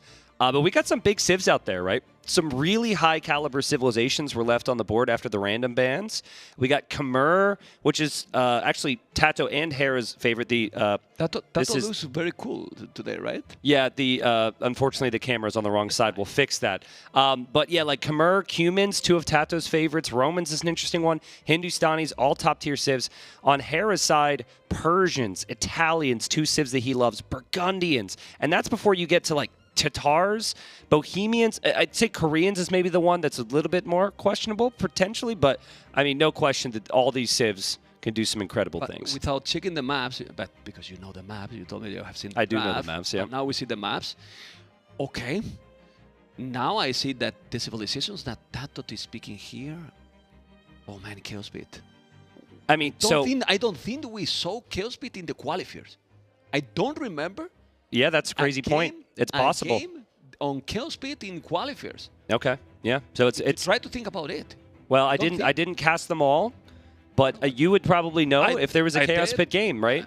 I don't think I see a single game. Maybe were some simultaneous one. Yeah. Maybe it was some. I didn't cast a single game. So with the city, we can bring the civilizations and the maps at the same time. We have Coastal Mountain that is a bit more standard map, let's say. Yeah. You know, I don't know. There's the water. It can go for the long game here because they are far. But with Fractal, Chaos Pit, you know, something wild can happen there. Well, you talked about the qualifiers. Just today, we've seen a lot of Fractal. We've seen an Arabia game or 2. We've seen a Fortress game or 2. We have not seen a single Coast to Mountain game. We have not seen a single Chaos Pit game. So sometimes it's very easy to, for your strategies to have been revealed throughout the day, because they've all practiced together. They've got their little teams and their friends. And so Coast to Mountain, I remember when it was played last time I was in a tournament, but that was a decent time ago. And then Chaos Pit, that's a map that was more of a mainstay back in 2000, like maybe 2017. That is not common in tournaments at all. So the civs that do come to mind for Chaos Pit are Tower Rush civilizations. Teutons?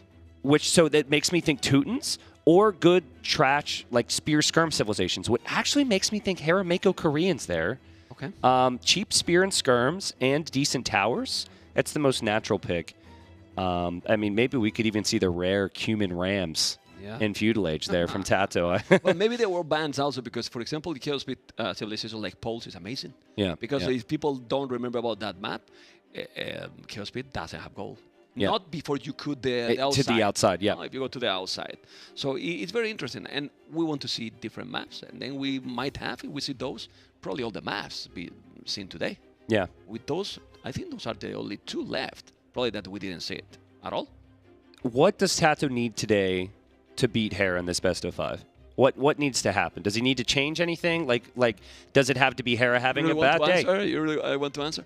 Well, there has been some epic matchups back in the days. One of the biggest victories from Tato was against Hera. Yeah, Remember? yeah. Obviously, different settings, different setup, and so on. But it was. But he cannot play meta. He has to bring something unique. Yeah. And do you think like Hera when he played Leary in Titans League, he went a little bit off meta. Do you think Hera needs to do that here, or do you think Hera just has to stay to the meta? Because clearly he can go a little bit off meta too. But the question is, what is really the meta, for example, here in Fractal, more or less, but Chaos Pit? Like, well, Chaos Pit, that's the thing, is that we don't even know what the meta is. Coast to Mountain, what's the meta? Probably Persians. Yeah. Maybe Persians, Hindustanis, but yeah. The most meta here is Arabia, obviously. Fortress is usually with unique units, you know, and going for Imperial. So Civilization is crucial. Might be very good player for sure, but Civilization in this kind of map in Fortress is so important. What we can see there? Burgundians, Bohemians, because those can be also good in Fractal. Bohemians, for example, can be very good too. I wonder if Hera was very happy with his first 4 picks and felt as though they were all playable on the maps, other than Fortress. And so for his final 2 picks, took both of them. Right? That kind of makes sense. If you're comfortable playing Persians, Italians, Koreans, Tatars, and the other 4, take an extra one away, the one that could be a problem for you, like right? Because the toughest thing for Burgundians is probably Bohemians.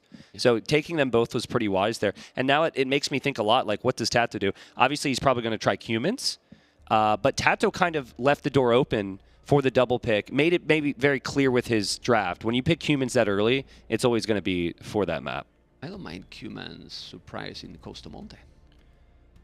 I know. So in theory, it's really good. Let me tell you, I was in the same boat. I tried it. Not good. It's not good. Okay, just take my word for it. Maybe it was me, but it can be pretty complicated to pull off. But actually, hold on a second. No, I'm remembering some games. Now you change your mind. I'm remembering some games. I believe Goku or Fire did it in like a TTL Silver or something, and it actually was pretty decent. It must have been me. They did. They are teammates. You know that they are teammates for me now. So. True. So that's that. Oh, you know things. Yeah, you won't share. I know some stuff. I don't know, but it'll lose. And now, that person should be probably the best pick for Costa Monte. Yes, it is. I think it's number 1 actually. I think from Tato's perspective, if you're going to beat Hera today, you're not going to sweep him. So you have to give some things up. And so he just gave Persians up. I think that's why I think that Tato won't go high Civ priority for Costa Mountain, because he's going to be going up against the number 1 Civ from Hera, the number 1 Civ maybe for the map. So I think we see like something kind of wild, something that's okay, has potential like Hindustanis, but doesn't have like the crazy obvious early potential like Persians. And then Tato has the game plan for the other maps. So Fractal's a big one, Chaos Pit's a big one. And then hopefully, if he loses Costa Mountain, he can break Hera and get a win on Arabia or Fortress as well. So I don't know. I don't know if it's because we're in Germany, but I was very, very obsessed with the Teutons in the series I was playing before, and I want to see the Teutons. Okay. We have here in the pick again. And I think it's doable to see in these 2 maps, in Fractal and Chaos. It is for how close they are. It is. Teutons is dangerous, and it's not that you need to kill. It's just to get map control, because the transition for Teutons to Castlage with this kind of situation, it can be insane. More the hold for free, then you have the monks, the siege, the knights, but with the monks bonus, it sounds dangerous in a very close map like this. I can't help but think back to the first series of the day. Leary had picked Koreans relatively high, He didn't end up playing them because he won 3-0. I was questioning it in the cast. He was asked in an interview something about Koreans. And Leary, said, oh, I've lost to it enough times. I figured I'd pick it. Yeah. I think that's a bunch of bull. Because now Hera has Koreans here, okay? There's no way that Leary picked Koreans because he's scared of them. I think that there's a genuine play with Koreans that maybe we haven't seen yet. And I'm thinking a little bit about it, right? I'm thinking back to the other draft. There was Fortress and there was Fractal. They like to ask, man. They like to ask. I mean, it's understandable they don't want to share their tricks, especially if it was someone else's strat that potentially they would spoil. But, my thought is, while Koreans could technically be good on something like Chaos Pit, is that actually a play we forget a lot about that counters certain style? Like, think about picking Koreans to scare someone off of Berbers on Regicide Fortress. I mean, Camel Archers are pretty good against War Wagons, I guess. But like a tanky, unique unit there, could that be the reason why? There's definitely something to it. Yeah. And it's not a small thing in a map like Chaos Pit that you need to also see the woodlands. The LOS extra for the villages is important as well. It is nice, yeah. It is nice, Those small things increase a map like this because there's maybe people that don't know about that map. Hear me out. You go Burgundians on Chaos Pit. You get double bit axe in Dark Age. You cut out faster. You walk around and you wall the opposite side of their lumber camp so they can't get out to get gold, ever. Man, you're thinking a lot today, eh? I'm always thinking, man. I'm always thinking. Shout out to the coffee I had earlier. But thinking a lot. But the problem with that is that for the army, it's a slow civilization. Yeah, it's true. Yeah, and it's not... You're going to compensate. And in that one, if you go greedy without army, it can snow badly. I mean, he has a huge, crazy APM, Yeah. Like, okay, look at... Oof. Well, I'm gonna say this, okay? Just to get the viewers a little bit more hyped. And I have to be vague. I'm sorry.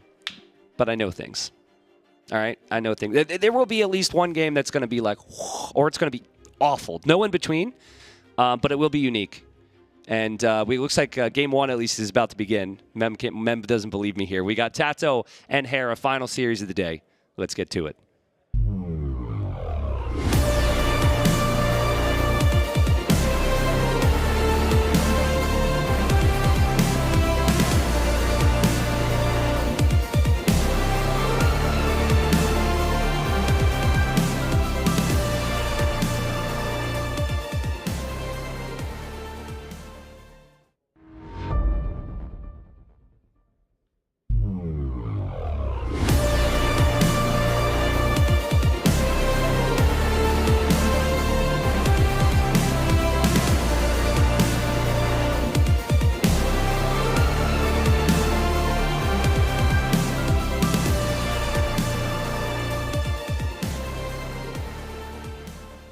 All right, folks, here we are into Costa Mountain. We've got a lot to catch up to. Game number one. Let's not forget, this is the #1 civilization for the #1 player in the world. Hera expected that this is going to be the map that he gets the win on. Now, on this map, you start with the Camel Scout. Usually you dock, and Hera's Camel Scout has found the militia coming out. I think he had previously checked the shoreline. I'd love to see clarification on that from the observer. And if he didn't see a dock, he had to check the middle. This is amazing scouting, Mem, because now he knows the militia are out there to potentially snipe some villagers. He know everything. He definitely know everything. This was what you were talking about, that you know things. No, this is actually so is not. Know more things, right? But okay. Tato's done this before, and in the past he did it with the Goths. He's now going to try it with the Lithuanians, and you're just hoping and you're praying right now of your Tato that there's villagers on a lumber camp right now coming out to this woodline, because this is typically what happens, and there's not going to be anything there because Hera knows about the threat. Yeah, well, he's still on the struggle. Obviously, he's going to deny a little bit the Lumbercan, so in the long run, maybe it's going to affect his economy for Hera, but his presence. And when you are investing that much on the militias, you need to get something. Yeah. To get something, because if not, I mean, you are Lithuanians, you get 100 food extra. Okay, oh, well, that's something already. Well, I was going to say, so what you can do is you can take all the ostrich, and Hera still has some decisions to make on where he makes the lumber camp now. But Hera's got 3 fishing ships working there with the Persians. Hera's going to keep these vills alive for now. I actually do think, though, this is getting dangerously close to him running out of wood for a lumber camp. I'm sure he's checking these trees. And looks like he has just enough there to save for a lumber camp with those couple trees. He can take here all the ostrich, even in front. He's not gonna go now forward with those villages. Now he cannot kill any village, and probably gonna try to go for another ostrich. Eventually, he will have to go the lumber camp here on the right side. Yeah, yeah. I think it's a smart move to lumber camp the right side. Tato's up, though, and Tato, he doesn't even have the gold for Loom, by the way, so keep that in mind. This is just an all-in play, right? And this is, win or lose, what I think people need to do against the world #1 right now. You can't go in there playing meta. Yeah. So, I mean, Hera's played amazing. This is like Rhino #4, but Hera can't go Feudal Age without a lumber camp. He only has one Dark Age building, and there's the lumber camp now, so his Feudal Age is very delayed compared to Tato's. Yeah, and the new patch is going to be great, but they are not going to change that, right? You need 2 buildings to go up, right? Yeah. But you I mean, you know, it's the biggest patch ever, so who knows? Maybe we change some stuff, but still, look at the population, 25, 22. Of course, he has the fishing ship. What would you should do now if you are Tato? I think you go forward, or now you go and take the water? I actually think you have to give up water. But go and take the water. You're going to make a dock. Yeah. I mean, it's just a weird thing where you can only choose one, right? And I think if you go dock and it delays your archer range, it could potentially be a problem. But I want to show Hera's scouting again. That is just epic scouting from him. He scouted the militia earlier, and now he knows, like, maybe I could be under threat on water, and he sees that. He also sees the villagers don't have Loom yet. Oh, yeah. And that upgrade might be in queue for Tato, but if he doesn't have it, he could lose 2 villagers to 1. And there's the Loom upgrade. It's very nice. Now the problem is you have the dock, but he's doing 1 fire galley. It's perfect. He has 10 seconds. He's going to try to have this to block. You know, he's trying to wall, but now this is going to be bad because he's going to have the Loom. You need to fight. Tato, you need to fight. You have the Loom, and now that village need to go back. Yep. Surprise, Hera. But he sees it, man. Yeah, he sees it. That was cheeky from Hera. It was cheeky, but Loom is in, and now Man-at-Arms is about to be in, and Hera's still 50 seconds away from the next stage. He has the res collected lead, but it's just going to take him so much time. He's got 800 food. He doesn't have a barracks yet, and so he's left to just fight with villagers, and it's really tough to do this when the camel can block. It might not be able to attack, but blocking can be enough. And Tato coming in, Tato just wants those kills, and Tato should be able to find 1. But it might only be 1 because those Men-at-Arms are pretty weak. Yeah, but still, this is very nice because, yeah, he has more resources collected. So unbalanced. Like, you have 1,000 food, okay, but you don't have any building that you are talking. It's not going to take more. He's going to lose the fish. Okay. It's an amazing build. It's an amazing build from Tato. Hera clearly rattled, not something that he's accustomed to dealing with. And this is what people love Tato for. This is why we have people in our crowd screaming right now his name, because he's always been so fun to watch. Can he find another? No, unfortunately, he does not, but he's still got a lot of kills here. He's 4-0 lead on the Eco KD right now, and counting, with the Fire Galley still on water. But now, how many scouts can do Hera if he wants? He could make scouts forever. He can use a spam scout like he was doing villains on the TC, you know? My goodness. The problem here is that Hera still have percent on center, working faster, so still, he's ahead in villages, even if he lost 4. It's true that some of them are fishing ships, you know, but still. Look at the population now. Yeah, it's going to smooth out. It's going to smooth out, actually, because Hera, like you said, Hera's Persians and Hera had such a good start. If Hera had lost villagers in the Dark Age, none of this would have been possible. But now he's got some recovering to do. Those 2 fishing ships will go down. Nice. It's disgusting. And Tato, this is probably as good as he would have wanted for a start here. To go 6-0 on the Eco KD against Hera at the start is not easy to do. It's not easy. But then you close your eyes, open again and say, I've been dreaming. He's up to Castle Age. He's doing the building now, and 1,000 food, 200 gold. Yeah. He's doing the building on top of the right in the minimap I see. Yeah. He's up to Tristan. I mean, how you kill this guy? 6 million skill, Eco KD, and he's up to Castle Age, and now he trapped the camel. What is this? Yeah, he traps the camel. Insult to injury, possibly. Hera's like, I got to kill something here. And nice play there from Hera. Traps the camel. And the big thing about that is now there's not really a scouting from Tato. If we go back to Tato's scouting on what he's seen thus far, he saw the stable, and he's never expecting Castle Age. He's expecting more scouts. So he's gone up to 4 spearmen. He's kind of bracing himself for this attack, and the attack's really not going to come at all. Yeah. We can check the POV for Tato, please, Vodka, to see. Yeah, he saw the stable. He definitely saw the stable, and he's assuming scouts are coming. And he can't check now. He might have seen the Vills on gold and been a little bit confused, but even there, I don't think he saw the mining camp. with that scout. Yeah, well, honestly. but he can assume that he has to be taking gold somewhere. But now it's going to be what? Archie Reigns on a second stable. This is crazy. I mean, the dog also is a lot more HP, so he's going to be able to take the dog. And really, when he see now that he's castled, because you see the score and you are happy, oh man, I'm hype, Yep. my head, Yep. did a lot of damage. He's going to fall in depression now. Yeah, so you have... When you see the castle age. So Hera brought on what, like 5 rhinos? I think Tato was only able to do 2. There's big differences that comes back to how they plan their Dark Age.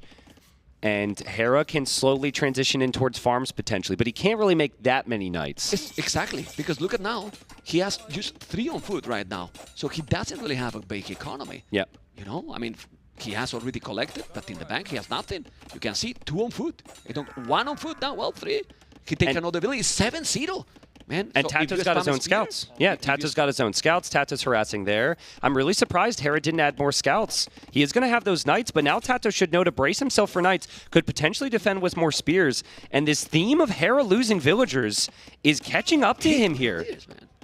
And look at the population, it's 43 to 30. If Tato is just walling like he's walling on the left there, and being with some spears at home, he's completely fine. Yeah, now it's important to remember that Spearman will still die to a knight in a 1v1. You're going to need multiple, but another villager here. Tato's aggression paying off continuously. It's going to be a crazy game because he's still stuck in Feudal Age. He's still got the knights to deal with. But Hera, like we said, might not be able to make that many more knights. Well, he cannot make any more. He has 0 food in the bank right now. And well, it's taking, but that knight, for example, is going to have a lot of low HP now. If he has more spears, he should be fine. Oof, I don't know. I'm not seeing more spears there, though, man. Tato's spearman is there and will kill another villager. The scouts are there as well, but the knights are here. Tato has more spears on the way. He's going to have to fight back with Vills, maybe. Now, Hera will gladly try and focus down individual spearmen. There's so much happening. But he knows. He takes you the spear. He's going to take one village, but they still have another spear. The other is 1 HP. It's okay. It's really, really okay. 45 population, 32.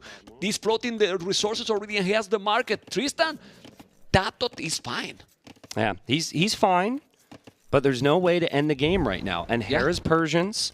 And Hera's in Castle Age, and Hera could potentially start to stabilize this. But yeah, man, I mean, we're so used to Hera winning right now, right? Yeah. But we still had to take flights across the world to get here. There's still a lot of pressure. There's now a lot of expectation on Hera, right? And a lot of that's adding up here. I don't even think that's good. I'm pretty sure that villager dies now. Oh, no, I'm wrong. That's really good. Never mind, take it back. But anytime you're seeing someone quick wall like this, sorry to say this, Viper, but usually that's a problem elsewhere, right? And the problem elsewhere right now for Hera is he doesn't really have a big attack going over towards Tato's base, and he doesn't have a second town center yet either. Yeah.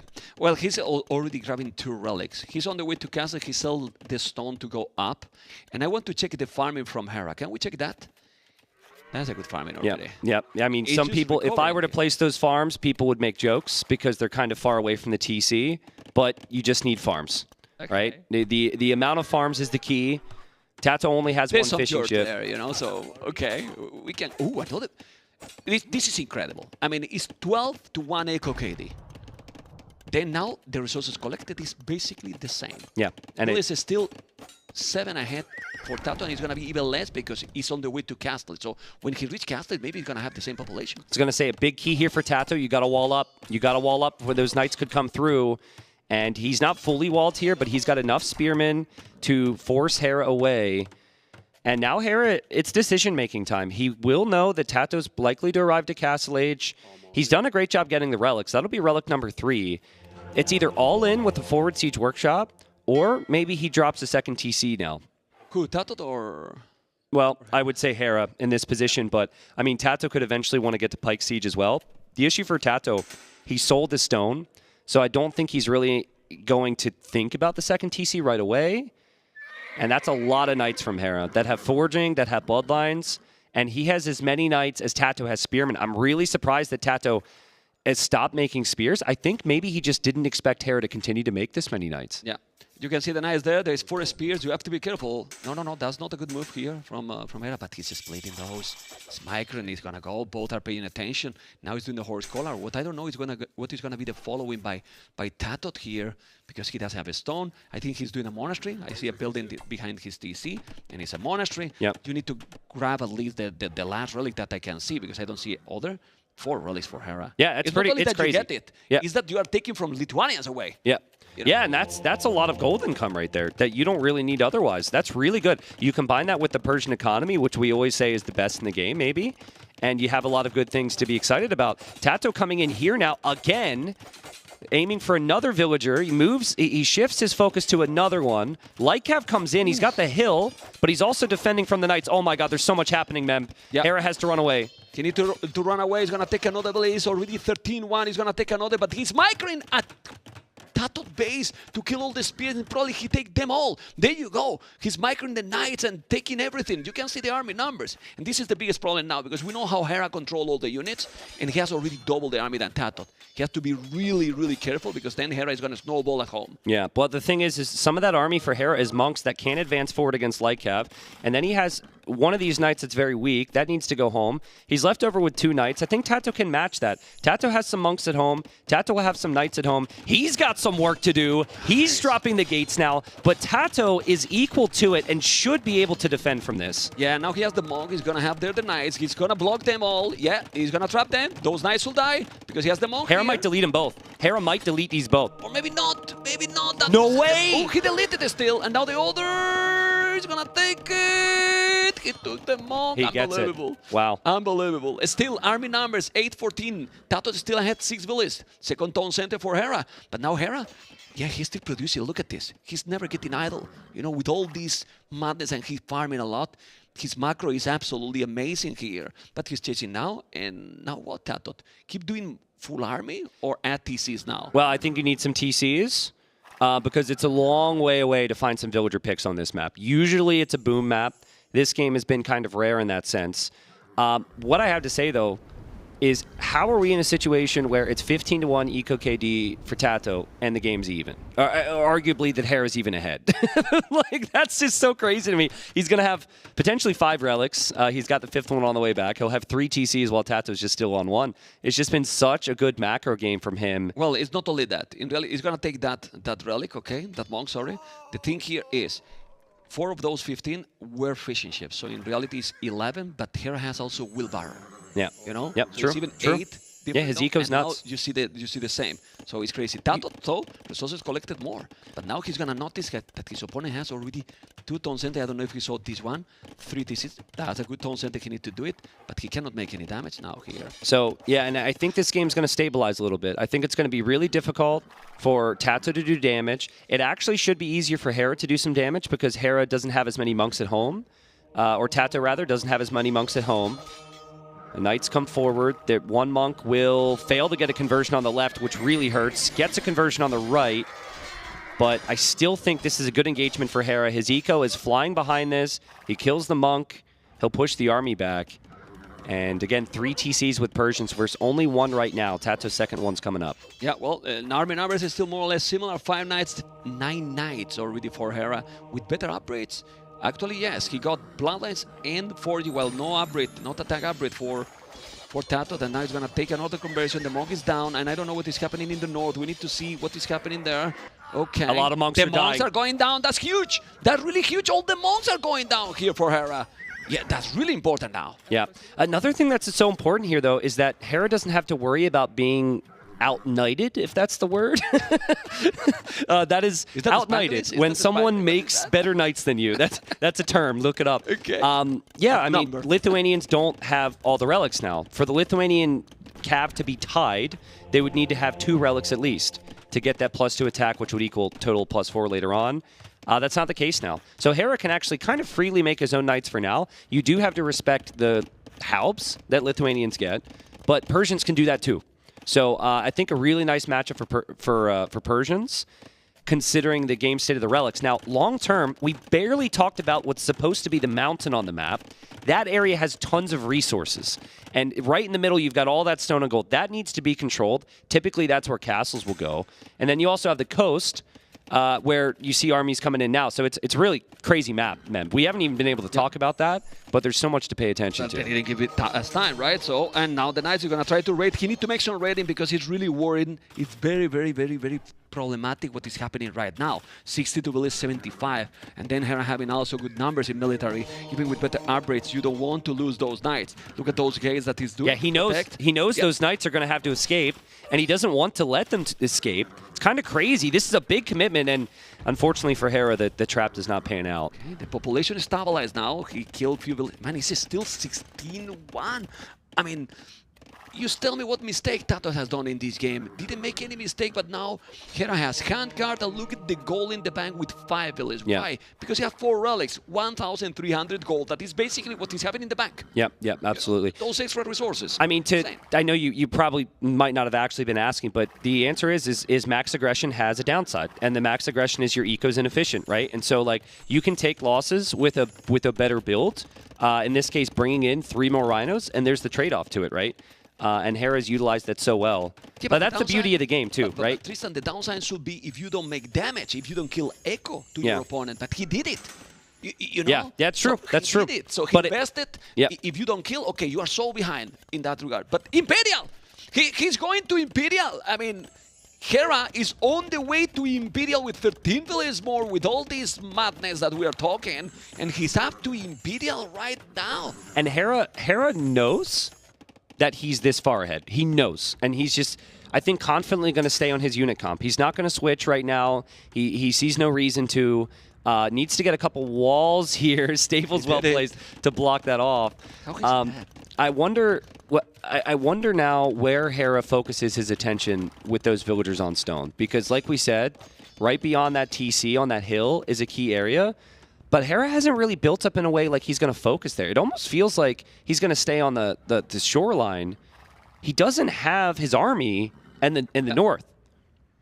I think the only way here is what he's doing now, Tato. He needs the pikeman upgrade. He has the pikes, but he needs a lot more than what he has. Yeah, he needs more. Light Captain need a lot more. He has 27 army in total, but he's not all together. Has some split. The Knights are here. And what he really needs, in my opinion, is to drop a castle on the left area and make even unique unit. You don't want to now try to go Imperial because you see the opponent going Imperial. Like, Persians will have maybe Cavaliers, okay, but they are not the strongest civilization in Imperial. You need to try to keep him away from your base. And look at what Tato is doing. I don't mind that castle.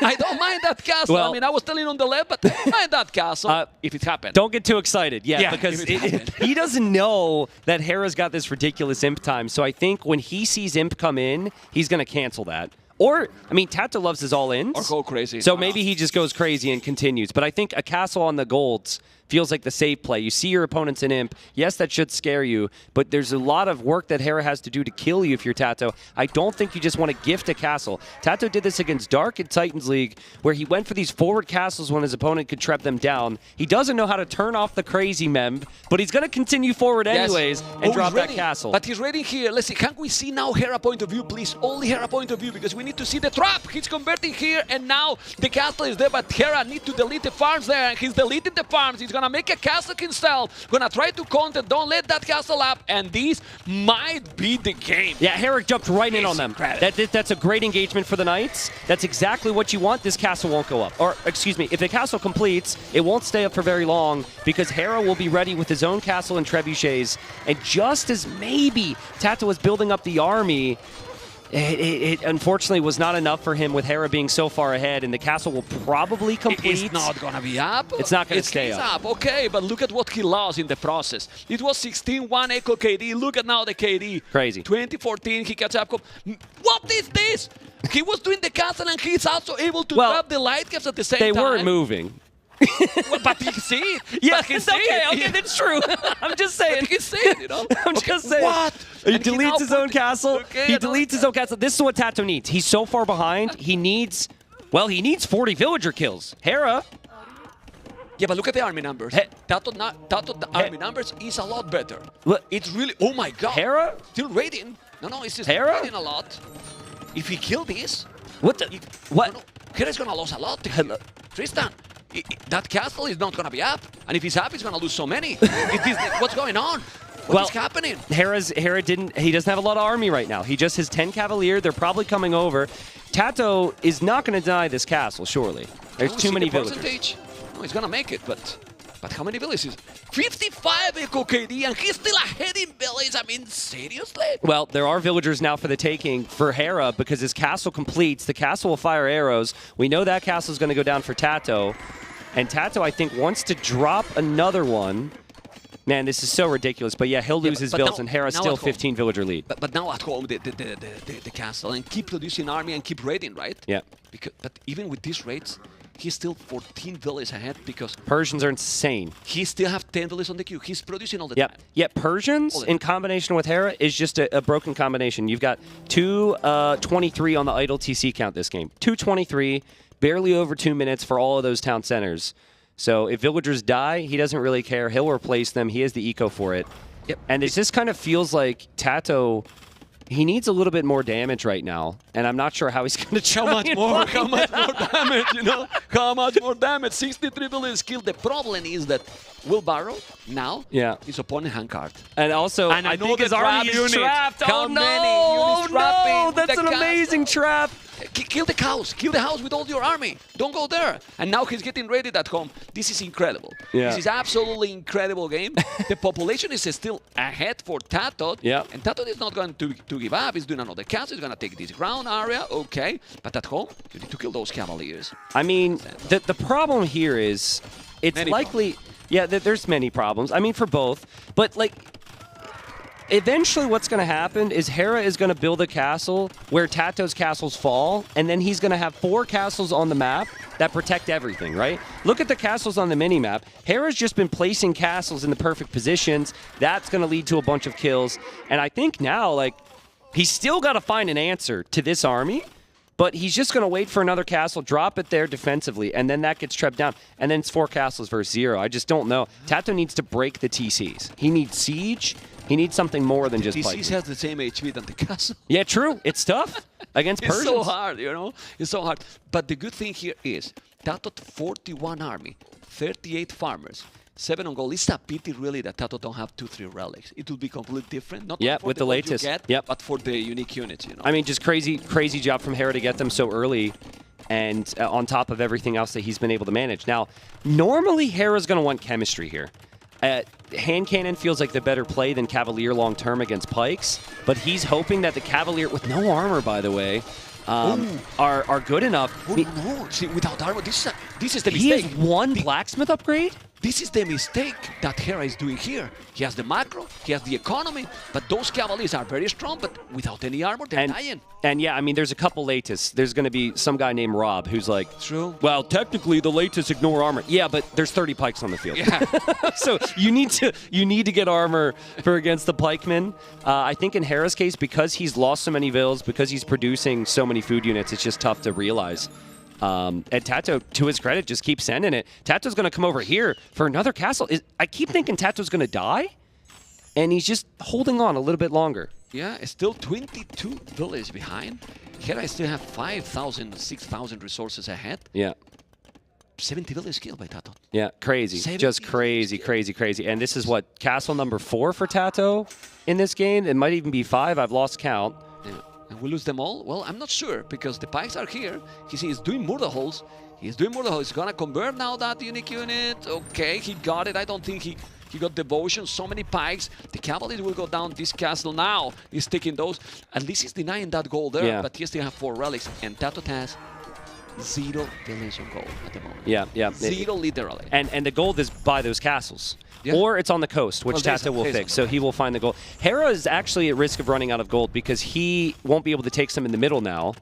Oh, and castle, man. this trebuchet might go down. Tato, if Hera doesn't get upgrades, if Hera doesn't switch out a Cavalier, Tato can still do this. Yeah. He can, because he is still booming behind this. He's still doing village, you know. Well, not really. 13 and he's not doing village now, but he has to do it. Oh, man. I can't believe we don't have a single armor upgrade here. I mean, Cavalier are just going to melt. This is absolutely incredible. I think Hera's felt like he's had this game in the bag for so long. These are not good fights for him, Memb. At least I don't think so. The villager count is high for Hera, but Tato is controlling so much of the map, and he's still not losing these castles. Okay, you can see, guys, 157 population, even more population for Tato. Now he's taking the DC you were demanding. He's still going with the pikes. He's gonna go with more and more unique units that are already now +2. And let's be honest, these unique units, kinda, of course, +4 would be great, but don't need the Imperial. You Hera, can kill. I can't believe what I'm seeing. Hera is falling back to getting Commander on now, where the crossbows will only cost wood.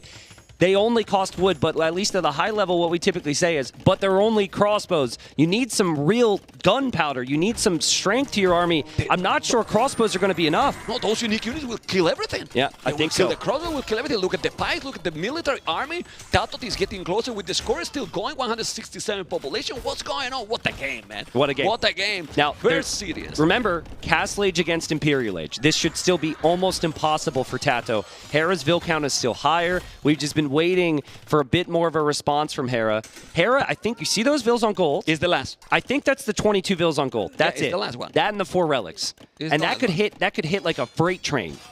But I guess at least if you're making crossbows, you don't have to spend gold now. So that is a pretty clutch tech to get in this situation. Look at the rating here. If there's a point, oh, look at the walls. He needs to do it because he knows that he's now in problems. This is still open, not anymore. He needs to go around. Hera wanted to trap him there. Hera maybe wanted to trap those Latus in against the castle. And he will get the opportunity. No. The university won't be enough. Mem, I mean, he's been going for lots of traps. Hera's lost 100 villagers. He just trapped himself. He's gonna take the trap. You need to kill it. He's killing the trap. My goodness. And now that castle is gonna survive. He's 50 farmer, 30 on goal. And look at now the map control. Yeah. Map control belongs to the Spaniard. And the score is still now Tato has 175 population, 146 keep raiding. And even if you have 4 relics, if Tato reaches Imperial, bye-bye. Yeah, but you can't reach it because if you spend 1,000 food and 800 gold on Imp, you die right now. Yeah, keep going. You got to keep going, and it's really tough because you want Latus as your core unit, but you're producing from castles that are split up. He will drop another castle in the middle of the map, but yeah, Tato's going to add rams here. He's going to go for petards on that castle. It feels like Tato knows if he can hold and keep Hera off of gold, this is winnable for him. But otherwise, as finally we see chemistry from Hera, it could be really complicated. Yeah, but these units are still so good. I mean, these unique units are just unstoppable right now. I mean, he's doing all the upgrades for the archers probably. Maybe he can even lose that castle This would be crazy, dude. If Tato wins this game, this is going to be a crazy game. Hera's played so well.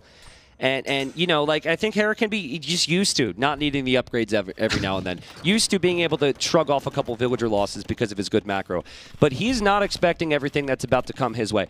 Rams, this makes sense. He will put a stop to that. But he is not expecting Tato to come in with rams and petards on the other side. Hera will go for gates. I'm pretty sure the gates just go down here. He should go down. He should go down. He should go down. He's gonna go down. He's gonna go down. He's not going to go down. I mean, seriously, he's not. Wow. What happened? But the castle, the castle it's going down. The castle is going down. We have rams here. We have rams. This is before the petards come out as well. It's really critical now. Well, maybe the petards died. Excuse me. But it's so critical for Tato to take this castle. Hera doesn't have stone because he just invested stone into the gates that now opened. And the villagers are going down. He's inside with the ladies. Now the Cavaliers Tato's going to win this game. Bad. The ladies are there. Look at the 200 population in Castle. And as you mentioned before, you cannot keep resources to go up, and what Tato is doing is going all in, and now that you are 200 population, you can click up to Imperial. A desperate war elephant there from Hera to try and save the castle, but he will lose the castle. He is out of gold except for those 4 relics. He can maybe shift back over to the other side to get gold, but Mem, the other thing you need to think about now is your food economy. Your wood economy is usually on this hill, and that other castle, by the way, is still very weak from earlier. What a crazy game. Yep. I cannot believe that Tato has hung on, and now I'm just wondering, is Hera actually dead, right? I mean, I don't know. He still have more army, 55 army, 44, but his army is 16 cavaliers now with the +2, 28 crossbows. If after all this hype and all this crazy army, now he's winning the game, I don't even know what to say. The good thing is that he has now 2 castles, and they're safe. Yes. They're safe. And Hera's other castles need to mask the Trebs, which is kind of difficult at the moment. That's an amazing engagement there for Tato as the pikemen hop out. Hera's crossbows are actually really strong right now against the pikes, but they're really slow, and they can't be everywhere. And this, well, I mean, the crossbows are going to melt against these units, and when he's doing the +4, that's going to be in 1 minute and 30 seconds, this is going to be absolutely epic. Population is stabilized. It's getting closer and closer. We see a lot more damage. Just look at the KD, Tristan. Almost 300 units killed by Tato. 160 are relegated. This is one of those games, if Tato doesn't win, he's going to be like, what more can I do? Genuinely. Yeah, no, seriously. I mean, seriously. Yeah. It's what else you do, you know? But Hera's base setup is still pretty good for what you want. You want 3 castles, you want them spread out, you want the corners. He doesn't, and now he's got an army there hitting that castle. He was raiding the gold on the other side. Tato will notice that. But Tato's upgrades are going to take time. Halb isn't cheap. Armor takes time for the Cav, and he still only has 2 castles to produce Latus. So opportunities for Hera. He can make crossbows all day. That's just wood. True. So, but can those 30 ladies with +4 clean everything? I think so. I think so. I think so. But what if Tato has to take a fight too early because of the pressure, right? Like that could easily happen. He's got the armor on the way now, Mem.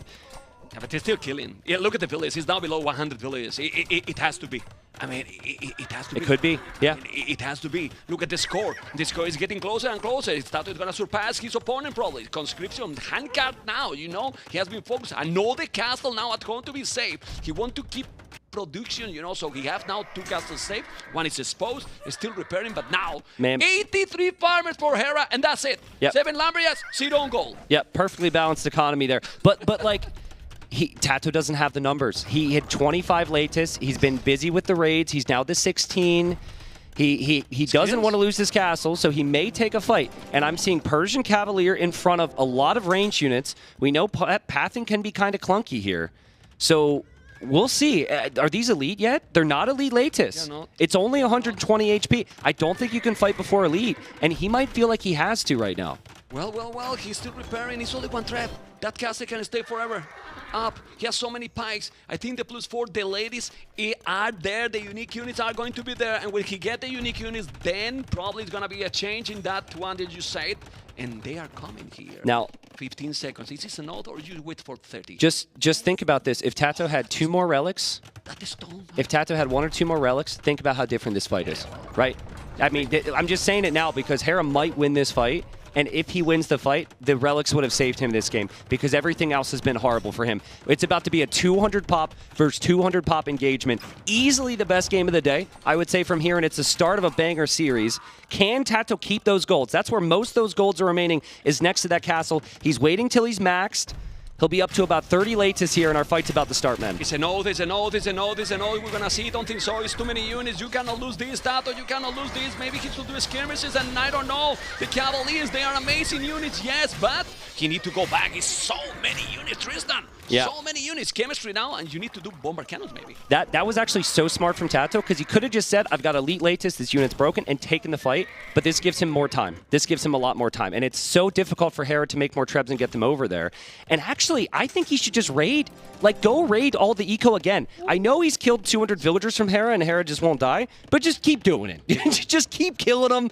I think it's worth it, and Hera doesn't have Halb or anything to really stop these right now. Did he see that the stone in the south? He need more stone, he need more castles. I don't think he did it. Let's see now those unique units are going to the farming. We need to kill that because it's the economy he has here now. Yep. Soon he won't have gold. Well, he has the 4 relics, but they're still ready.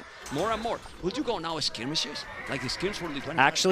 Actually, no, because there's Hussars and all Hera has is farms. I know it feels good. Eventually, maybe. I think just Halb Latus is much easier because you don't have to tech switch into anything else. Oh, this is so crazy. I don't know how Hera still has so much on food right now. Is this really a game from the first round? It is. It is. Somehow Tato was seed number 8. Yeah. Well, clearly Tato, any player in the world. Yeah. He's playing. Amazing. But when he's doing that mining camp, he's going to see the stone also. This is tower shields, actually. Tower shields will add some armor to the Halbs. So that's actually good against the trash bows. It helps the skirms, which is what you normally see, but it also helps the Halbs. And Tato will lure Hera in there a little bit. Now, I think Tato, the raids have now opened up an opportunity because you can go back to the trebs now. if you need to, in my opinion. Maybe some bombard cannons will come out. No, the cannons. He has to be with the cannons, but look how he's doing even box formation with those crossbows. Still great, man. I just 211 billions. It's unbelievable how Hera's still alive. How he's still in this This game. is crazy. I mean, this is just he just will not die. Yeah, And the he's got bombard some good cannon, opportunities. we need Like to the bombard protect, cannons we are need to coming out. focus on the left. But the Khazars is gonna wall there, those. Okay, he's stopping the rain. He's gonna come with the ladies, and he's gonna go with the bombard cannon. The bombard cannon is gonna be down. That's still being safe. Well, it's so so tough. hard. It's so tough. It's so tough. The castle's gonna fall, man. That castle's gonna fall. Those are trebs on the hill. Hera's got those trash bows, those 46 trash bows. Does Tato just bring everything together now and try to fight like he didn't before? Maybe now you just take care of this. But the problem is not only this castle, is that now he has access to gold, because right now he has 0 gold, Hera. That gold, it's gonna win his Khazar.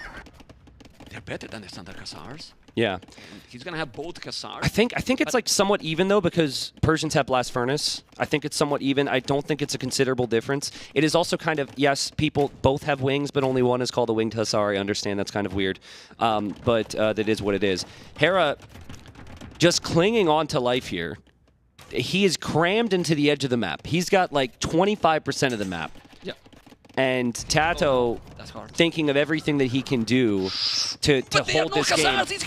He should dive. Crossbows, he should dive. He need to kill because now he's out of position, and here you need. Well, I can't believe that I'm telling this. You need to kill the crossbow, right? Well, He also, needs to kill I'm sorry, but the units just won't path. Unfortunately, there for Tato, the units are bumping. The units wouldn't be able to surround. It gave Hera opportunities to get to the back. But I like this, man. Just let him run. Let him fight. I know there's a. I don't know if I like it, actually. There's a castle there. You have the gold. Back up. Back up. Completely going back. How easy to change your mind in this game, you know? You have to. The stone. You need to see the stone here. Still 200 population for both. And we thought that TCM and Mr. O was going to be the lone cities. Yeah. Oh, no, baby. this is it. This is it. And we've got some other. We've got some other big games coming up. If both are playing at this level. I still do wonder if Tato's showing those trash bows too much respect. Like, you've got, what, is it 8 damage, 9 damage? Look at now the resources for Tato. Maybe he need to delete some villages. Well, Hera will delete it for him. Yeah, Hera will delete the villagers for him. Okay. You're absolutely right. That's been the difference, is Hera's got 100 army, and Tato's just had this massive eco count. Those are expensive losses for Tato. Those are most of his gold miners, and they're all holding gold, plus there's a bombard cannon. But maybe this means he'll get his own Hussars on the field. And not only that, and more Latus and more help. He's gonna have there. Yeah. If he's getting 40 or 50 of those unique units, then he's gonna be completely different. He's raiding a lot now with those, and if he get now 80 army out of himself, his army is a lot better. Yeah, but those crossbows are marching forward. There's no longer a castle. They'll come into a choke point. That'll help against any halbs. Tato just getting some eco upgrades that he hasn't had. He's getting crop rotation, but Hera's also on halb now, and the wood problems that Hera has are being solved as he's able to take the north. And again, I just have to stress, the north is the most important area in this map. The rest is not of important focus unless you want to kill farmers. That's an important castle for Tato. That can't be denied. Need to wall, but he's coming with army. He's gonna make the castle for sure. Now he's raiding and taking some more gold miners at the bottom. And now he's losing too many villages, Tato.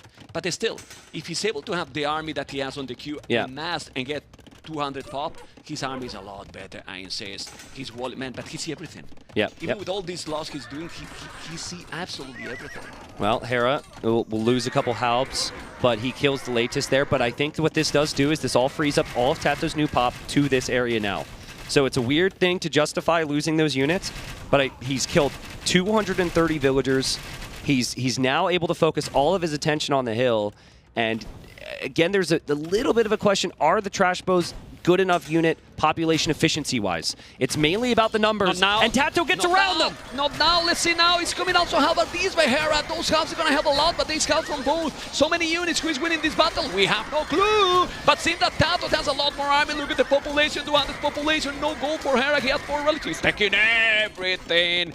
And now, Hera dropping 150 population. When he dropped the village number, Tato, he was kind of overmoved. Now he can do the job. He needs maybe some traps to keep pushing, because if not, Hera is going to come back again with a lot of army. There are villagers on gold right now, but I am wondering, what does Hera actually spend his gold on, too?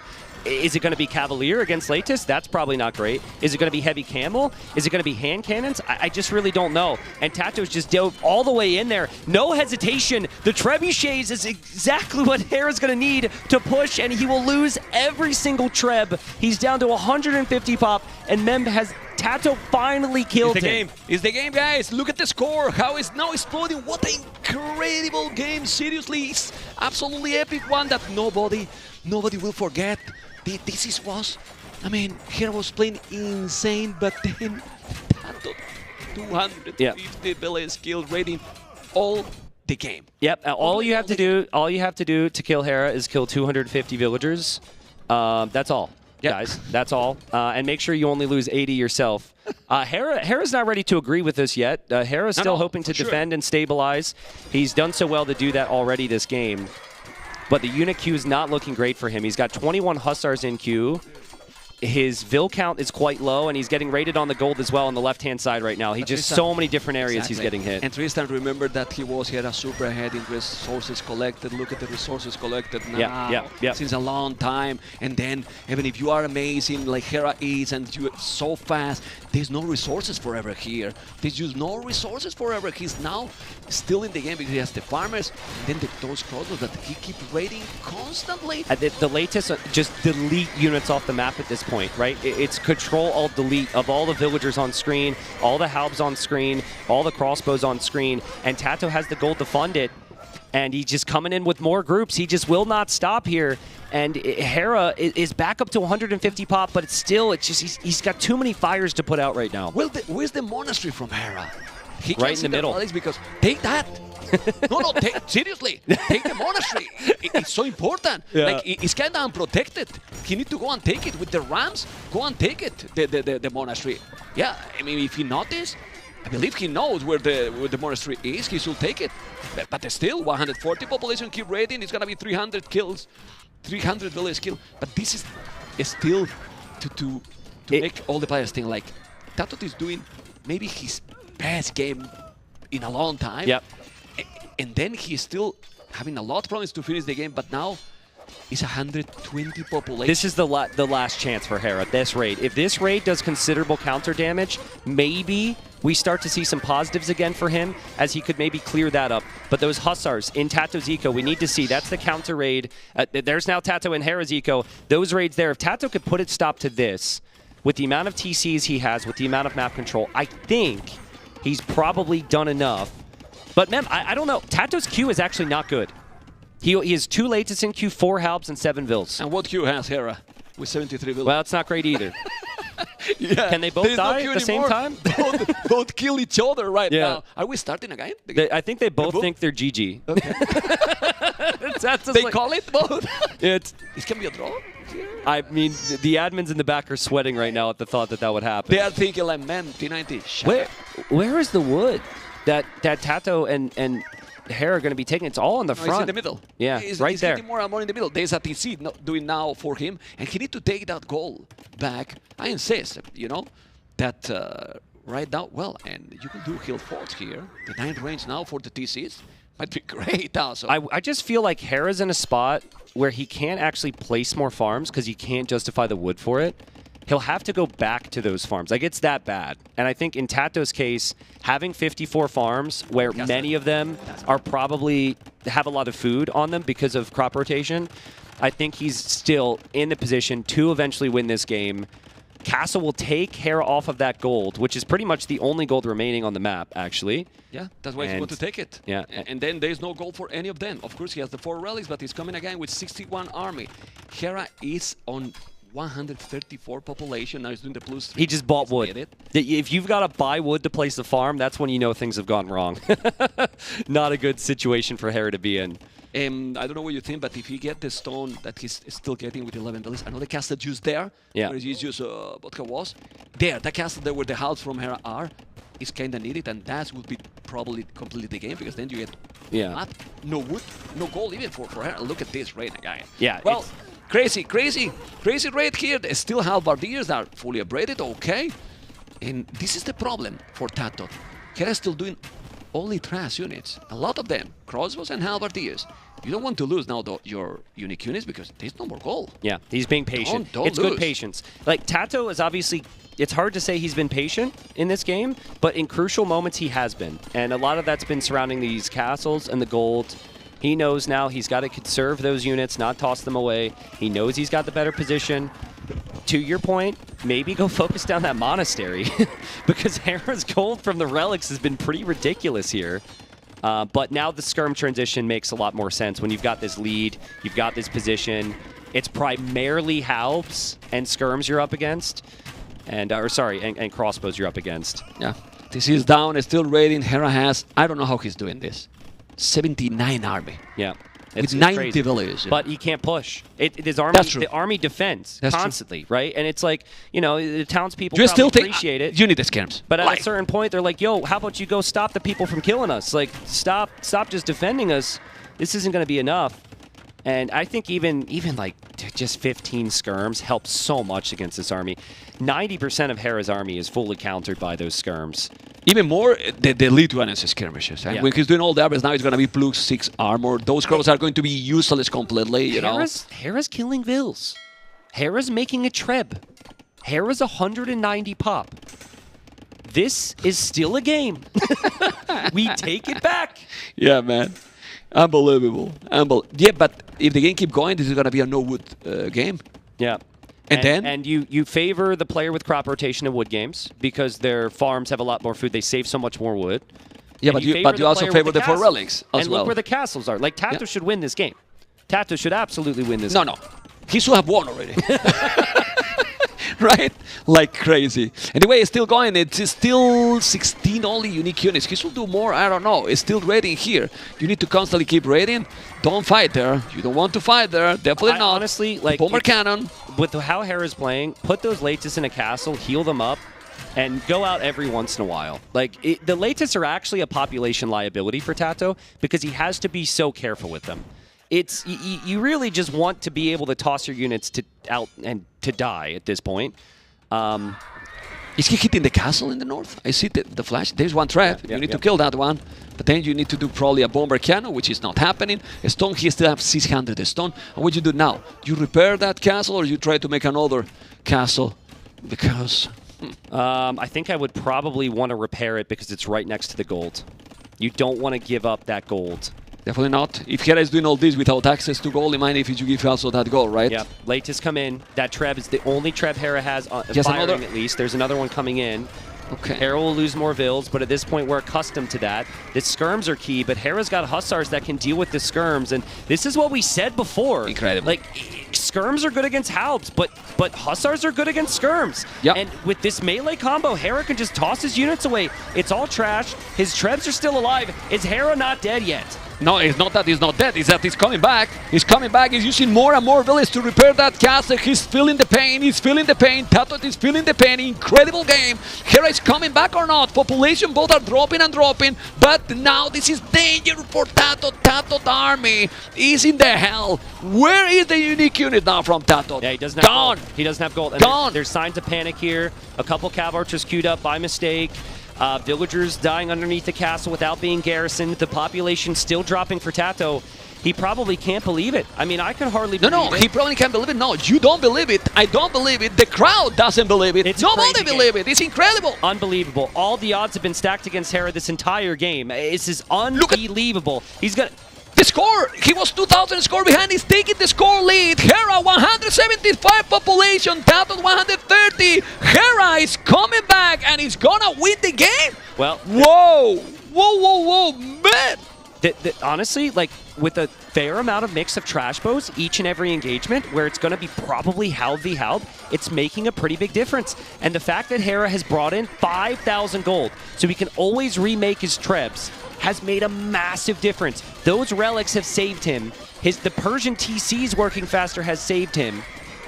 And I'm like as speechless as a caster can be right now, man. Tristan, his hands has saved him. You know, it's incredible. His mechanics are just too strong right now, in my opinion, because he was really having so crazy aggression. Tato Look at the Echo KD. Tato can't kill this. He can't kill that army. Skirms just are such a liability.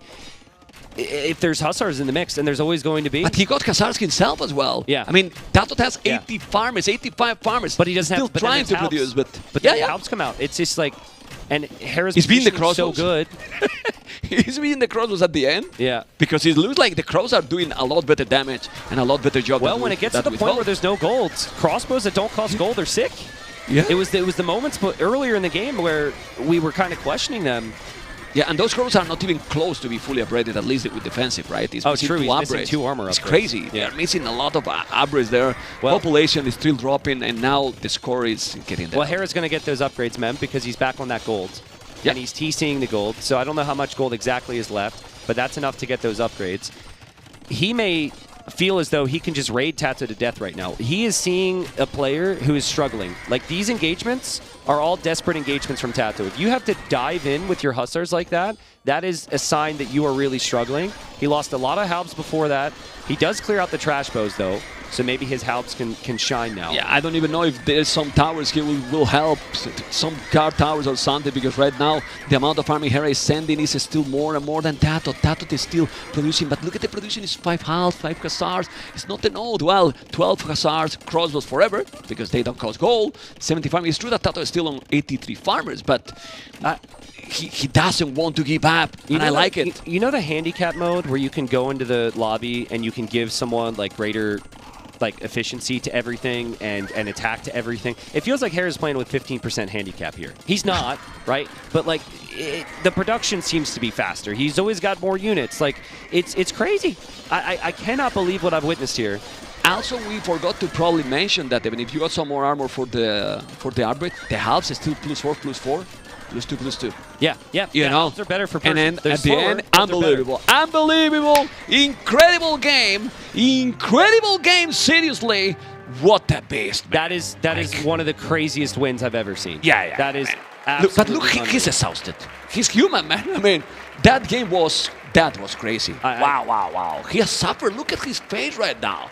I mean, This game has been madness. Well, can we see Tato's face? Can we Because see Tato Tato's lost. face, please? Oh my god!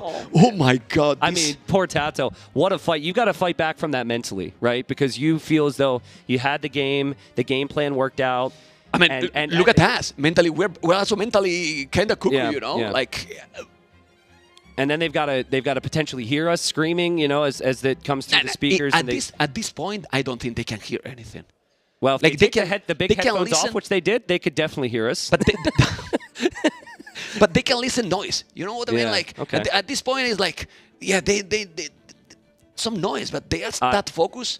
It's impossible to hear. If They you- listen but don't hear anything. You know, like. That is a game that typically decides a whole series, right? Like the way that game panned out is what I mean. How do you Because recover in Tato? exactly, recovering from right that now. mentally is going to be extremely difficult. Obviously, you got to work your way through it. Knowing Tato, I know he's going to have some strats to bring to the table. And, I mean, that strategy was amazing. That whole game was great because you had, like, the meta play against the crazy off-meta. I think we'll see more of that. But how do you explain? Sorry that I interrupt you. How do you explain that you played like this and you lost the game? For Well, Tato's perspective? realistically, Yes. like, what Tato will think of is if I got the not relics. taking care of those relics. But Yep. he could have taken, at some point in those push, he could have killed, I don't say to take the relics all, but just drop the relics, monastery. yeah. You know, take it and maybe take one. If you take one or two. So there know? were instances, though, where he would go to do that, and there would always be just enough army, and it was right next to a castle. So I think because he didn't want to be wasteful, that was probably the reasoning. Again, just props to Hera for getting them so early. It took a really long time for Trash Bro to pay off and for those relics to pay off. But, like, Tato, I think, needed more... it's crazy to say this. Needed a little bit more patience at times with the latest when it got to the point where the gold was had run dry. So I would have liked to have seen maybe just stop making them earlier, save up your gold. But again, what more can you really say? It felt like an incredible game. And by the way, I think like Hera will be very happy that he recovered there because he should have won that game much earlier, right? He had such a big lead. He was super late on but he got upgrades. Deco lead, but he never was ahead in military. till the super late. Well, he during Castle Age, Tato was really ahead in armor. yeah. All that. He couldn't really push. But I think like Was a long Hera time. would have been disappointed because he had the castle set up. He was an imp for like 15 more minutes. He missed So I the guess he upgrades. recovered The that. armor was late. Yeah. That was the only, let's say, mistake. If he got the +2 at least, because he was without any upgrade for a long time. I also Any think cavalry. Hera was so confident. Like, no upgrades was maybe just something he forgot. But hand cannon comes out instead of cavalier. Tato's stuck in Castle Age. I think maybe it could have worked, but we should probably move on. Yeah. No, we can move on. I mean, Yeah, exactly. If Till that we know the game's map, worthy- till we know the map is worth it to talk for 1 hour. This kind of games is what you guys makes that we are here for 25 years. Yeah. Because this game.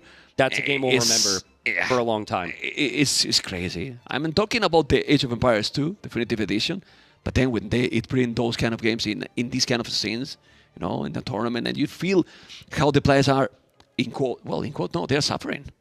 In that game, they are suffering. You saw their face. I mean, you are suffering. You know, yeah. you are in the stage. You see that you are winning, then come back. You have to recover all the energy they take. You play, we play, and you know how much it takes a ranked game. So imagine the tournament. I feel like playing video games for money suffering is a first world problem. Suffering is maybe a little extreme. I think that's hilarious, but you're absolutely right. But look at Hera's face. It's exhausting. It's exhausted. What I mean with suffering. Yeah, no, I know exactly. Physically is suffering, Yeah. My goodness. Well, obviously they may need a minute or two before they hop into that. No, next they one can as take well. whatever right now. I mean, we can drink. Casters don't get breaks though, so that's we're suffering up here. It's fine. But I can tell you, I mean, Tato showed in game number 1 with that opening that he's got a plan. He knew, like I all of this is still very true. What I'm about to say, he was expecting to lose that game. Probably. Not like from the position he got into. I think from the position he got into. When he you thought got he in that should've won. position, exactly. But you look at that and you say you don't ban Persians intentionally to say give him Coast to Mountain because I want my other picks. That's what you have to do. And I know that feels weird that players are going to give up games per se. It's not quite that simple, but you could think of it like a tennis comparison. Usually some players are better on certain maps, better at serves. You're hoping to break one of the opponent's maps, not all of them. It was maybe a bad sports comparison, but anyways, you all alone. You all alone. You said everything. You said I don't know everything. why I chose tennis, but I like tennis. so well. Like tennis? I do like tennis. Yeah, I like tennis. yeah. Basketball? You like basketball? I watch the playoffs, Okay. and I don't know.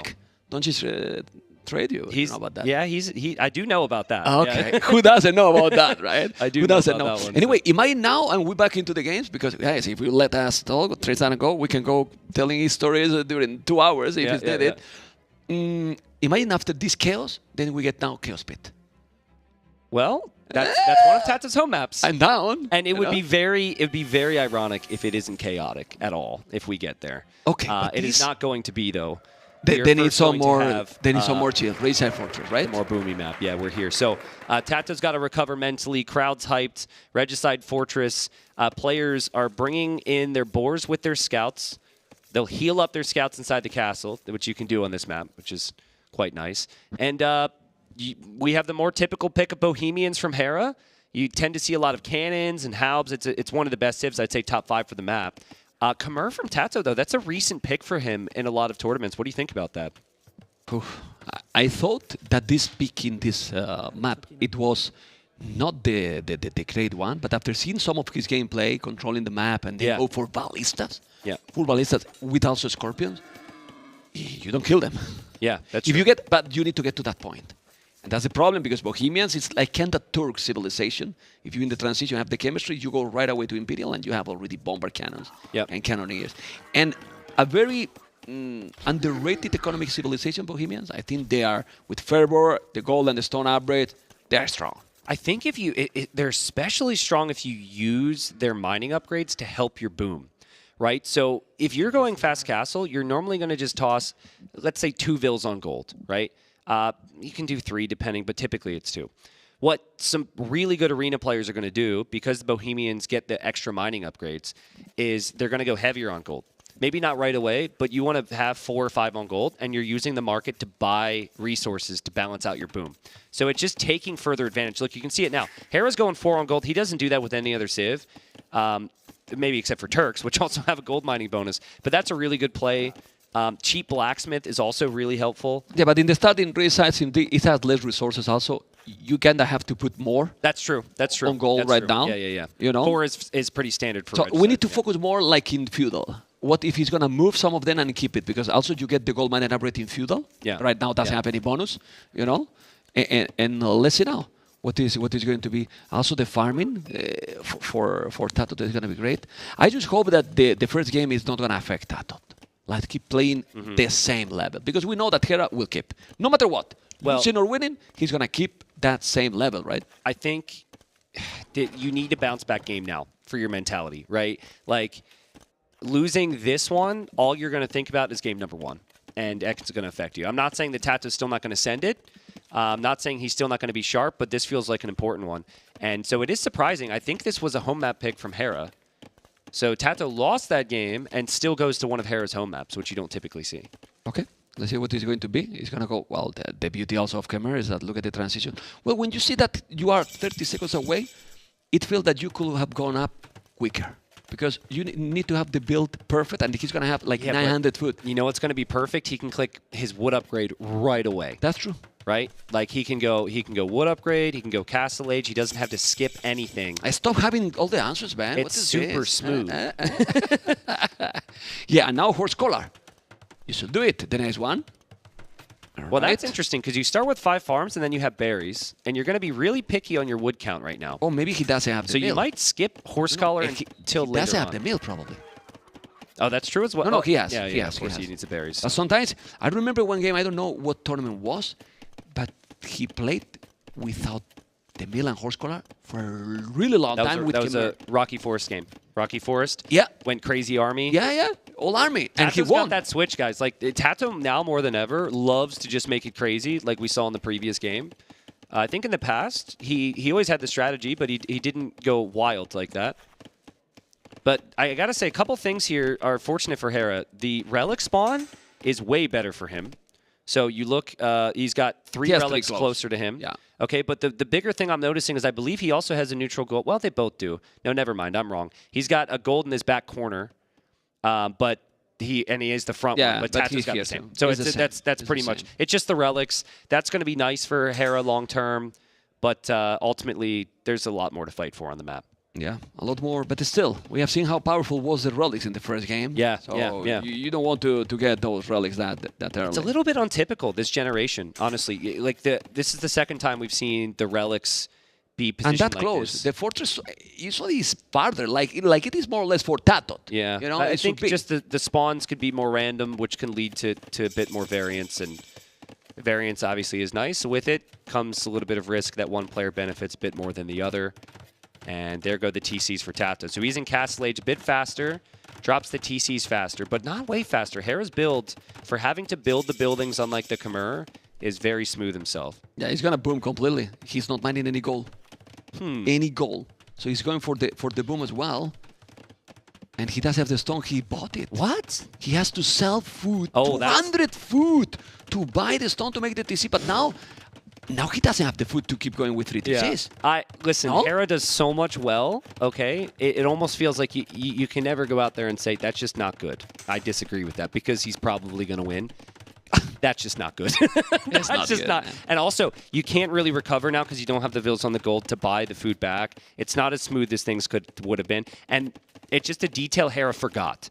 Because you have 150 stone with the starting resources in Regicide. Tato, we saw on screen, collected 50 Without the gold. mining camp. Without the mining camp. Yeah. That's the typical play. I think Hera forgot that and then felt he was forced so his TCs wouldn't be delayed to have to buy. It's not the end of the world, but it's not quite as clean as Hera would. Yeah, well, the difference here is going to be that Hera should have no idle TC at all.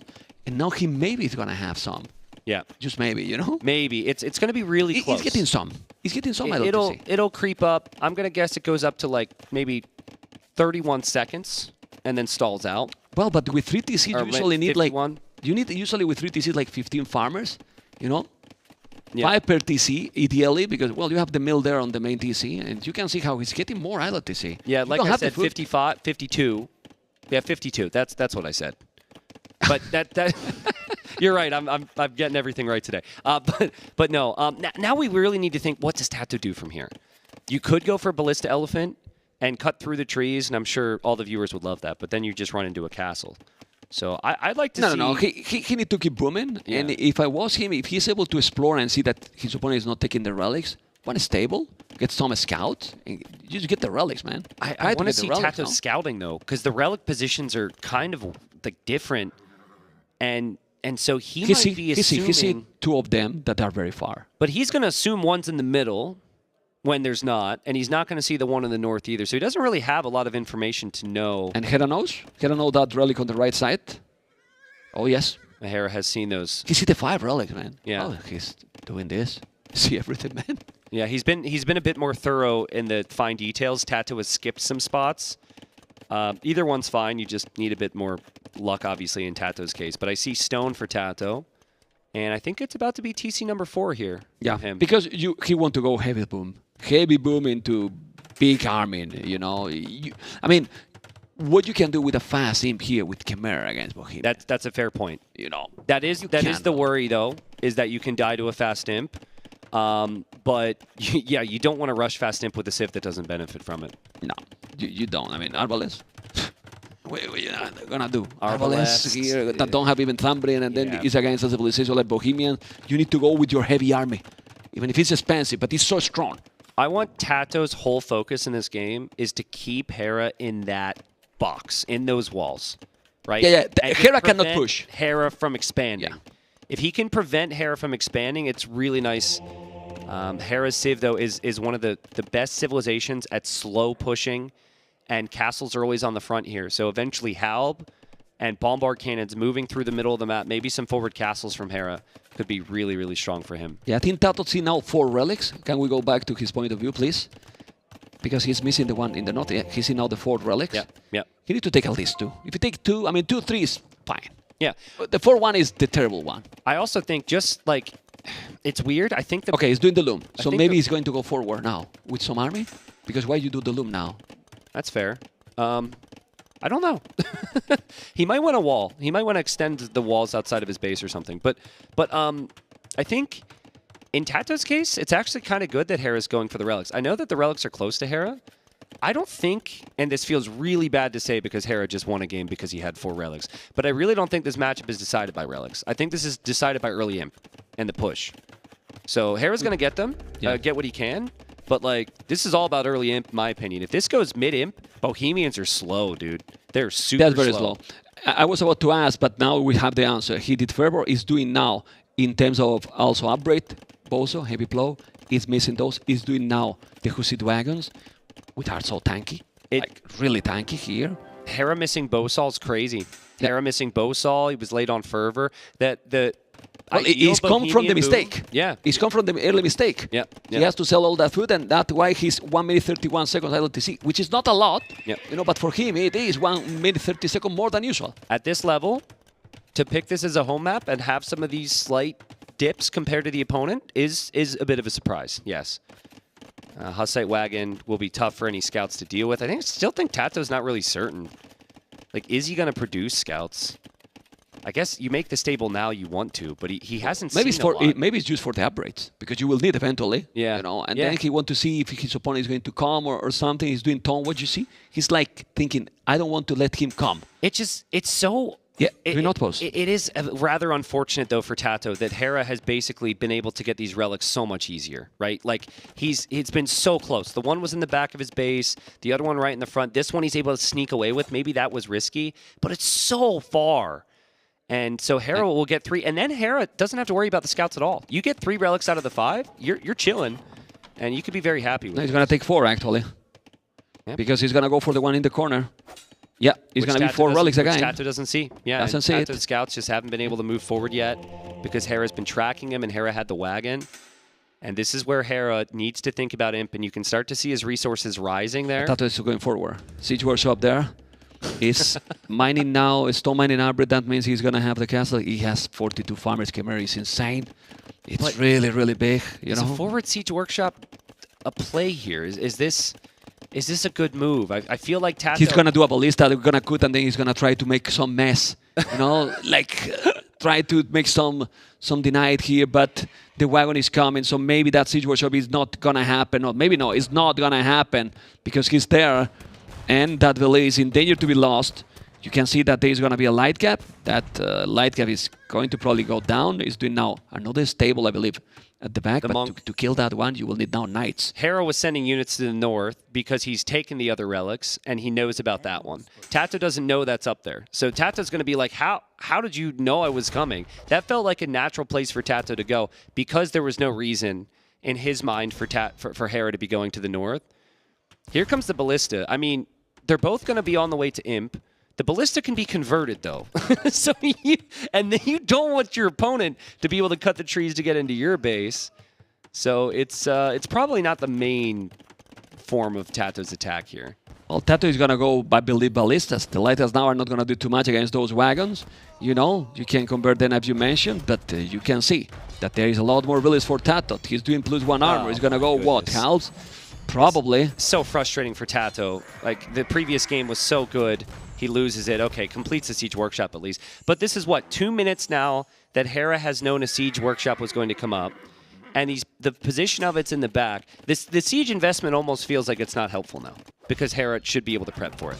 Yeah, well, but the siege has to be done. And it's still going to make a manual just to take down the wagons. He's going to take it in a moment. And then it's going to be light cap, but he's going to be ballistas.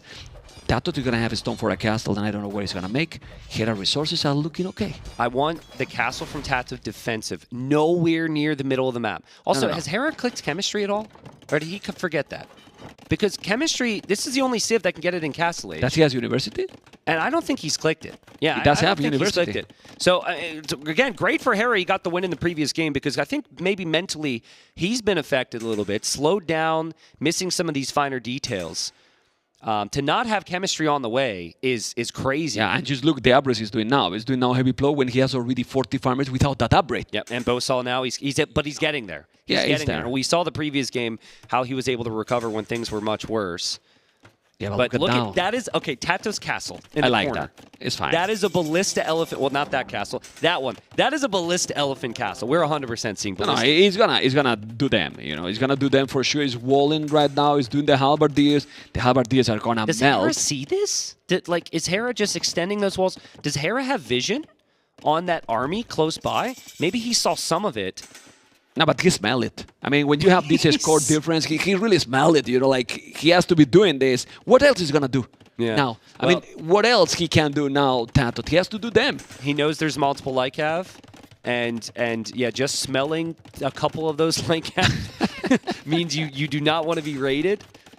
And Tato will bring the ballistas. There is a way to cut those trees. Yeah, it has to cut, and then you send light gas, and if you have halves. Tato's walked by that tower a million times now. So remember, you can kill the king also. Careful. Yeah. Careful if we see a snipe. Will be hard, but, you know, we need to focus. He's going to cut there, but he has the halves. He has the monks as well. I will do devotion. I don't think he did devotion. Now he's doing devotion, conscription. The score is getting closer a little bit. Now Hera is starting to do army. He's going to have definitely a good micro for sure. And we might also see scorpions probably. Yeah. I mean, okay, so actually the reason I don't think we'll see scorpions is because bombard cannons. Whereas the elephants don't receive near as much damage from the bombard cannons. Can we see the mangonel there? Because I think he's shooting on the... Yeah, he takes one volley. Okay, he takes one volley only. But Hera's just like... I mean, he was really slow with the upgrades, so that's maybe part of it. But Hera's just going to build up the sickest death ball he can think of and push out with it. He is not interested in moving out at all. He's got 4 relics. For now, he's going to give up some of the extra stones and golds. But Tato is going to build up a big force and try and break him here to tie this series. What a series it's been, Memb. Yeah. And it's only the second game, Elite Ballista Elephant with Ballistic. Remember that they will need double crossbow, Siege Engineer, and with that, upgrades. Yeah, they have almost all the upgrades now. It's only missing the last one. This is double crossbow, crop rotation already with Khmer. Those Ballista Elephants, I mean, let's see. Let's see, because what Hera can also do is Kubnisha here. Yeah. With Siege Engineer. I wonder if you consider Oninger. Like, if you have Siege Oninger, you definitely are going to see Hera do that. But very rarely do you see people go Onager, but Onagers can flatten the elephants much easier Yeah, but than cannons can. he's gonna have no dolly ballista. He has 29 light caps also, so it might do Hussars, so the mobility there Yeah. helps and Hufniche because of the range. It sounds more reasonable. Can you go for the unique tech that makes your monks cost food if you're up against elephants? I think it's super worth. Why not? Why not? But then he's gonna die, Hera, because if you're gonna have to micro all the monks and then what he spent in the first game, I mean, he got crazy stamina. But let's see, siege engineer. That's affect. Remember the ballista elephants because they are considered siege. That's murder holes already. Okay, he's doing all the upgrades, and well, this game is just going for the late game because. This is what is this map about, right? Yeah, but it's very different in that Tato wants mobility and Hera does not want that. And Hera's been patient. I'd love to see Hera's Fog of War, and then we can compare it to Tato's. Hera's trying to advance out with Vision in the north. Look at the how disappear now. Yep, and bye-bye to the Halps. They stood no chance there. Yeah. Oh, and chemistry even. I mean, to have all the upgrades for the ballista. I don't think you he has get all double the crossbow upgrades- yet either, unless I missed it. No, he did double crossbow. Oh, okay. He did. He is only missing this upgrade, if I'm not mistaken. Only that one. I Yeah. mean, this is a king sniping army if I've ever seen it. Ballistas and Hussars. I mean, you can go in, and if he's in the tower, you take it. Yeah. you just go in, you dive, and you take it. Yeah. Okay, let's see those. Let's see those because they help. Well, By the way, in the upcoming patch, which they've teased, ballista elephants are on the list of nerfs. Okay, and it was a patch that where things mainly received buffs. So imagine, right? It still may see further nerfs. The fact that scorpions are affected by ballistics now and it affects these bad boys is really, really strong. So Tato's certainly leaning into that. Pikes also. What's that? He's doing pikeman upgrade also. Okay. Tato. That's interesting. Surprised me. He doesn't have a single pike right now. Yeah. Well, what do you have to engage? If you go, it's actually very interesting what Tato's doing with pikemen. Because if you go like a natural counter to pikemen like cannons, beyond this, I think we have a quick water break. If you do that, then they just get flattened by the Hufnita. So he's like, he just kind of wants to hold the units there in the middle.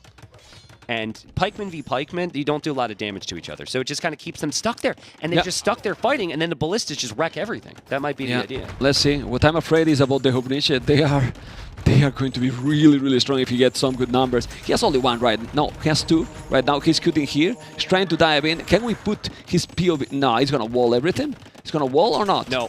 No. Let's Go go for the to king? Tato's point of view to see if he's going to find the king, but he's doing a castle at home because he wants to avoid. He's thinking, but he knows where the king is. He kind of know it. Yeah, he you needs to just go can't there. It's on clear the tower. He's clearly on the tower. He can see, but the castle is there, and he sees Faith. He's doing Faith because he's afraid about the monks. Faith, you know. So avoid the conversion, you know. You don't have heresy, but you got Faith. Crazy. Let's go. This raid, even without killing a single villager, was so worth it. Those Hussars are going to be super easy to reinforce with. They only cost food. I mean, Hera does this himself so many times, and here we go. Ballista's advancing forward. They're going to back away. But yeah, Halbs are useless against them. Just useless. Yeah, it's all about the Hufnita, but now he's raiding. This is a good raid. There's still 200 population. Mobility is always something that you want, right? And that's why he's probably using this. Not about the ballista, but I think Tato just needs to walk in. Walk straight in. Don't stop. Just the ballistas? move in. Yeah, just move in. Don't wait. Because you don't want to wait till those cannons get up to like 8 to 10. Yeah, but if you gonna lose kill those, everything. but if you go now in and you lose them, he's afraid of that. Like, I cannot lose. Man, how you lose them? Yeah, just go. Just move. Just Jam move. with them, you know? This is like siege. Oh, man, he's doing cab rams even. He's going to go. He still have all the halberdiers. Look at the KD. Look at the KD now exploding again, you know? It's like, whatever. Go ahead, take one elephant. I've got 30 more. He backs away. Now, you can't let the Halbs hit you, so you do have to hit and run a little bit. Yeah, because elephants are in the expensive. face-to-face, the Halbs are going to be powerful there, but he's still losing more and more relays, you know? Still, it's not that many elephants anymore, you see? Like, the Hufnita is starting to do the job, and that's the problem. You need to snipe those siege. Yeah. Oh, my God. Look. There's going to be some action in the north, though, Mem. Tato trying to... He's essentially using the main battle and to set up the next. I think... He got the monks. The monks food. Wow, He got the we're monks seeing the food. tech. We're going to see This is one of that. the rare instances where getting Hussite reforms actually makes sense to me.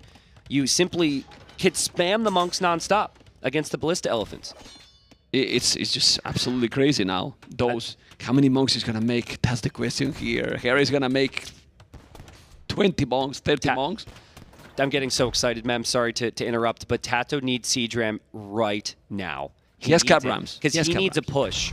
Hera's got the Death Ball, and he's advancing forward. There you go. If he can make a move towards those castles in the north, that'll completely push Hera off of those golds. Ballista Elephants click in on the cannons that are stacked, and this could be dangerous for Hera. Nah, it's not dangerous because those Hufnisha are just killing those. But he's coming here as you were talking.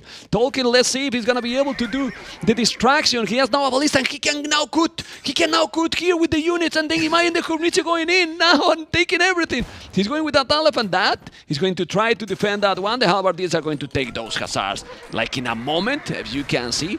Look at the upgrades he's doing. Hera has all the upgrades now. Yeah, but the north, the Rams are coming. The Rams are coming. Tato will drop his own castle there. He knows how important that gold is. Unfortunately, put the castle on the hill. You could do it. Sappers is a big upgrade here. They made some changes, so villagers will take down Rams faster. That's a great call. I still think Hera's castle could fall, but it gives him a little bit more time. Maybe he can recover. The Death Ball still continues to roll forward, but the cannons are kind of separated from the halbs. No, but there's a lot there. Yeah, there's a lot of halbs there. It's so many, man. He has 60 halberdiers, 22 more in the queue. I don't know if he's going to take the castle. He has another one in the south. Look at those elephants! Because they're going down, man. And he's got the critical number of Hufnitsa now, right? Tato needs to make a big push. Tato might lose his king if he's not careful. That king is going to be in the back of his base. Hera will need to pay attention to his as well. Hera at least has a lot of time right now. Yeah. That castle's, it's taking some time to take out. He Now then can prep for the next one. And now he's pushing. Oof. But now in this area, how are you going to stop this? See so many halberdiers. How many Hufnisha now? 11 only. 11 only Hufnisha. They're going to take the castle in one shot. If they take all together...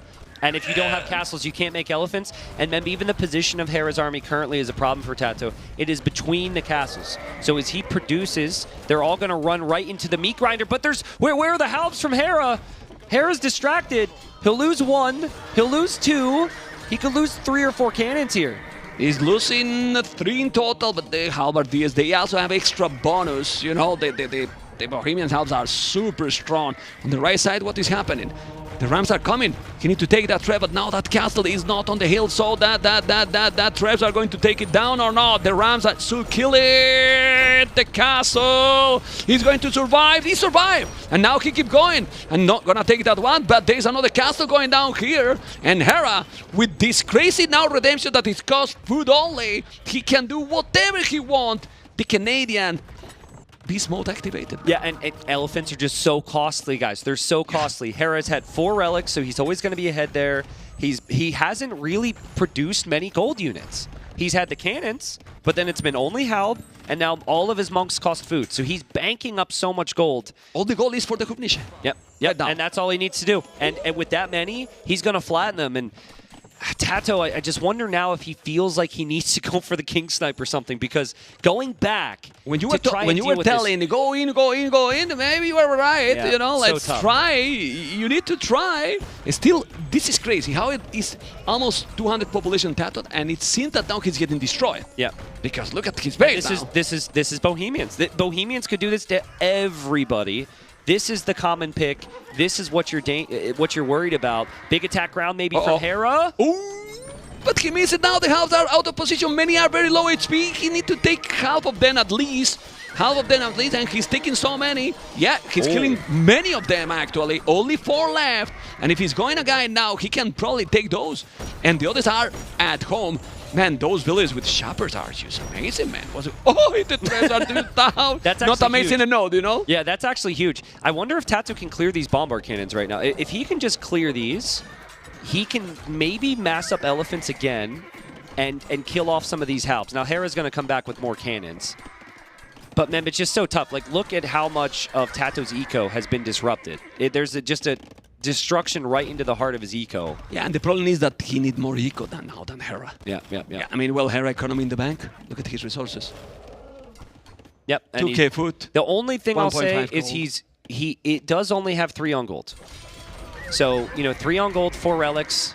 That's going to obviously eventually be 0 on gold and 4 relics. Maybe then it's tough for him to make Hufnita. It feels like the 8 Hufnita he has right now, if they die, No, that's for sure. Then things get interesting. But even then, like, Tato isn't going to have the gold to make ballistas, so he needs something against Halbs then, and I just don't know if Khmer really have the easy answers without gold. No, it's not easy. He has all the hazard right now, and now he's going with another ram. He's not repairing the castles. All the castles are almost destroyed, you know? They're almost all destroyed. He has all the 13 ballista now. Okay, there was a teleport there. I didn't see anything in the patch notes about fixing that one. Was probably right. Be careful with that, Monk. He's converted the ram. Yeah, converted the ram. Yeah, Food Monks is pretty smart here. But you know the thing here is so many, and he's paying attention to converting that ram. Yeah, I agree. You know, he's paying attention to all those single details. He micro every single unit. He's attacking a castle with Halbs as well. No murder holds for Tato. Doesn't have the stone for it. And Tato's only relic is out of his monastery. He does have those extra golds on the map still coming in. I'm just wondering if we see a king snipe attempt, because it isn't looking good right now. It's so well defended, his base also. Yeah. He has 2 castles at home.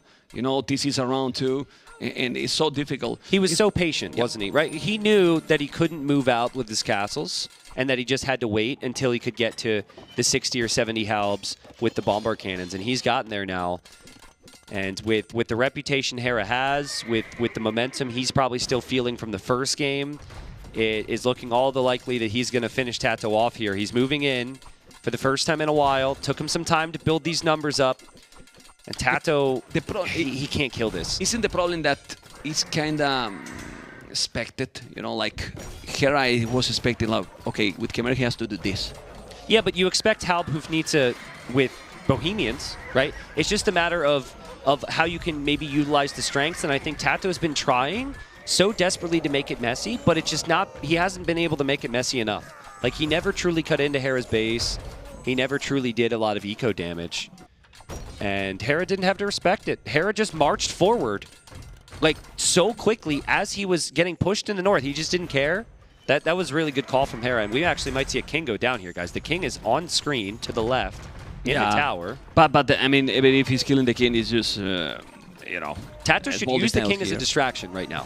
Okay. Use the king as a distraction, and then maybe he won't attack your units. Now the king is there. He's letting die. He's letting die. He's letting die. He smiled. Tato to smile because he see that he was going to die, you know. Yeah. I mean, crazy game, you know. Really, really, really well played by both, you know. But Hera is playing very, very good, man. Agreed. And after the first game, he's playing so good. Well, it's, you know, it's a bit unfortunate because I think in Tato's mind, you now just think about the previous game, right? That's a fine game to lose. It's just the previous game, and now you're like, well, crap, I got to win 3 straight. That just feels very difficult. Yeah. Now, here's a question for you. Let's say that Tato has something prepared. Okay, let's say he's got 2 out of the 3. I know what you're gonna ask. He's got secret strats. Let's say I will keep it. Do you use it or No. do you not use it? No. I keep Okay. it. Interesting. I keep it because you are against Hera, you know. You want to really spend that card against Hera? When you know that if you maybe win, you still can lose, and then you don't have that card anymore? The inner workings of it are really interesting, though, because if you use these strats against other players who you're training with, like teammates, like let's say Tato and Viper practiced, there's going to be games tomorrow, and again, someone else might use your strategy because it's really good. So maybe you show it. I don't know. I really don't have any answers. Tato's and they are not in the same bracket, so maybe it can happen. Exactly. And it happens before. I mean, usually players, they find out a strategy behind the scenes. Eventually it just comes out. And then we ask them, oh, what was that great strategy? And they say, actually, credit to that person who showed me initially. We were having the same question with ACCM and Mr. Yo. Yes. Like he was with the 2-0, and then he didn't pick his home map. His home map as the third game. Yeah. So now maybe he's not going to pick his home map. Just maybe go for Hera home map. Maybe. I mean, we'll see. Pick your home map, but don't show where. Yeah. So now, would you go for Chaos Pit here? Like, I mean, you have the Kumans, you have. Maybe. Hear me out. With everything we just said. Well, Fortresses was already a home map from Hera. Exactly. So he's going in that direction, Tato. You have to win every map now if you're Tato to win this series. I go Arabia. Go Arabia. You win Arabia, then you show your and then we strats. go with some card. Yeah. I agree. I think that actually may be logical here. Yeah, because you have to win all the games. Why- I think it was ACCM did. He Yeah. went also for the Arabia Yeah. as well. Yeah, you don't like. It would be kind of silly to show something unique and how you're going to play one of the maps that's never been played yet. By the way, Chaos Pit. You don't want to show that and then lose the series anyways. But also, you want momentum, and you don't want to get clapped 3-0. So, but yeah, I Well, he's personally playing think the good. strategic I mean, play is actually to go. But Arabia. there's also ways to get clap 3-0 Yeah. as well. Yeah. You know? And I don't think Tato is playing bad at all. Agreed. Unfortunately, the bracket does not give you any additional credit for how close the games were. Yeah. But in Tato's case, when he's playing this well, I think he will maybe be the big favorite in his series tomorrow. If he were to lose this, I think if he loses this, he's up against Kingston tomorrow. Yeah. Who's probably the biggest underdog here. So we actually have a bracket team. We can double check on that as we are closing out our first day. These are the results earlier today. And so the winner of this series will face Leary tomorrow in the winner's bracket semifinals. Crazy. We already know it'll be Yo and Viper tomorrow, so stay tuned for that. And then we know, the loser goes down to play Kingston. So now, this is kind of uncommon these days, this format. So just to touch on that real quick, basically, the player who wins out in the top doesn't need to play near as much Age of Empires. They're going to just wait in that winner's bracket final. So they would just have to play the final on Sunday. The players who fall to the loser's bracket, there will be one that eventually wins that final. That will be played on Sunday. Then a fully rested winner's bracket player will be waiting for them on the same day. Lots of Age of Empires to come. So it's like, that's why it's so huge for the favorites. For anybody who won today, you're just like, please don't let me fall to that loser's bracket. Yeah, so Please. So you guys, you got it even more clear, right? Today we have those 4 seeds. Can we put the brackets again, please? Can we put it? Thank you. Then loser bracket round of 8 is tomorrow. Yeah. And then the winner bracket semifinals is also tomorrow, the 4 series. Yeah. So on Friday we will have loser bracket round of 6, the winner bracket finals, and the loser bracket semifinal. Yep.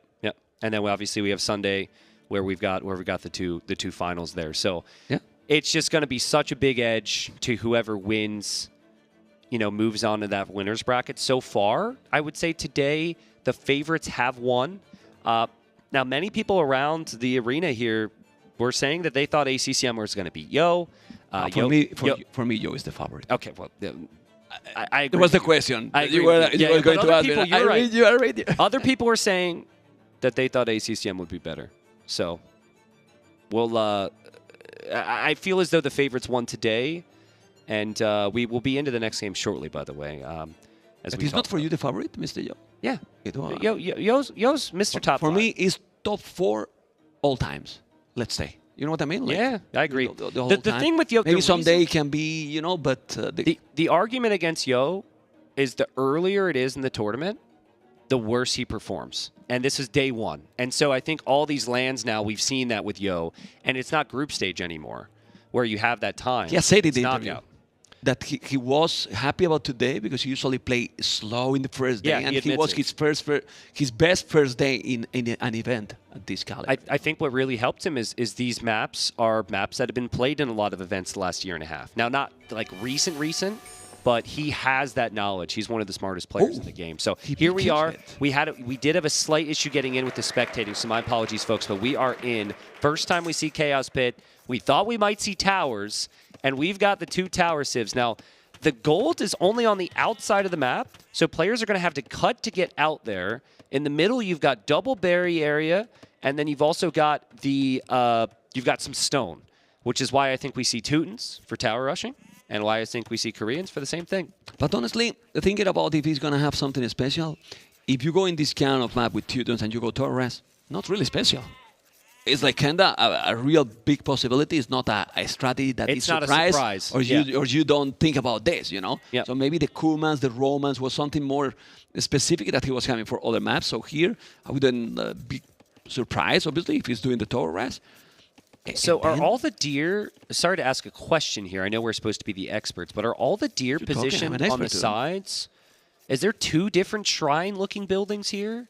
I'm trying to determine this. They're both stealing deer from the one area, but Vodka to the left, or like the south of the middle, I don't know, like the thing, yeah, that right there. Okay, so I don't know. I think there were actually deer there because we came in a little late, and they're both just trying to shuffle as much away from that as possible for the time being here. Tato has already a farm Yeah. here. I Both actually are really going like up. it. It's super cheap. Yeah, I think adding one Dark Age farm is kind of a little bit underrated. A lot of people were very resistant to it, but with Toons, it's like it feels free. It's kind of like a must to do it. You know, like, why you are not going to use that bonus, right? Yeah. Look how he knows that he was going to do that. He was already dodging the arrows.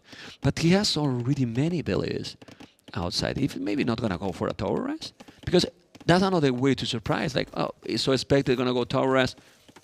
Let's go scouts. The most important thing here, if you're going to be tower rushed, is you want your woodline safe, which is obviously fine, and you want your berries. Gold is not here. Stone is actually not that important. And so the berries are on the back for both. So this doesn't actually feel like a very tower opening. Now, another reason that Hera would have picked Koreans that we haven't discussed, as I think we have a short pause here, Hera fixing his headphones. Koreans have a wood discount on all their military units. And so how often do we see on other maps where you're close quarters, Byzantine trash, cheap spears and skirms? Well, Koreans have cheap spears and skirms. I think we see skirm and spears. I think we see super messy play from Hera here. Let's see what is going to happen. I think Hera forgot to put the deco cancellation. He didn't have. No, he took it off to fix his earbuds, Okay. I think, yeah. Okay. We should be like, oh my god, Tato's going fast castle Teutonic Knights. See what we could make it work there. Tato's definitely paying more attention to cutting out, though, it seems. I don't know if Hera Yeah, is. yeah. No, he's closer. He's definitely closer. He has only one tile. Yeah. Or maybe not. Nah, there's another tree. There's yeah, another tree it's there. pretty close. Okay, both are up completely exactly the same time. Double B tags for sure. He's doing the barrack. And for now, that's up wood to make it stable. He's going to make it a spearman. And I believe he's going to go archer range. Well, Hera. Tato, this is smart from Tato to wall here because spears and skirms smother you and they force you to react. If you have walls, spears and skirms don't do too much against that. So he's actually, instead of trying to play spear skirm or play scout against spear skirm and just be at a disadvantage, he just figures, let's wall quickly. I'm gonna farm a lot. Yep. He's gonna farm a lot. Actually, As much as he can. I wouldn't hate tower defense if this becomes a problem. Now, you don't want to farm the front of your TC because Yeah, at if the a back. skirmisher's attacking your farm, you cannot work on the farm. And Hera's going to want damage here. So, yeah, you definitely don't want the farm on the front, in my opinion. No, also when you have the mill at the back, it's ideally you should go with the farms at the back. Yeah, you have the mill there, so it's perfect. You don't need them, but he's doing those two. But don't do more, obviously. It feels oddly weird to talk about that, but I think that will happen. So Tato should know it should happen. I think he'll go for a range himself then. That would be my guess. I don't think he'll just skip army completely. But maybe he'll be annoyed, with himself that he won't be able to work on those farms. For now, he's not able to work on the berries super efficiently. The scout is being annoying. Yeah. Hera scout is being so annoying. Well, doesn't need the berries for now. He has so many farms. And this is what we mean. Now the farms can't work because you're farming there and the skirms attack. Hera finding damage where it would normally feel like there isn't any, and still doing his best there with the scout, and he will get out alive. Yeah, now what? Do you do a stable at the back, archer range? I see a building on the left. What is that building on the left? Well, It's a stable. The second you go, if Hera doesn't see skirmishers from you and a tower from you, and you're idling enough farms, which will force a response, I think Hera will expect scouts. So the second he sniffs it, or senses it, I guess is better, he'll probably just add a couple spears here. I think this is kind of fine for Hera, honestly. No, it definitely is. But then the question is... Can you consider a tower right where the skirms are? Because in Castle Age, that's a guard tower then. Yeah. Like, that's a really good position to push the TC. It's not a Hera thing to do, but I think a tower there and just holding this area of the map long-term could be really smart.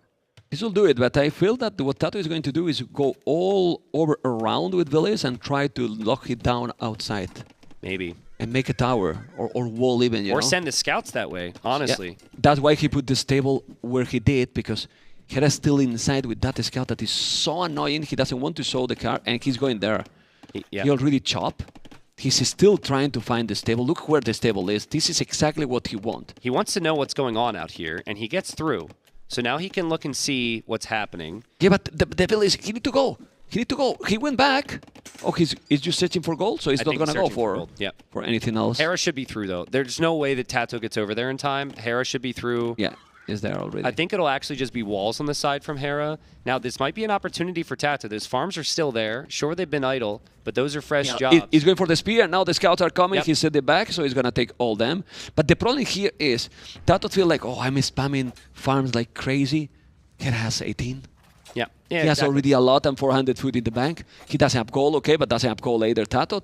You know, and now do spears and schemes. And as you mentioned, you are doing more army, but they are cheaper. And right now, Hera has already 400 resources more. Yep. Because he has created all that idle time that you were talking. You know? Yeah, and it's just really smart, really smart. I think part of this, though, that Hera's forgetting is he isn't walled. And so he's still trying to attack farms. You could tell he's distracted. He's distracted by scouts on his woodline right now. Okay, he's human. And that's what you need to do against him, pull him out of position. And nice job there from Tato.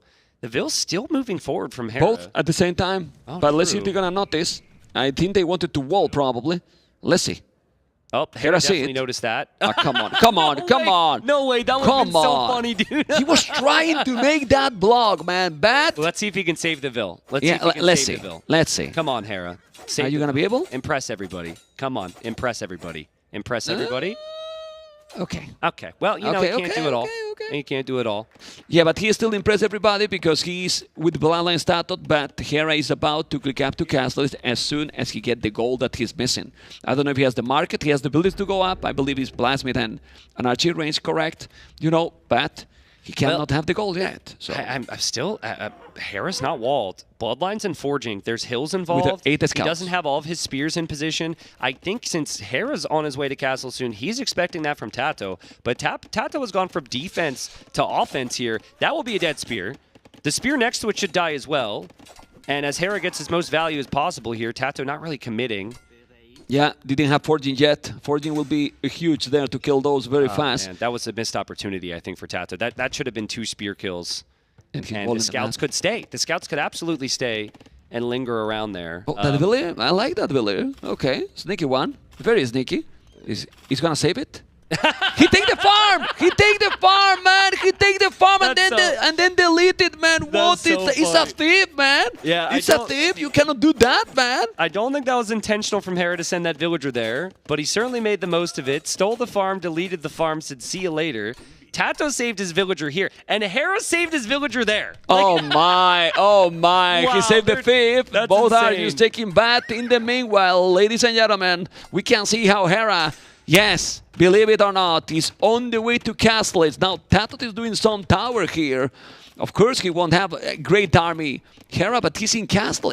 Those towers is going to create some chaos here. It is, and like Hera's gonna go to Castle Age to do what? He doesn't build the forward tower that will be guard tower soon. He doesn't know this tower rush is starting to come in, and that's a lot of scouts that can be killing off the spears. Hera's villagers are exposed here. He's still 90 seconds away from Castle Age, and Tato is not done yet. No, he's going to keep going. A lot more scout. This is going to be a skill burden armor now. He needs another tower, so he needs probably more villages on a stone. One tower here can be brutal. He's sending villages to go and take that. The spearman, he has even wheelbarrow, so he can fight with those spears better and with the villages as well. Well, he got wheelbarrow Hera too, so he's going to kill how many? How many villages he need to kill Tristan here to make this worthy and possible to win this game? 33, 31. Okay. All the village, right? 31. Every vill, you kill every vill, and after game number 1, I will believe that you can win the game. Yeah. We can't, right? I mean, it's 6 villages already lost, but after killing 300 villages in a game, right? Still keep going. Oh, man, I think can't help but feel like Tato just, maybe if he had a little bit more stone, could have gotten another tower. He's 15 villages ahead now, man. He killed a lot of vills. Also, did Tato lose one to a wolf or something? No, maybe here now. Maybe here now. He's doing another tower. That tower is brutal, but now it's not going to happen. That tower is not going to be up, I believe. Let's see. So many spears. The scouts are not enough. He's so many villages trying to kill those. If he's not doing this tower, Tato did this tower, but he canceled it. Forget right? the towers there for a second. Hera's losing vills. That's all I care about. Yeah. Hera's losing vills. Hera has no army. He's arrived at Castle Age to make another spearman and to make another skirm. This is actually okay for Tato, I think. Hera, unless Hera takes all the towers down, then it's a problem. And here comes Hera with his villagers. Tato needs to get in his tower, man. Yeah, need to go there. Need to go inside. Don't lose more villas here. Don't lose more villas, man. He's gonna lose another. That was painful. That was painful because now look at the Echo KD. 9-5. There's still 11 villas more, but this is not another scouts. Or it is. There's a knight. There's a knight now. There's a knight now. He's gonna trap those villas. He's gonna kill those with the knight. And Hera, even he lost some, and he's behind in villas. He managed to go castle so quick. Yeah. So quick. Well, and the Castle Age gives you such a nice advantage because you can make knights, as we saw before, right? But our knights, as Koreans with no bloodlines, no armor, good enough. I'm still not fully convinced. I think Hera is moving out with confidence that he maybe shouldn't have. The skirms could be in there for the spears. Hera's Vils will eventually take down the tower. It's really hard to notice who's winning these fights. It feels like Hera's Vils are so weak. Yeah, we need more spears here because he has 4 and 2 more in the queue. But where's the spears? The spearmen need to be here to take those knights down. Yeah, they did get picked off. Well played to Hera there to pick them off. I still think Tato's oddly okay. You know, the scoreline doesn't suggest that in the series. Hera's reputation might not suggest that. But I'm not seeing upgrades from Hera. He doesn't have a lot on gold, and he's Koreans making knights. Another tower is going to go up just as that one goes down. Tato's eco is completely untouched. Yeah, he keep going, use Feudal, and do more towers again. You know, more spears, more scouts. Keep going for now. He still have 22 farmers and Tocha, if you mentioned, with Wheelbarrow, with all the upgrades. He's going to kill more villas again. Look at the Echo KD. Now he's going to lead that house. The spears are coming. So many spears. The knights are still there, but Tato is bringing more spearmen. And Hera does not have an eco to actually get the upgrades. And if he gets the upgrades, he's not going to have the numbers. He kind of has to choose right now. I'd still love to see Hera get armor or something, right? Would you do also the armor for Tato, for the spearman? Or is not needed here? Well, if you can afford it, yeah. At this point, you might not be able to think. I don't think it's as big a deal, but it certainly would be nice. I'd also like to see full walls from Tato. Full walls, because Tato. the Knight counterattack could undo him pretty quickly. Another tower coming up. Hera ran into the TC fire there. But why he need to be wall? He need to be wall completely. You know, wall the TC if it's needed. You know, Yeah. I know it's a lot going on, but that tower is not gonna be up. He's doing even some cab archer. The cab archer, okay. There's the knights, but don't have spears there to defend. Population is still a lot better for Tato. Yes, it is. But those knights are dangerous. And this is a form of defense now for Hera because this army has to go backwards instead of forwards. But at the same time, Okay, it's still fine. It's still going to be Look at the knight. He's dying. The knight is dying. Yeah. Even against that scout you just put on the hill, he's gonna take it. There you go. He micro. If Tato loses this game, this might be one of the most unfair 3-0 scorelines you could ever see. Right? That's correct. Like That's correct. This Doesn't game number represent one was one of the greatest Definitely. games I've ever seen, and one of the greatest survival stories ever. But like now, this game as well, this is super close, right? Well, But it's 20 population more still Tato Yeah. almost. But he's in Feudal and his opponent is in Castle Age. yeah, and it's unfortunately now this never-ending cycle where you feel like you can't stop. Yeah, that's a problem. And he's not really that close to clicking up to Castle Age either. I still think the scouts could be utilizing their mobility, but he's trying to creep in with the towers, and he needs to protect. Should he maybe sneak a village all around? I know it's too much going on, but to make a second tower at the same time in another spot? Maybe. It You could know? work. Maybe, honestly, Mem, send those vills home, use a market, sell your stone, buy food, go up. Like, maybe that's the play. You need Castle Age right now. Yeah, More no, than for anything. sure. But- and you are 15 villages ahead. You can afford. Yeah, but the problem is that Hera is starting to have a dangerous army. Yeah. You know, he's Yeah. pledging, not bulking, but he's already 4 cab archers, 4 knights. That's a problem. Yeah, And it's at a big home, you need to problem. be wall. And he's not wall. Hera's knights offer nothing to him at home now. I want to see him counter again. Like, those knights can't engage easily. Maybe unless he brings vills to rush down the towers, too. But that's kind of dangerous. Yeah, but Hera is not happy with the resources he has at home in the bank. You know, like, I mean, look at the resources collected also. Yeah. That's crazy. Market Tristan. He's gonna wall or not? You need to wall, man. It's very easy to wall that one. You only need to make some few pallets and a gate, and that's it. Like this, you know, but at home. And then Tato will sell the stone as you were talking, and go up. Tato might be able to think that those CA are on the way to him because there were cav archers in his vision. And this may make him think about walling in front. He's He up. dropped the market there. He'll click up. He just needs 2 more gold, which is so painful for him. But then by the time Tato is in Castle Age, the Vil count might be even with the way Hera's producing at the moment. Can we see those Hera's towers? Hera's distracting him and the villagers into the tower. Okay, he's in the tower here. He's on the way to castle. Did he wall on the left, Tato? I think he walled it at the back. In the very far, very far back he did. Wall. And That's on the right smart. too. I like it. Yep. like Nice it. and simple there. Yeah. Okay, well, now those towers will have murder holes. Now you don't take those towers down. You don't. You but don't take those if you towers down. can't take them down with units, you could drop a castle to deal with it. Hera's saving up for that. And then you could also drop a castle on Tato's face.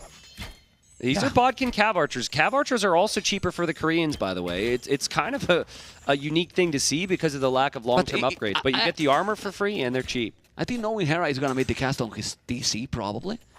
And then you take all the towers down. Yeah, that's a safe play. Right. Hera though, he wins the game if he drops the castle on Tato's face. But there's a risk in that. I don't think Hera's going to want to take that risk. You need to take the risk to don't make it, or maybe he's going to make it. He's 2-0 ahead. If you want to take a risk like this, maybe it's down.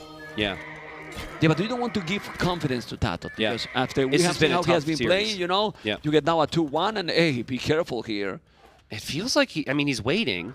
And there's the castle. It's coming, man. There's the castle. It's coming. Hera is coming with 9 villains forward. So many combats. It's going to be in time in castle.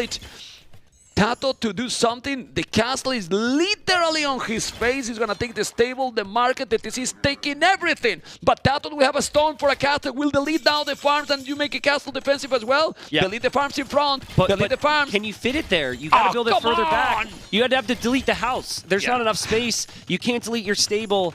And so Hera's castle likely to complete. Tato trying to build his own. Hera's walling that, but now the knights run through.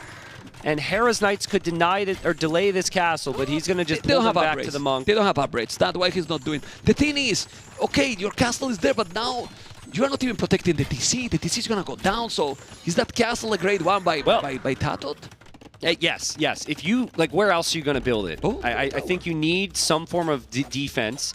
The great play from Tato there was actually his scouts weren't anywhere near that he had them forward, and the castles, one castle is going to fire on the TC, which obviously will go down. The other castle will fire on the castle.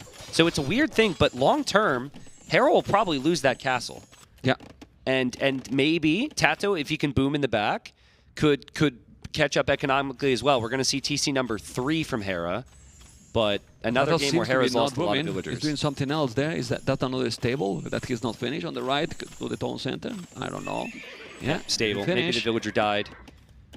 War wagons are a really good unit for Hera to consider here. Yeah, but he has no echo. His economy right no now, gold, I mean, actually. Yeah, that's no why economy. the TC is going up. Yep, true. It's crazy. He has another TC. Now that tower is going to go down. Oh, he's not paying attention. He has to be careful. Murder holes is no joke, man.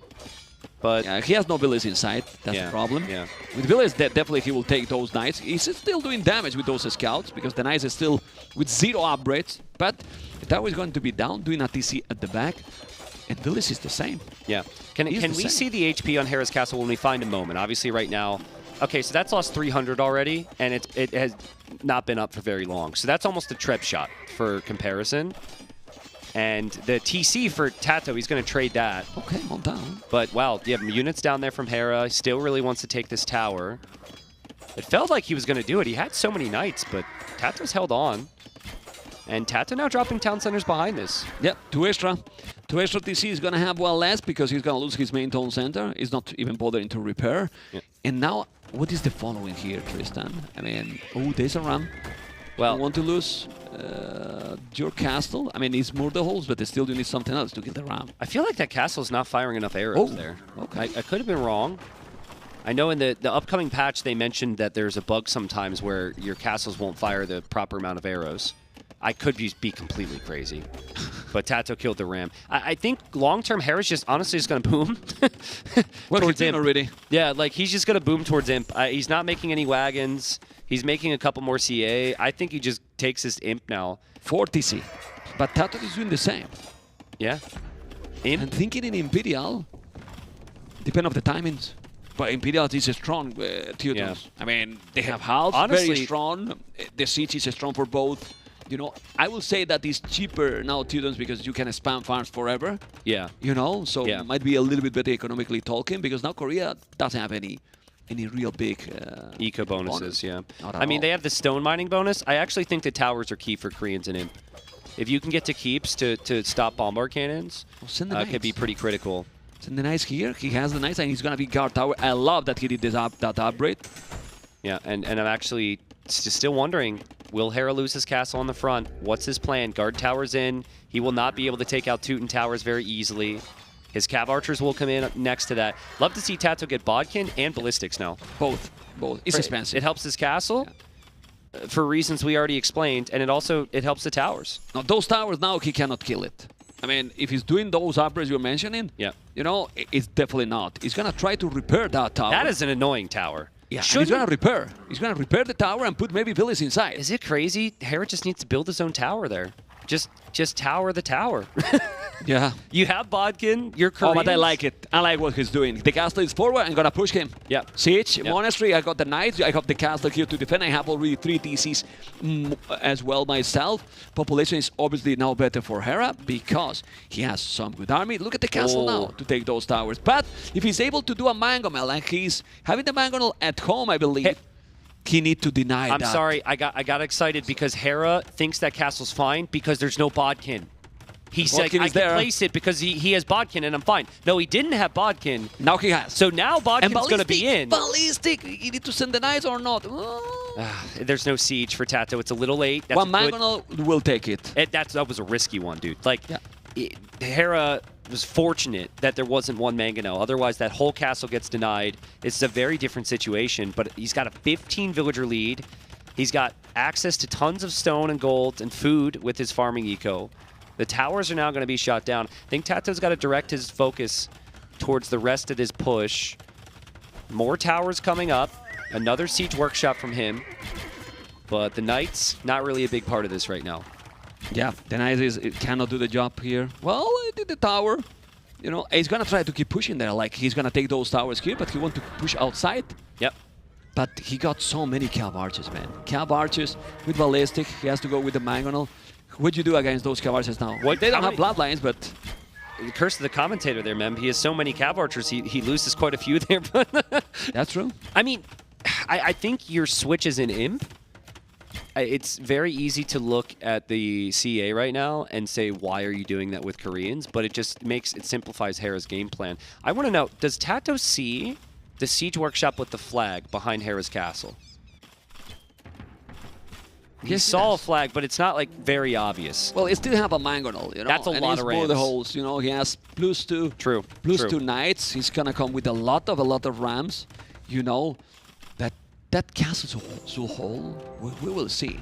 You know what? It will be very, very good there to kill the rams instantly. A couple of Teutonic knights. Yeah. Making the castle, leave it there. You put it there, and you may take them. You know, the attack is insane. I am very pro cape. So if we could see some Teutonic Knights, that would be great. Okay. Let's see if he's going to kill now some more earlier. And again, with those gates, he's going to take it. One down. Okay. But he's still 17 villagers more. But now, I like this. He's not trying. He's going to go a lot army. Again, a lot of army. It's called Chaos Pit. So, I mean, this has to be chaotic. Those are in the rules, right? Big push from Hera is going to come. He's waiting for so many rams. Maybe against any other Civ. 8 rams, man. You wouldn't wait for 8 rams. Look at the castle. There's another castle there. Huh? Oh, my God. But against the Teutons, who have murder holes, who have ballistics, who have Bodkin arrow, you feel as though you need to wait.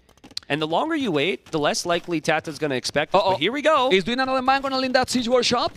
Because if he has 2 mangonels, he might be able to do the job. We will see. The castle with ballistics is going to put so many ballistics in the castle. He knows that he has to defend. He's going to defend. He's going to try to focus on those Cav archers. If he keep this castle alive, let's see, but he needs to keep this castle alive, and that's the big question mark here. He killed everything. He killed all the Cav archers, and now the 2 mangonels are alive. Let's see if he's going to be able to do it. Now some Teutonic Knight or not, the Knights are going to be there to defend. He needs to micro like a beast, and now repair the castle, please. He's so many rams. You need to go and repair the castle. He's going. How many rams is still alive? He's 5 rams. The castle is going to be down. Tristan, is surviving the castle or not? I think he did. I think the castle's going to stay up. This is a huge, huge investment. It's so close. If he takes it out, it's all worth it. He takes it out. He killed it, man. He take the castle down. He need that castle. But then you know what's going to happen now? Tato is going to say, you're going to kill me? I'm going to make another in the same spot. True. If you just keep doing that, Hera will run out of golds. But man, I mean, Hera's had the greater eco for some time here. And he's defended from Tato's attacks very well. And now that he's able to advance forward and the castle's not there, the big question is what army can you actually make as... Nah, it's a sneaky step. What army can you actually make against come Cav on, archers? 95%, 96, and He can't see it, man, Oh, because he's he's losing. balling, man. He's losing everything at his base. He's losing everything at his base because Knights are just so slow. Wagons are the perfect unit. They can advance forward now. And another game where Tato's played incredible, and Hera's defense just simply too strong. It's been an absolute masterclass from Hera. It's not just too strong. Probably it's not the node, right, Tristan? It's just too good, man. Too good. Incredible defense. And with all this madness, Hera, magically, on the way to Imperial. Yep. Let's go. Yep. On his way to Imp. Also has quite a bit of resources available for him here, so no downsides as far as that's concerned. He's got 2 castles to produce war wagons, which is epic against Knights, and he's about to have a 3rd castle to produce war wagons, which makes that even stronger. And I just think for Tato, it's maybe an unfair scoreline that we're about to witness here. He's played incredible, but he is just not. He just needed a little bit more in some of these games to be able to break this guy.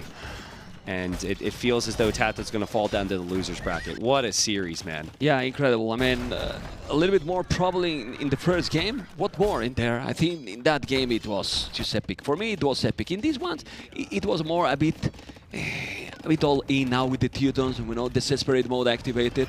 And then with Chimera against Bohemians, you have to play perfect. Yeah. Like, perfect is like 100% because Bohemians is too strong, and in Hera's hands you can see he's doing now the hand card, but in this situation he has 33 villages more.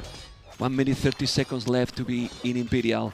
I think Tato will call it, or since the map is so big and he has also good village number, and the Korea is slow, he's gonna keep trying. I think he'll call it when he sees Imp. He does have a ram push coming in, potentially on one of the castles. It's kind of hard to find, but it's right there.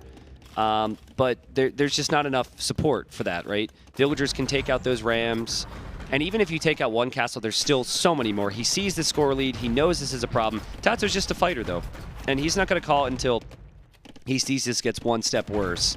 Yeah, the problem is that the Knights are strong, but look at the wagons, you know? I mean, and they're going to have now +4 right away. Yep. You know, it's so tanky. They cannot take them. It's crazy. He's trying to go to meet those rams that are very cool, but he can't meet them. He can't because get the there, wagons are here, you know? And there's castles, and also Hera's going to see it the whole way through.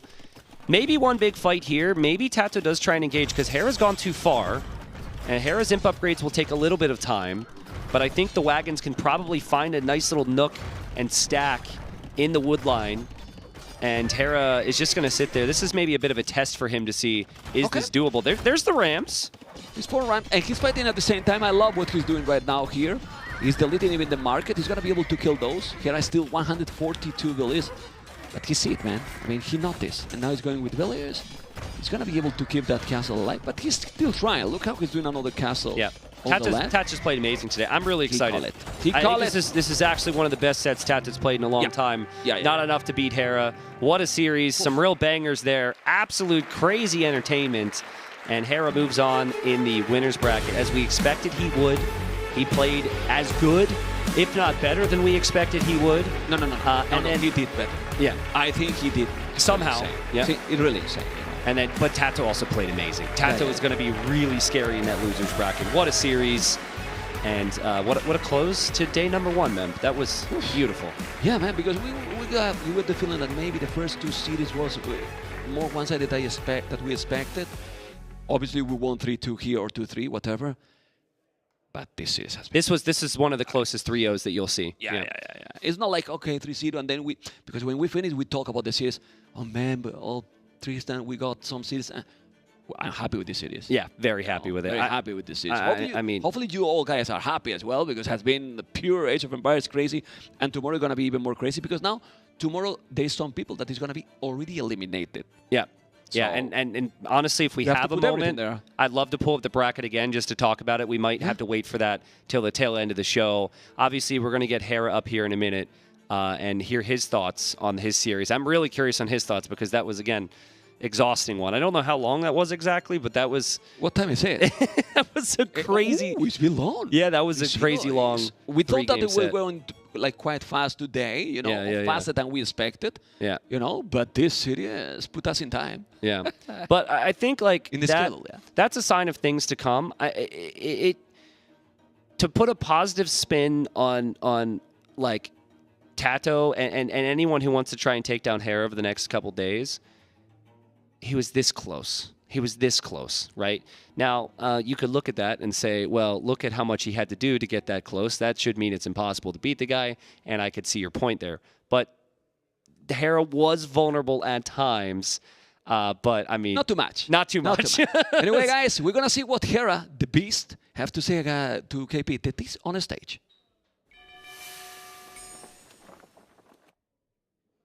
Thank you, T-Nani. Thank you, Mem. Fantastic commentary to round out the day. Yes, big round of applause because I'm joined by the amazing Hera. First of all, mate, big congratulations. Thank you, thank you.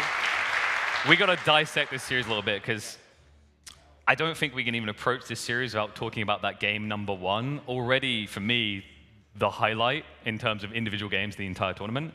My first question for you is, how many times did you think you were dead in that one? Quite a bit, actually. Start of the game pretty much as soon as the militia started getting damaged, and then later in Imp, when he was like full castle age, it was tricky. It was a really, really complicated game, that one. Yeah, and I love how Ram's a key moment in game number 3 for Ramadan, because someone I was thinking about here, you're in the middle of a fast. I wanted to kind of get a thought on this because it's not something we maybe talk about too often on broadcasts. How does that affect how you prep for the days, how you perform on the days? Because obviously you can only eat in certain hours. There's that idea of fatigue. Do you see it as an advantage in a weird way? Well, it makes the day a little bit harder because I'm not eating or drinking, and so practicing without having the nutrients is probably the hardest part. But I think it's also a good way to focus on other stuff, and I get more time during the day to do whatever I want. So. I feel like there's a double-edged sword, but I'm more than happy to do it. I think for me, it's devoted IRL is more important than just committing 100% to the tournament. I've heard some players kind of see it as like they're more switched on. Did you feel that sometimes, where like you're more aware because it's like the fight and flight mechanic, right? That's what they say. I'm not sure. I haven't looked into it too much, but I have heard from other top players that you shouldn't eat before a set. So I don't know. Maybe it's the secret. Yeah, there's a middle ground there. Like, make sure you eat every once in a while. But talking about the set, like fight he did, like we heard it from the commentators, possibly Tato's best showing in a very long time. I mean, obviously you 3-0'd him here. Is there a little bit of concern that Tato may be back up to his old standards from previously? I think Tato played a very, very good series. I would really keep my eye on him in the loser brackets. I hope that he can do, well and kind of climb his way back up, because I feel like the draw of the bracket sometimes can be a bit unfortunate. But from his class as a player, top tier, he played a really good series, and I feel like the scoreline didn't do him justice, to be fair. I think the interesting thing to think about here is like what 10 big wins in a row. When does the pressure set in, right? Because I've heard this from so many people. Winning seems easy, but it's really not. Have you felt that more recently when you look at the win streak you're on, that there's almost an expectation that you're meant to dominate it? The expectation makes it hard. I think focusing on the task at hand and not worrying about that stake is probably the key there. But I just feel like that's like the main storyline in the tournaments, and I don't know, I try not to think about it too much, just to do my thing. One game at a time. And we're going to look at the games tomorrow. I want to get your thoughts on this, because we do have the bracket updated with what we're expecting to come. I want to get your thoughts, first of all, on your upcoming series against Leary, which I think a lot of people feel like is a grand finals worthy series in itself. How are you feeling about what you've seen from Leary today? I think Leary played pretty well today. He was clinical. He wasn't really in trouble at all in any of the 3 games he played. And I think he's probably my toughest competition in general. Like, the fact that we're facing in winter semis is, I think, early. But I'll try my best, and we'll see what happens. I think we have a bracket to show to the broadcast so that we can kind of get the full picture. Because on the other side, there's also Viper versus Yo. We got Viper's opinion on Yo. Yo, I think, surprised a lot of people. He surprised himself. Does it kind of feel like most of the people at this particular LAN, is there maybe the biggest threat in a while to your championship title? I don't know. I mean, that's kind of like every tournament is always a threat, to be fair. I don't think there's anything different about this tournament compared to the rest. But I will say, as far as Yo, he's been playing pretty well. He's been practicing League of Legends in the back. I'm sure that's helping. But I think I think, Viper, Yo, Mia Leary has been the top 4 for a little bit with some, upsets, every tournament or every now and then. So it's nice to see like the classic top 4 in the winner semifinal tomorrow. All right, I'm thinking unique matchups here, right? Like if there's a Civ matchup and a map that you want to see just for the entertainment value at this tournament, is there one that like in your mind you haven't seen recently that you'd love to see on the main stage? I would like to play Burmese against any Civ. That's what I would like to do. I'm a firm believer in Burmese, so I hope I can do it once this tournament. It's one of my favorite Civs. Well, fingers crossed. I'm excited for it, mate. Big congratulations again. A round of applause for Hera, ladies and gentlemen. We'll let him get some rest. Congrats, mate. Okay. So, you can head off because we've got to round out the show, buddy. It's been a long day. You've earned the rest. And so have all you. I expect maybe a few beers, a little bit of partying along the way. But folks, it's only the end of day number 1. That's right. Tomorrow, we kick off with some upper bracket into elimination type series. We've still got 3 days chock full of action. And it really starts to matter tomorrow when we say farewell to our first players here at the Garrison presented by Being Esports. But I just want to give a big shout out to the Being Esports people. Running esports events is not easy. But also, convincing you guys what you should be buying is sometimes easier when we've got swag like this. So this is just a preview. We'll be showing off more of it in the coming days. But if you want to feel like part of the moment, you should definitely check out their line of, and this is harder with a microphone in your hands, with the Garrison hoodies. We've also got some interesting engravings on slates coming, and we are going to allow customizations, names, etc. So this is just one piece of the merch. I've been told I'm going to be a pseudo model. I told them I haven't got the hips for that, but they won't take no for an answer, so you'll see me in the coming days. But if you want to get your hands on the swag, !TG merch, check them out. The Garrison is really trying to build something here, and obviously if you guys get something memorable from the event, it also helps them think about coming back in the future. But folks, I think we're getting ready to round out. Remember, tomorrow we kick off at 1 p.m. local time here in Germany, where I expect this incredible crowd to up it day after day after day, all the way through to Grand Final Sunday. We'll see you soon.